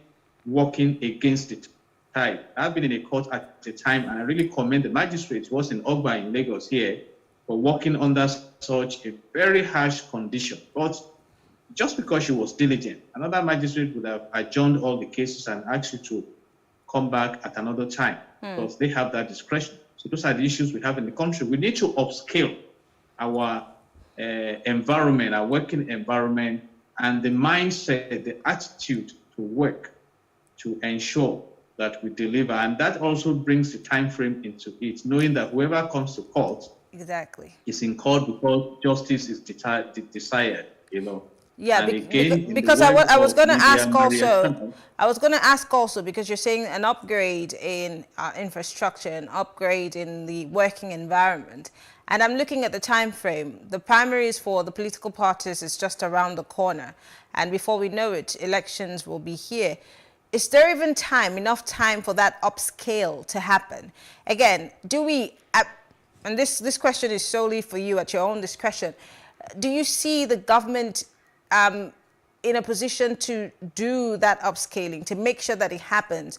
And when I'm talking about the government, I'm talking about those who have been elected, or appointed by Mr. President to oversee the judiciary. Do we see them pushing for those upgrades or the upscaling that you're talking about? And these changes that must be done to fast track and reduce the workload, can it be done within the time that we have before the elections in itself begins?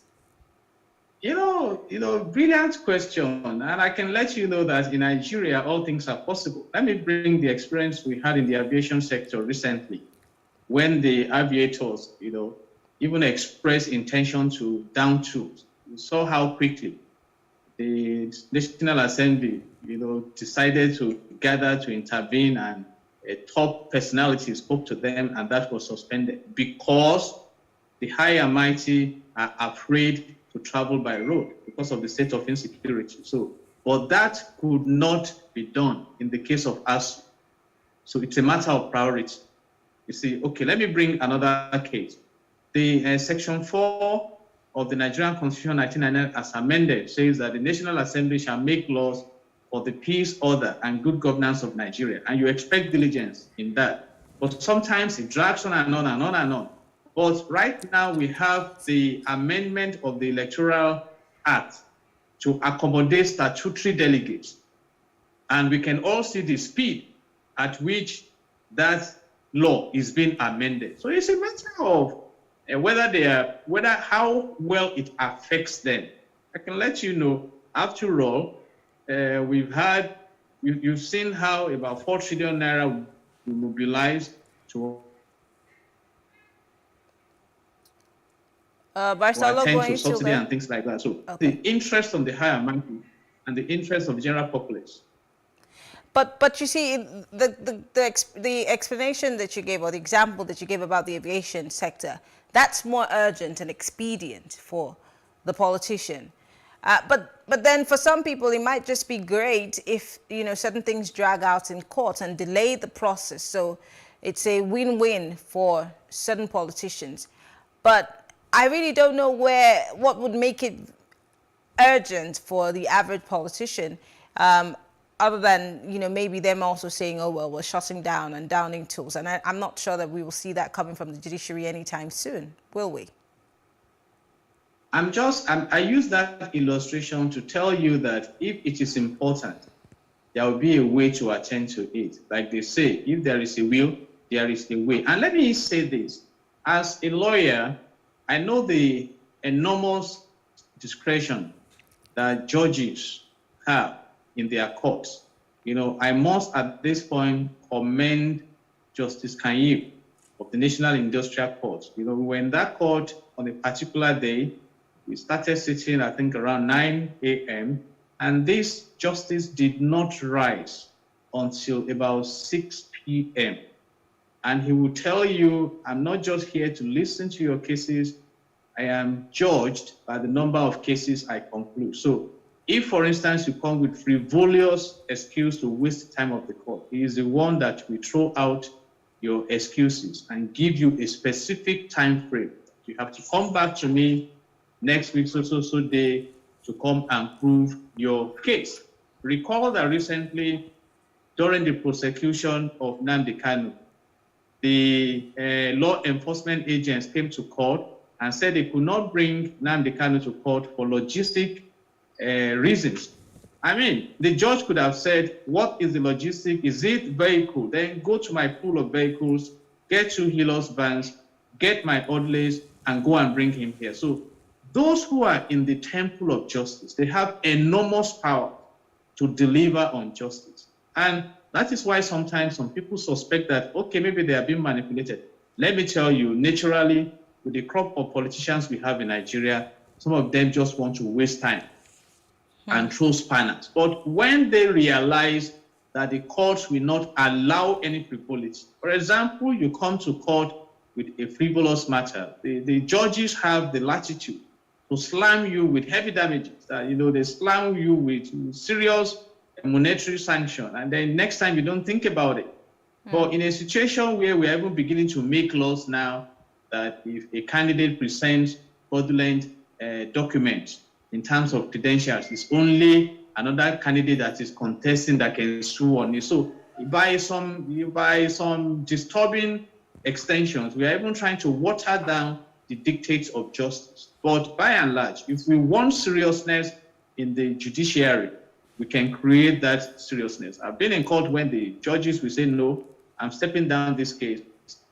I will attend to you by 2 p.m. So go and get in touch with your other colleague, and this case must go on. I have 2 more adjournments for you. Don't waste the time of the court. So these are issues. But for some judges who are overwhelmed with different kinds of cases, and some lawyers also will naturally come to waste time, bringing different kinds of applications. But what some judges do is to harmonize everything and say, no, this application is not necessary in this instant case. Prove this or I foreclose your matter. So it's a collective responsibility to ensure that we upscale the respect that is allotted to the judiciary. So it's not just a one-way traffic, but I'm saying that these are all possibilities. They are all possible if we decide to make way for it and make effectiveness the order of the judiciary. How can the judiciary even, because I think the litmus test in as to if the judiciary has changed its ways or will be serving or will be, as we always say here in Nigeria, the hope of the common person is in these elections and the season. How can the judiciary regain the trust of the average Nigerian, the public? Because we're all looking, many have lost hope in the judiciary. Many have pointed fingers. Many have said that they've sold themselves short, whether it be the bench or, the average lawyer. We've had those concerns over time. Do we see the judiciary trying to right those wrongs in 2023, even as they attend to issues that pertain to the elections? In closing. The essence of justice is to help us have a sanitized society. And I have said it. You see, in the judiciary environment, we have the bench and the bar. The bench talks about the judges and the magistrates, and the bar, the lawyers. And the bench can regulate the bar. I don't come and waste my time. I just said it, that go this way or I throw your matter out, then you go elsewhere. And one of the new rules now, which is fantastic, is that if there is a decision in a court of ordinary jurisdiction, for example, you got a decision in Lagos High Court, you cannot go to Oyo on the same facts. You can only go and appeal. Some people will go and start afresh, and that is if the judge in Oyo says, no, I've read about this case, I've heard about it in the news. Why are you before my court? I don't have time for you. Go to the Court of Appeal. And the Court of Appeal is ready to attend to it quickly. We move forward. And let me say this. Francis Bacon said, if we do not maintain justice, justice will not maintain us. So we need to create that confidence that yes, we can get justice from the judiciary. And the lawyers also can call themselves to order and say, no, let's help the judiciary to really gain the confidence of the people. And when you have these checks and balances, and you have a very strong and effective National Judicial Council trying to regulate, and they also have a penalty mandate. They can penalize and call people, lawyers to order. Then we find everyone trying to, stand tall in performing their assignments in the temple of justice. Well, I want to say thank you. Jide Ologun is a legal practitioner. Thank you so much for being part of the conversation. We appreciate it. Thank you. God bless Nigeria. All right. We look forward to what comes out of the courts and the judiciary in the coming elections. But thank you all for staying with us. We'll take a short break now. When we come back, we will be discussing the main opposition party abandoning zoning for the 2023 elections. And of course, former President Goodluck Jonathan abandoning the People's Democratic Party for the APC.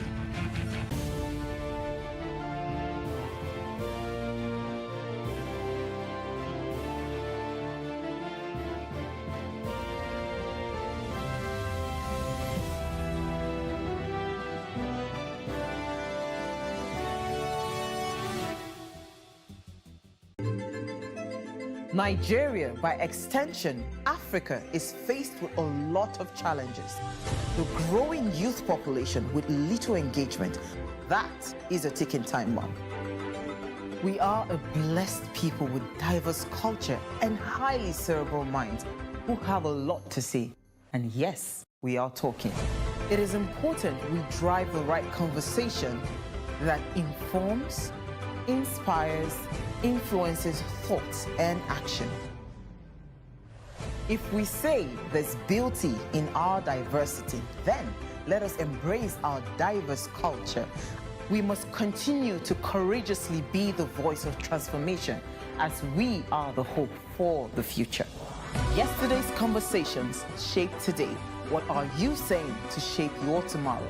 We know you have a lot to say, and we are here to hear you. Hey, what's up, guys? You're welcome to another edition of Plus Event, and I remain your host, Ifeoluwa Oshukeye. Your absence isn't an excuse anymore, as Plus Events is all you need, as we bring you the glitz, the glamour, and loads of fun. Oh, definitely, but no question. He's a living legend.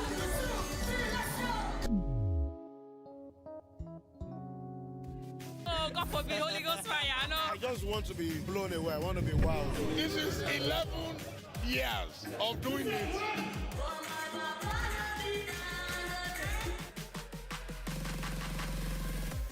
I'm surrounded by so much positivity. No, it's okay. Yo, what's up, my people? It's your boy Starboy Terry. You're watching Plus Event on Plus TV. Stay glued to Plus TV Africa every Saturday and Sunday, 4:30 p.m. West African time.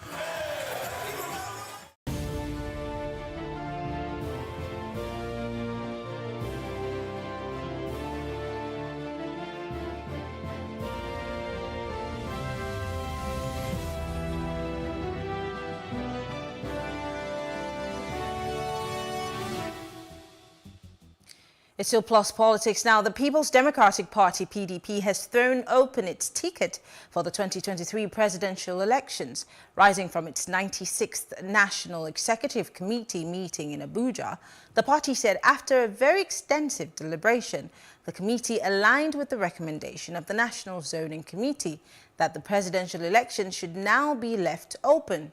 Now, the NEC also added that the party should also work towards a consensus candidate.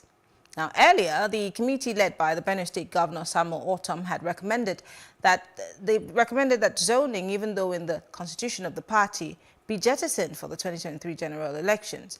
Well, joining us to discuss this is Ken Robinson. He is the National Publicity Secretary of PANDEF, and we're also being joined by a political analyst, Dickon Bassi Okon. Thank you very much, gentlemen, for joining us.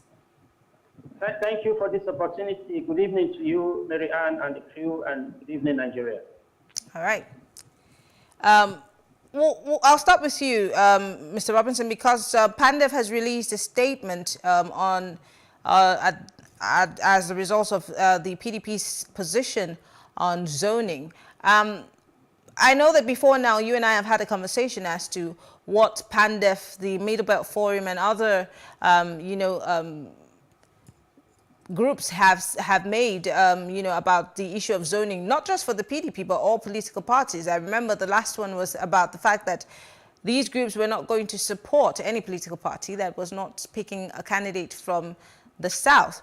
But here we are, the PDP is saying, come one, come all. What is the position of PANDEF on this particular matter, now that the die is cast? It's quite unfortunate, and as we contained in the statement issued by PANDEF, and we are speaking the same in tandem with the African Referral Group, the Middle Belt leaders, and of course, Ohanese Indigo. Recall that earlier we had issued a statement after the Options Committee submitted its report. We issued a strong statement. Leaders of these regions issued a strong statement, including Chief Ike Clark, Chief Ayo Adebanjo, and of course Professor Obiozora and Dr. Upogu Britis. We issued a strong statement condemning the recommendations of the Options Committee, and it was understood from information we got that the NEC was going to completely adopt that recommendation. Because months back, there have been feelers, and of course, recall that Governor of Bashu State, Governor Bala Mohammed, had also recommended something similar earlier in 2001. So it is unfortunate, and it's a shame that a party that is built on the principles of equity, fairness, and justice, and whose constitution clearly commits itself to the policy of rotation and zoning in the pursuance of... Mr. Robinson, are you still there? Mr. Robinson? Yes, I'm with you. Okay, we lost you for a second. All right, let me look at what the party chairman had said a few weeks ago. He talked about the fact that the People's Democratic Party would maintain its zoning policy. He said, and I quote, "The PDP has a history of rotating our offices. Anybody who doesn't get it this time should wait after the tenure of whoever will be the next president." But of course, everything has turned and taken a U-turn. This is, like I said in the opening, the governor of Benue State, Governor Autumn, was the first to recommend, apparently, the jettisoning of, zoning in the PDP. What do you think the chances are, or why do you think the PDP has decided to take this route? Being that, again, at some point, the former Senate President, Bukola Saraki, had suggested that the PDP might have to go with a consensus candidate. But if the South is as strong as it should be within the People's Democratic Party and the ticket is being thrown open, shouldn't the South be pushing or pulling its weight to make sure that somebody from their camp, wields that flag at the end of the day? Other than just saying that, if you don't support us, then we don't support you. Mary, Nigeria is a great country with full of great men and women. No individual should take the country, take Nigeria for granted. What the PDP is doing, the leadership of Professor Ayu, Senator Ayu, from inception till date, a script was handed over to them, and they're playing out that script. It is clear who the target is. Who do you think? Who gave the script? And I mean, I'd like to know who you think gave the scripts that you think they're playing. I have just told you what the Bala Mohammed Committee did in 2021, and as far back as December 2021, we have very strong information that this was the direction they were going to go, and we know the persons involved. And so we have issued a strong statement saying that with this decision that the PDP has done, jettison zoning in favor of whatever they call it, merit or whatever. And we have said that merit, everybody, there is no section in Nigeria that is in want of men of character and integrity that are capable to become president of Nigeria. So the PDP, as it were, simply dug its own grave. And the insinuations that the PDP needs someone from the north. A northern presidential candidate to win election is fallacious because the PDP has won election with Chief Olusegun Obasanjo and Dr. Goodluck Ebele Jonathan. These men are not Northerners. They are from southern Nigeria, and they won against Northerners in various elections in 1999, 2003, and 2011. So the contemplation that it is only a northern candidate that can give the PDP victory is misplaced and is just a hallucination. And we are saying that the PDP has dug its grave, and we will mobilize our people with our interest groups across Nigeria, patriotic Nigerians and well-meaning Nigerians. And we are expecting that the All Progressive Congress will take advantage of this callous indiscretion by the PDP to field the candidates of Southern extraction and sustain their legacy as well, or demonstrate to Nigerians that they are a truly patriotic, nationalistic party that is committed to the unity, peace, and progress of Nigeria. Okay. Let me go to you, Dikimbasha Kon. What's your position on the route that the PDP has decided to take on the presidential ticket, throwing it open for all who are interested?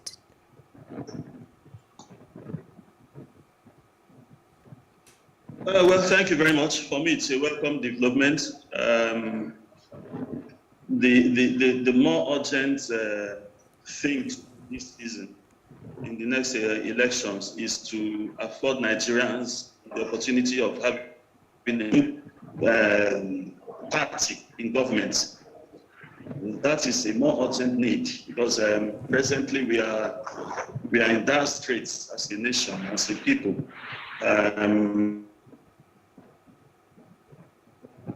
The economy is insecure. I mean, you can't lay your hand on anything that is functioning or that is working under the present administration. So for me, whatever strategy that the PDP has found best to be able to bounce back to power, it's a welcome idea. I welcome it in its entirety. I want the ticket thrown open, but let the strongest man, let the best man take it. That best man, I'm sure, will be the one with the best capacity. Now, but when we talk about best man or may the best man win within political parties, you and I understand that it's not just about what he has upstairs or his blueprint. It goes beyond that. It goes as far as financial might and how he's able to convince the delegates. So we may end up, or could we end up with someone who's not necessarily what we want in Nigeria today?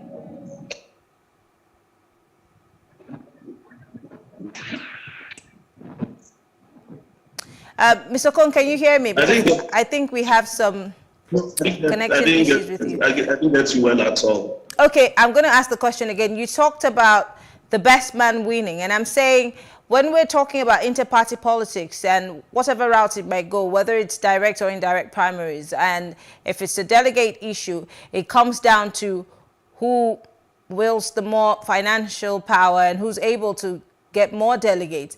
But then does that boil down to the best man? And when we're talking about the best, we're saying someone who can really steer the ship of this country in the right direction. So really, should we be doing that? Yes, it should throw up the best man, whether direct or indirect. I believe that the delegates are Nigerians. What I feel is what they feel. What you feel is also what they feel as far as the situation in this country is concerned. So I believe strongly that the delegates of the PDP, they will be out to pick the man that will be able to give us a new country, so to speak. Within 100 days, we should see a trajectory of victory for the people, of success. We should be able to have success stories within 100 days of the next man that will sit on that on the position of the president. So let's not look at the process or the processes that will meet. But the processes do matter. Don't the processes matter? Because we see it happen, and it's not just in the PDP, it's the Nigerian way of politicking. The deepest pockets, and the man who's able to get more delegates might end up being the flag bearer. But does that boil down to him being capable of doing the job? That's my question. I'm asking it again. Processes are important. They matter so much. But my conviction is that because we are in dire straits and we are all feeling this, the bad economy, the problem of insecurity, collapsed education system, dwindling value of the naira, we are all in this boat together as a people. Delegates are Nigerians. They are our brothers and our sisters. They will do their best to ensure that the person who is best prepared, the best of the season, actually gets a ticket. I just want to take I want to take your mind back. I'm so sorry to speak over you. I will let you speak, but I want to take your minds back to 2015. The pros and cons of the... I'm sorry, Mr. Kony, can you hear me? I want to take your mind back to 2015. Nigerians were right exactly where we are today, in dire straits. We wanted anybody else but the president that we had. And here we are in 2022. Same situation, maybe even worse. And we're also saying, oh, and you are actually saying, we're in dire straits, so we need somebody to save us. So must we make the same mistakes? Because it's sounding like it, it's looking like it, it's barking like it, and I'm really wondering if we're about to make that same mistake. Anybody else but who we have sitting in that position.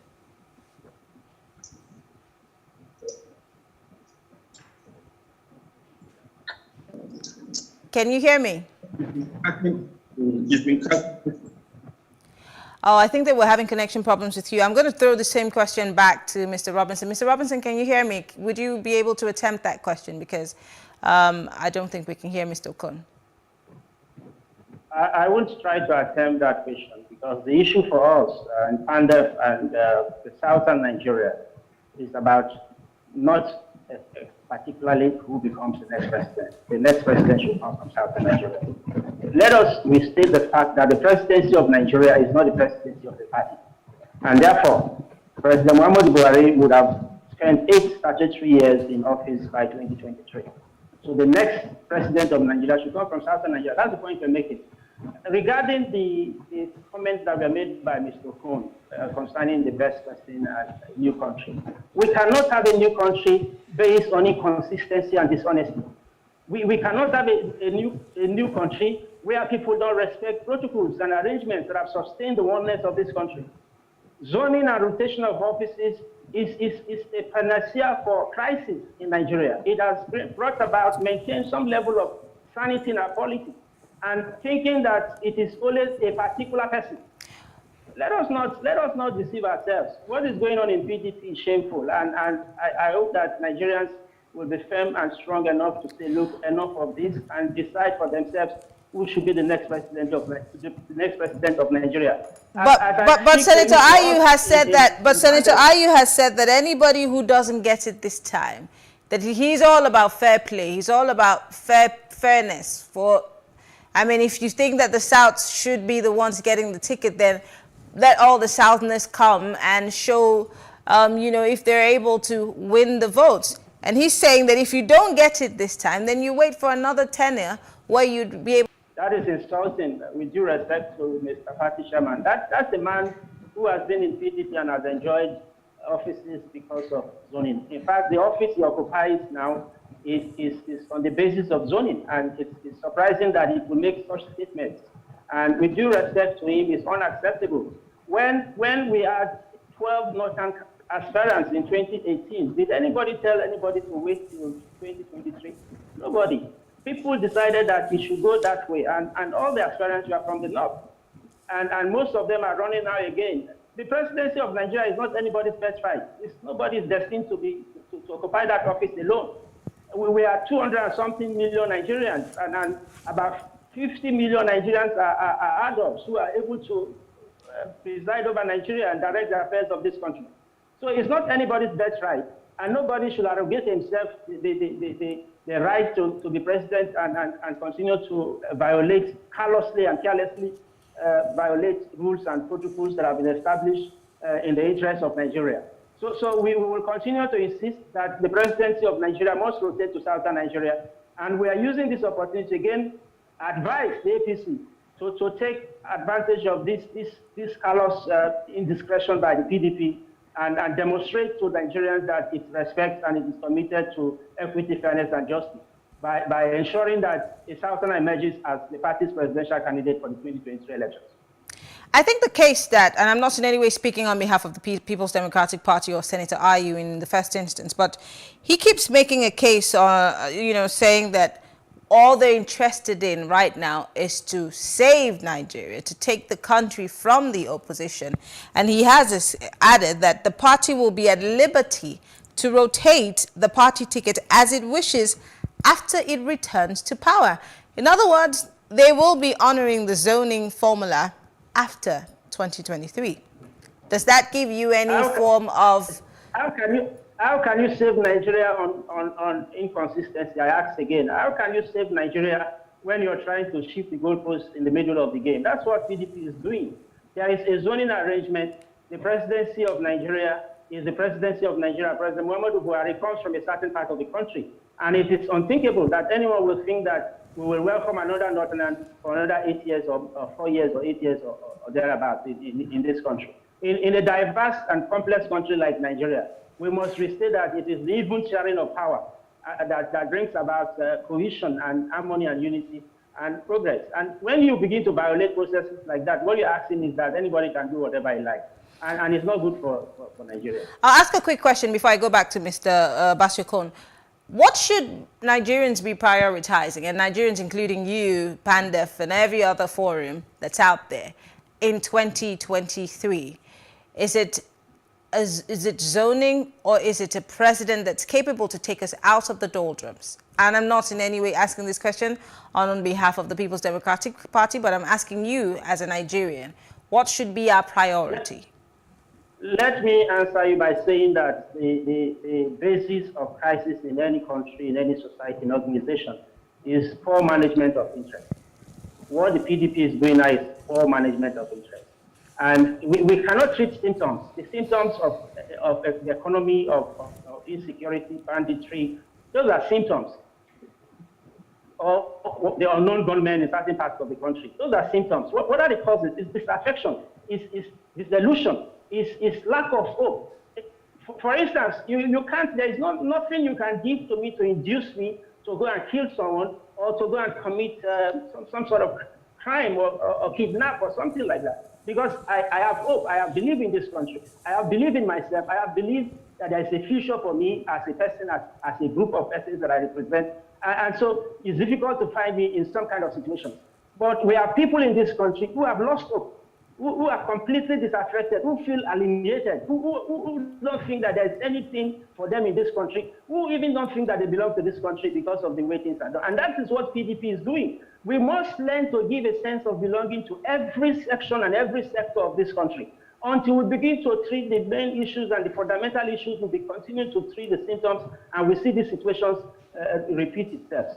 So it's the interest of Nigeria. It's the national interest of Nigeria. It's not parochial interest. It's not the interest of some rapacious politicians or a certain group of people. It should be the interest of the generality of Nigerians as a country. And those interests include security, of course, includes the economy, but most importantly, the feeling that we are one people. The feeling of love, the feeling of that I belong to this country and I want to contribute to the progress, the unity, the stability of this country. That is what is lacking. And what the PDP is doing now is aggravating that sense of exclusion that some persons have over the years perceived that is what is happening in Nigeria. Some people believe that this country is their country, is what they like that will happen, and what other persons feel does not matter. And that arrogance must stop for us to have a country that belongs to all of us. Well, I want to say thank you to you. Mr. Ken Robinson is of PANDEF, and Dickon Basiakone is a political analyst. Unfortunately, we lost that connection with him. But thank you, Mr. Robinson, for being part of this conversation. Thank you so much, as always, for this opportunity. All right. PANDEF appreciates it. Thank you. Thank you all for staying with us, and that's all for tonight. I'm Mary Anna Cone. Plus Politics returns tomorrow. As we wrap up on the week, we'll still be talking for development. Have a good night.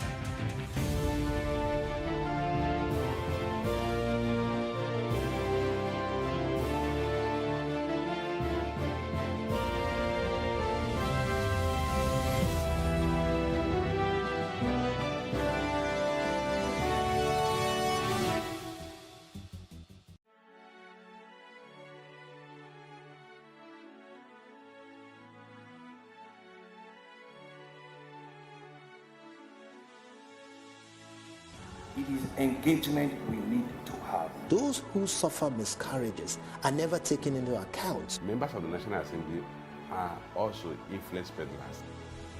You are sitting on Nigerians' money. From the barbing, I pay my rent. On the barbing, I send my children to school. A consultative engagement. No any tangible notification before they ban us. It's one thing for people to be at your back and the heat of the moment, and another thing for them to still be with you when push comes to shove. I will do everything to take Lagos out of the national grid.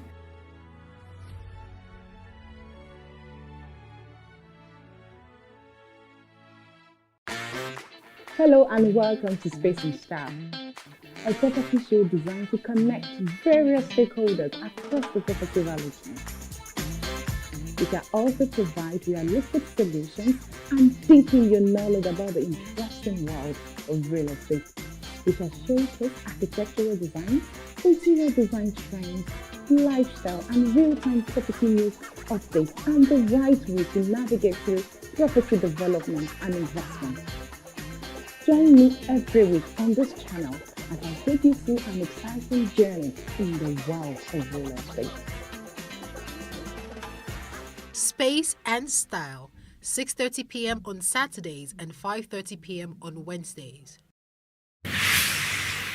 So what are the top decisions that the United States considers necessary that Nigeria must take?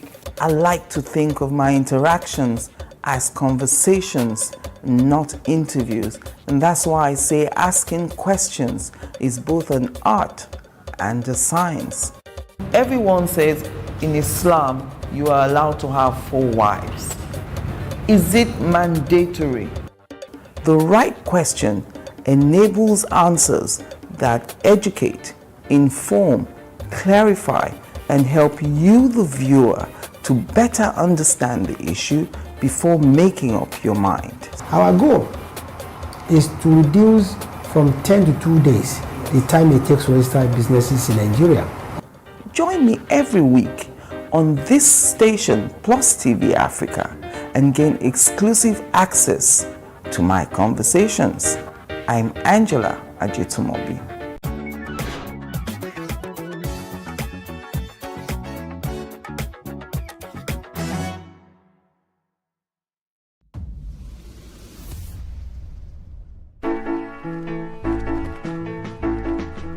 Nelly Uzonna Edith Uchendu was born in 1950 in Imuchu, in Aguata local government area of Anambra State, eastern Nigeria. She was a Nigerian singer, composer, and actress. Nelly started singing at an early age. She later joined Professor Sonny Oti's music group, under where her talent flourished. Her music career shot to limelight in 1976 when Homzy Sound released her debut LP composition, Love Wantinti.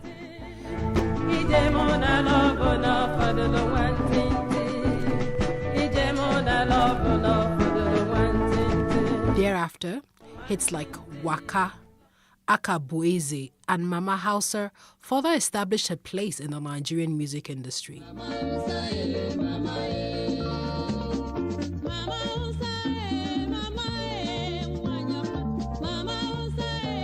She traversed genres, including Igbo highlife, pop, and gospel music. She died on 12th of April 2005 in a hospital in Enugu State, Nigeria, after a reported cancer-related illness. She was aged 55. Salawa Abeni was born on May 5, 1961. She hails from Ekpe, division of Lagos State, southwest Nigeria. At the young age of 8, Salawa found her niche in waka music. Waka music is an Islamic-oriented Yoruba musical genre. It was popularized by Alaja Batile Alake, in whose worthy steps Salawa Abeni dutifully followed. She was crowned Queen of Waka Music by the Alafin of Oyo, Oba Lamidi Adeyemi, in 1992. Her debut album, titled Late General Murtala Ramat Mohammed, in 1976, was released on the Leader Records label. It became the first recording by a female Yoruba artist to sell over 1 million albums in Nigeria. Her music is a combination of talking drums, conga, saxophone, and keyboards, amongst other instruments.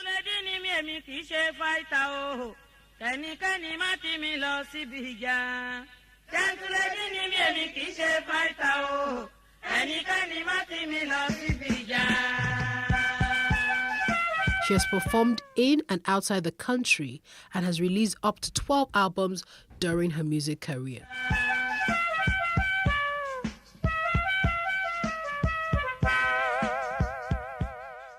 Christy Uduak Esienigbokwe was born on 11th of November 1960 in Okat Ona, Akwa Ibom State.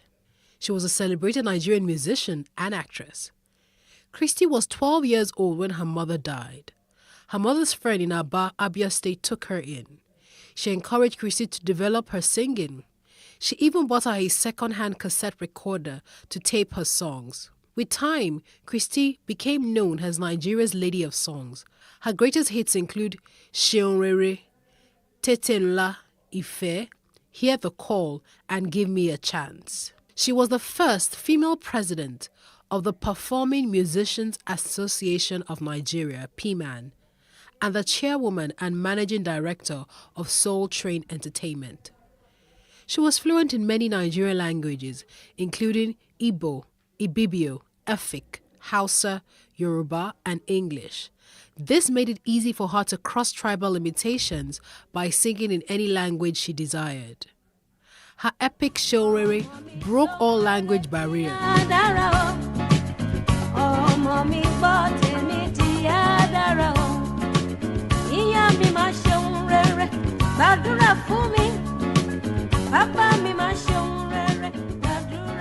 Whilst Akwa Ibom's meme is regarded as the unofficial anthem of Akwa Ibom State, such was her impact across the country that whatever language she used, her message evoked emotion and reflection.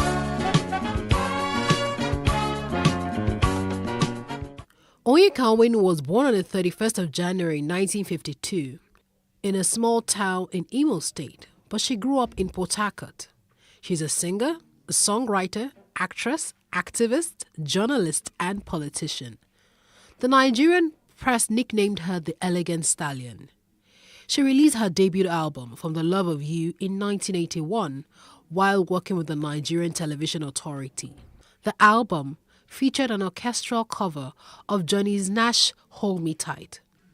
Her second album, Endless Life, was produced by Sonny Okosun. Both were released on the EMI Records. One love set you free. One love keep us together. Living in a world, it's a struggle to stay alive. One love keep us Originally a secular artist, Onwenu made the transition to gospel music in the 90s, and most of her songs are self-penned. She describes her music as African pop. This consists of highlife, Afrobeat, blues, jazz, Igbo spiritual, and even juju, a typical Yoruba beat. She continues to write and sing about issues like health, HIV, peace, mutual coexistence, respect for human rights, the plight of children, as well as pride in oneself. Ghana will be as one.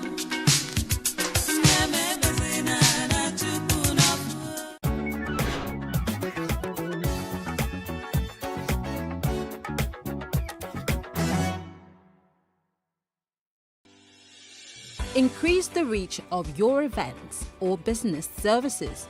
To advertise on Plus TV Africa, please call 0906 000 5719 or 0909 040 8408 or send an email to marketing@PlusTvAfrica.com.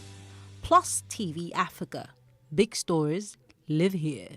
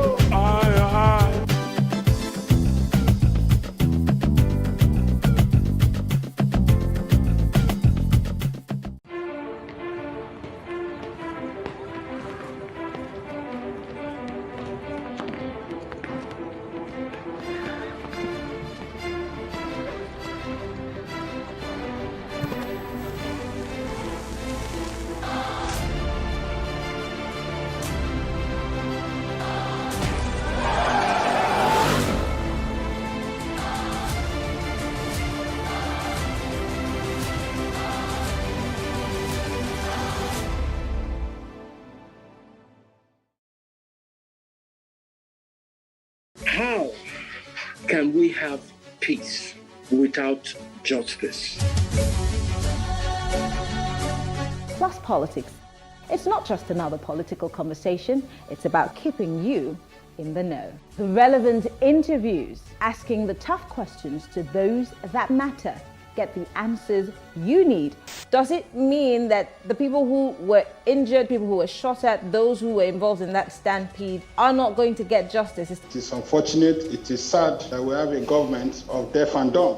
Analysis from top experts. The last election was not really an election. We feel that Obasanjo has a very special place in his heart for hating Ijaw people. I think it really boils down to two things. One, trust and accountability. Plus Politics, every weeknight at 7 p.m. on Plus TV Africa.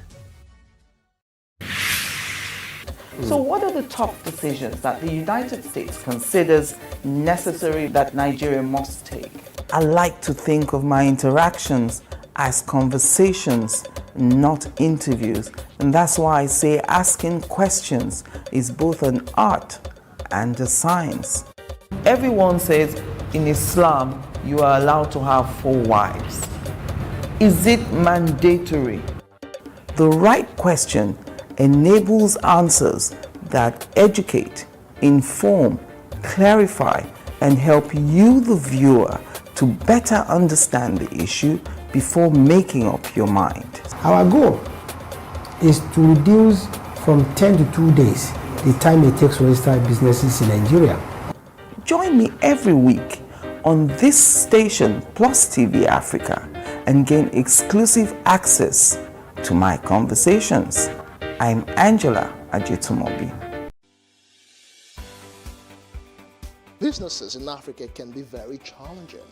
In Nigeria, it is particularly intimidating, and successful builders have learned how to navigate a hostile environment to unlock opportunities. But one major challenge businesses face is how to filter through the noise and identify where their ideal customers exist. Get insight and practical steps from industry players and captains of industries. Hear success stories to help you make informed decisions as you scale your business in Nigeria. Watch Business Insights at this time on Plus TV Africa. Hello and welcome to Space and Style, a property show designed to connect various stakeholders across the property value chain. We can also provide realistic solutions and deepen your knowledge about the interesting world of real estate. We shall showcase architectural design, interior design trends, lifestyle and real-time property news updates, and the right way to navigate through property development and investment. Join me every week on this channel as I take you through an exciting journey in the world of real estate. Space and Style, 6:30 p.m. on Saturdays and 5:30 p.m. on Wednesdays.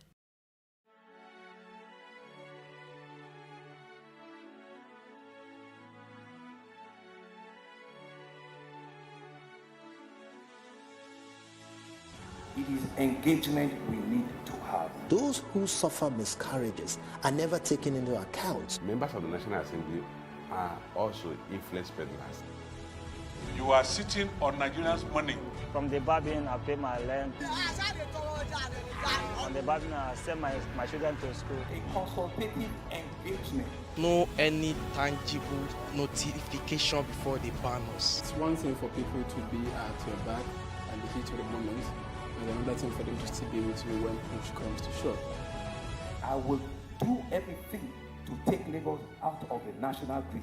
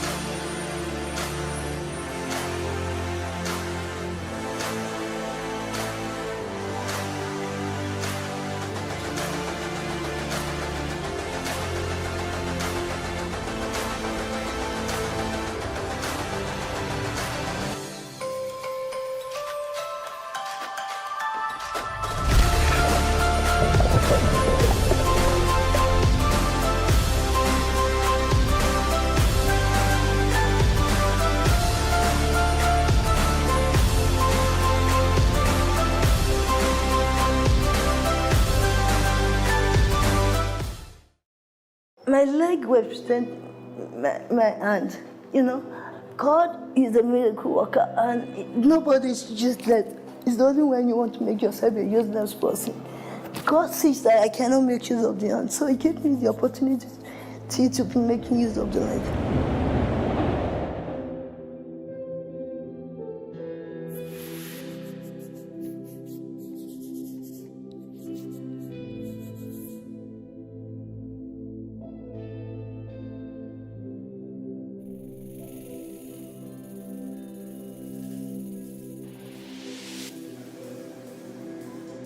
My name is Tomaunu. I'm an artist, a landscape painter. I'm from Delta State. I love colors a lot. I love playing with colors. My painting mostly based on landscape painting. So since I love colors, I will just think how to mix the colors together to bring out the stuff that I have in mind. Oftentimes in Nigeria, people with any form of disability are most of the time treated with a certain level of compassion, maybe love, and sometimes pity. Today, I meet Toma, differently abled person, and she shares her story of strength, of courage and resilience with me. My leg represents my hand, you know. There's this thing that I believe that God do. God is a miracle worker, and nobody's useless. It's the only when you want to make yourself a useless person. God sees that I cannot make use of the hand, so He gave me the opportunity to be making use of the leg. So I use the leg to feed myself. I use it to operate my phone. I use it to do so many things that I can do. Toma is not defined by her situation, but fiercely and graciously uses her gift to express herself. Painting is just like my voice. Majority of my painting is just expressing yourself through colors, just appreciating the nature. So. This is her work. She used this leg to paint, but she didn't use the hand. I'm telling mo dúpẹ́ lọ́wọ́ Ọlọ́run gidi gan pé ọ̀pọ̀lọpọ̀ mi gan tó ń lo ọwọ́ gan tó máa bẹ́ tàwọn times 100 kò kí ń ṣọ̀lẹ bó dẹ̀ ṣe kò kí ń ṣọ̀lẹ kò dẹ̀ kí ń ṣọmọ tó yẹ pé bó ṣe ó máa ń rí iṣẹ́ ó máa ń sá sẹ́yìn kò kí ń fi iṣẹ́ ṣeré bó ṣe wà yìí iṣẹ́ kò kí ń fi ṣeré ó tẹ́ lọ́rùn kó ná lásìkọ̀bọ̀ lórí iṣẹ́ yẹn tó bá ná lásìkọ̀bọ̀ lórí iṣẹ́ yẹn á fi iṣẹ́ yẹn á fi pè owó jáde. God has given her a kind of knowledge that is beyond human understanding. Despite that, you cannot make use of hand to write and paint, but you can use her leg to paint very well. And by the time she has finished the painting, you will just be looking at her that you see the one that has done it. Even majority normally argue, especially the visitor, that they don't normally believe that she's the one until when she started doing it in their presence. That's the time they go to do. And people that used to come here, they normally appreciate her by trying as much as possible to buy some of her painting. If you look at so many of my paintings, it's based on nature. Why I say so is that, you know, God is the greatest artist, and everything He did is perfect. And if you look at the sky day by day, you think there's so many beauty. But just how did Toma discover this giftedness of hers? Actually, it was a friend of mine that brought out the gift in me. She saw me feeding the children with my leg. So she said, we can do something better than feeding the children with my leg. So she was the one that God used for me. With the help of an assistant assembling her painting tools, Toma demonstrates her painting skills while sharing the emotions and relief painting brings to her. Sometimes I don't believe that I was the one that did it. It's a little bit difficult for me to believe that the works are done by me. My own painting gives me an assurance that I can still give back to society. Why I say so is that, you know, when I was still much younger, I thought I'm not useful. Let me use it, because I could not use the art and every other thing. So I was just like thinking that, how are you going to do this? Toma shares her challenges, not focusing on it as a stumbling block, but She sets the tone on the positive as she reveals the hurdles of our life's journey. According to a proverb that said, no pain, no gain about life. Life is full of challenges, and the more we live, the more we see them around. Talking about the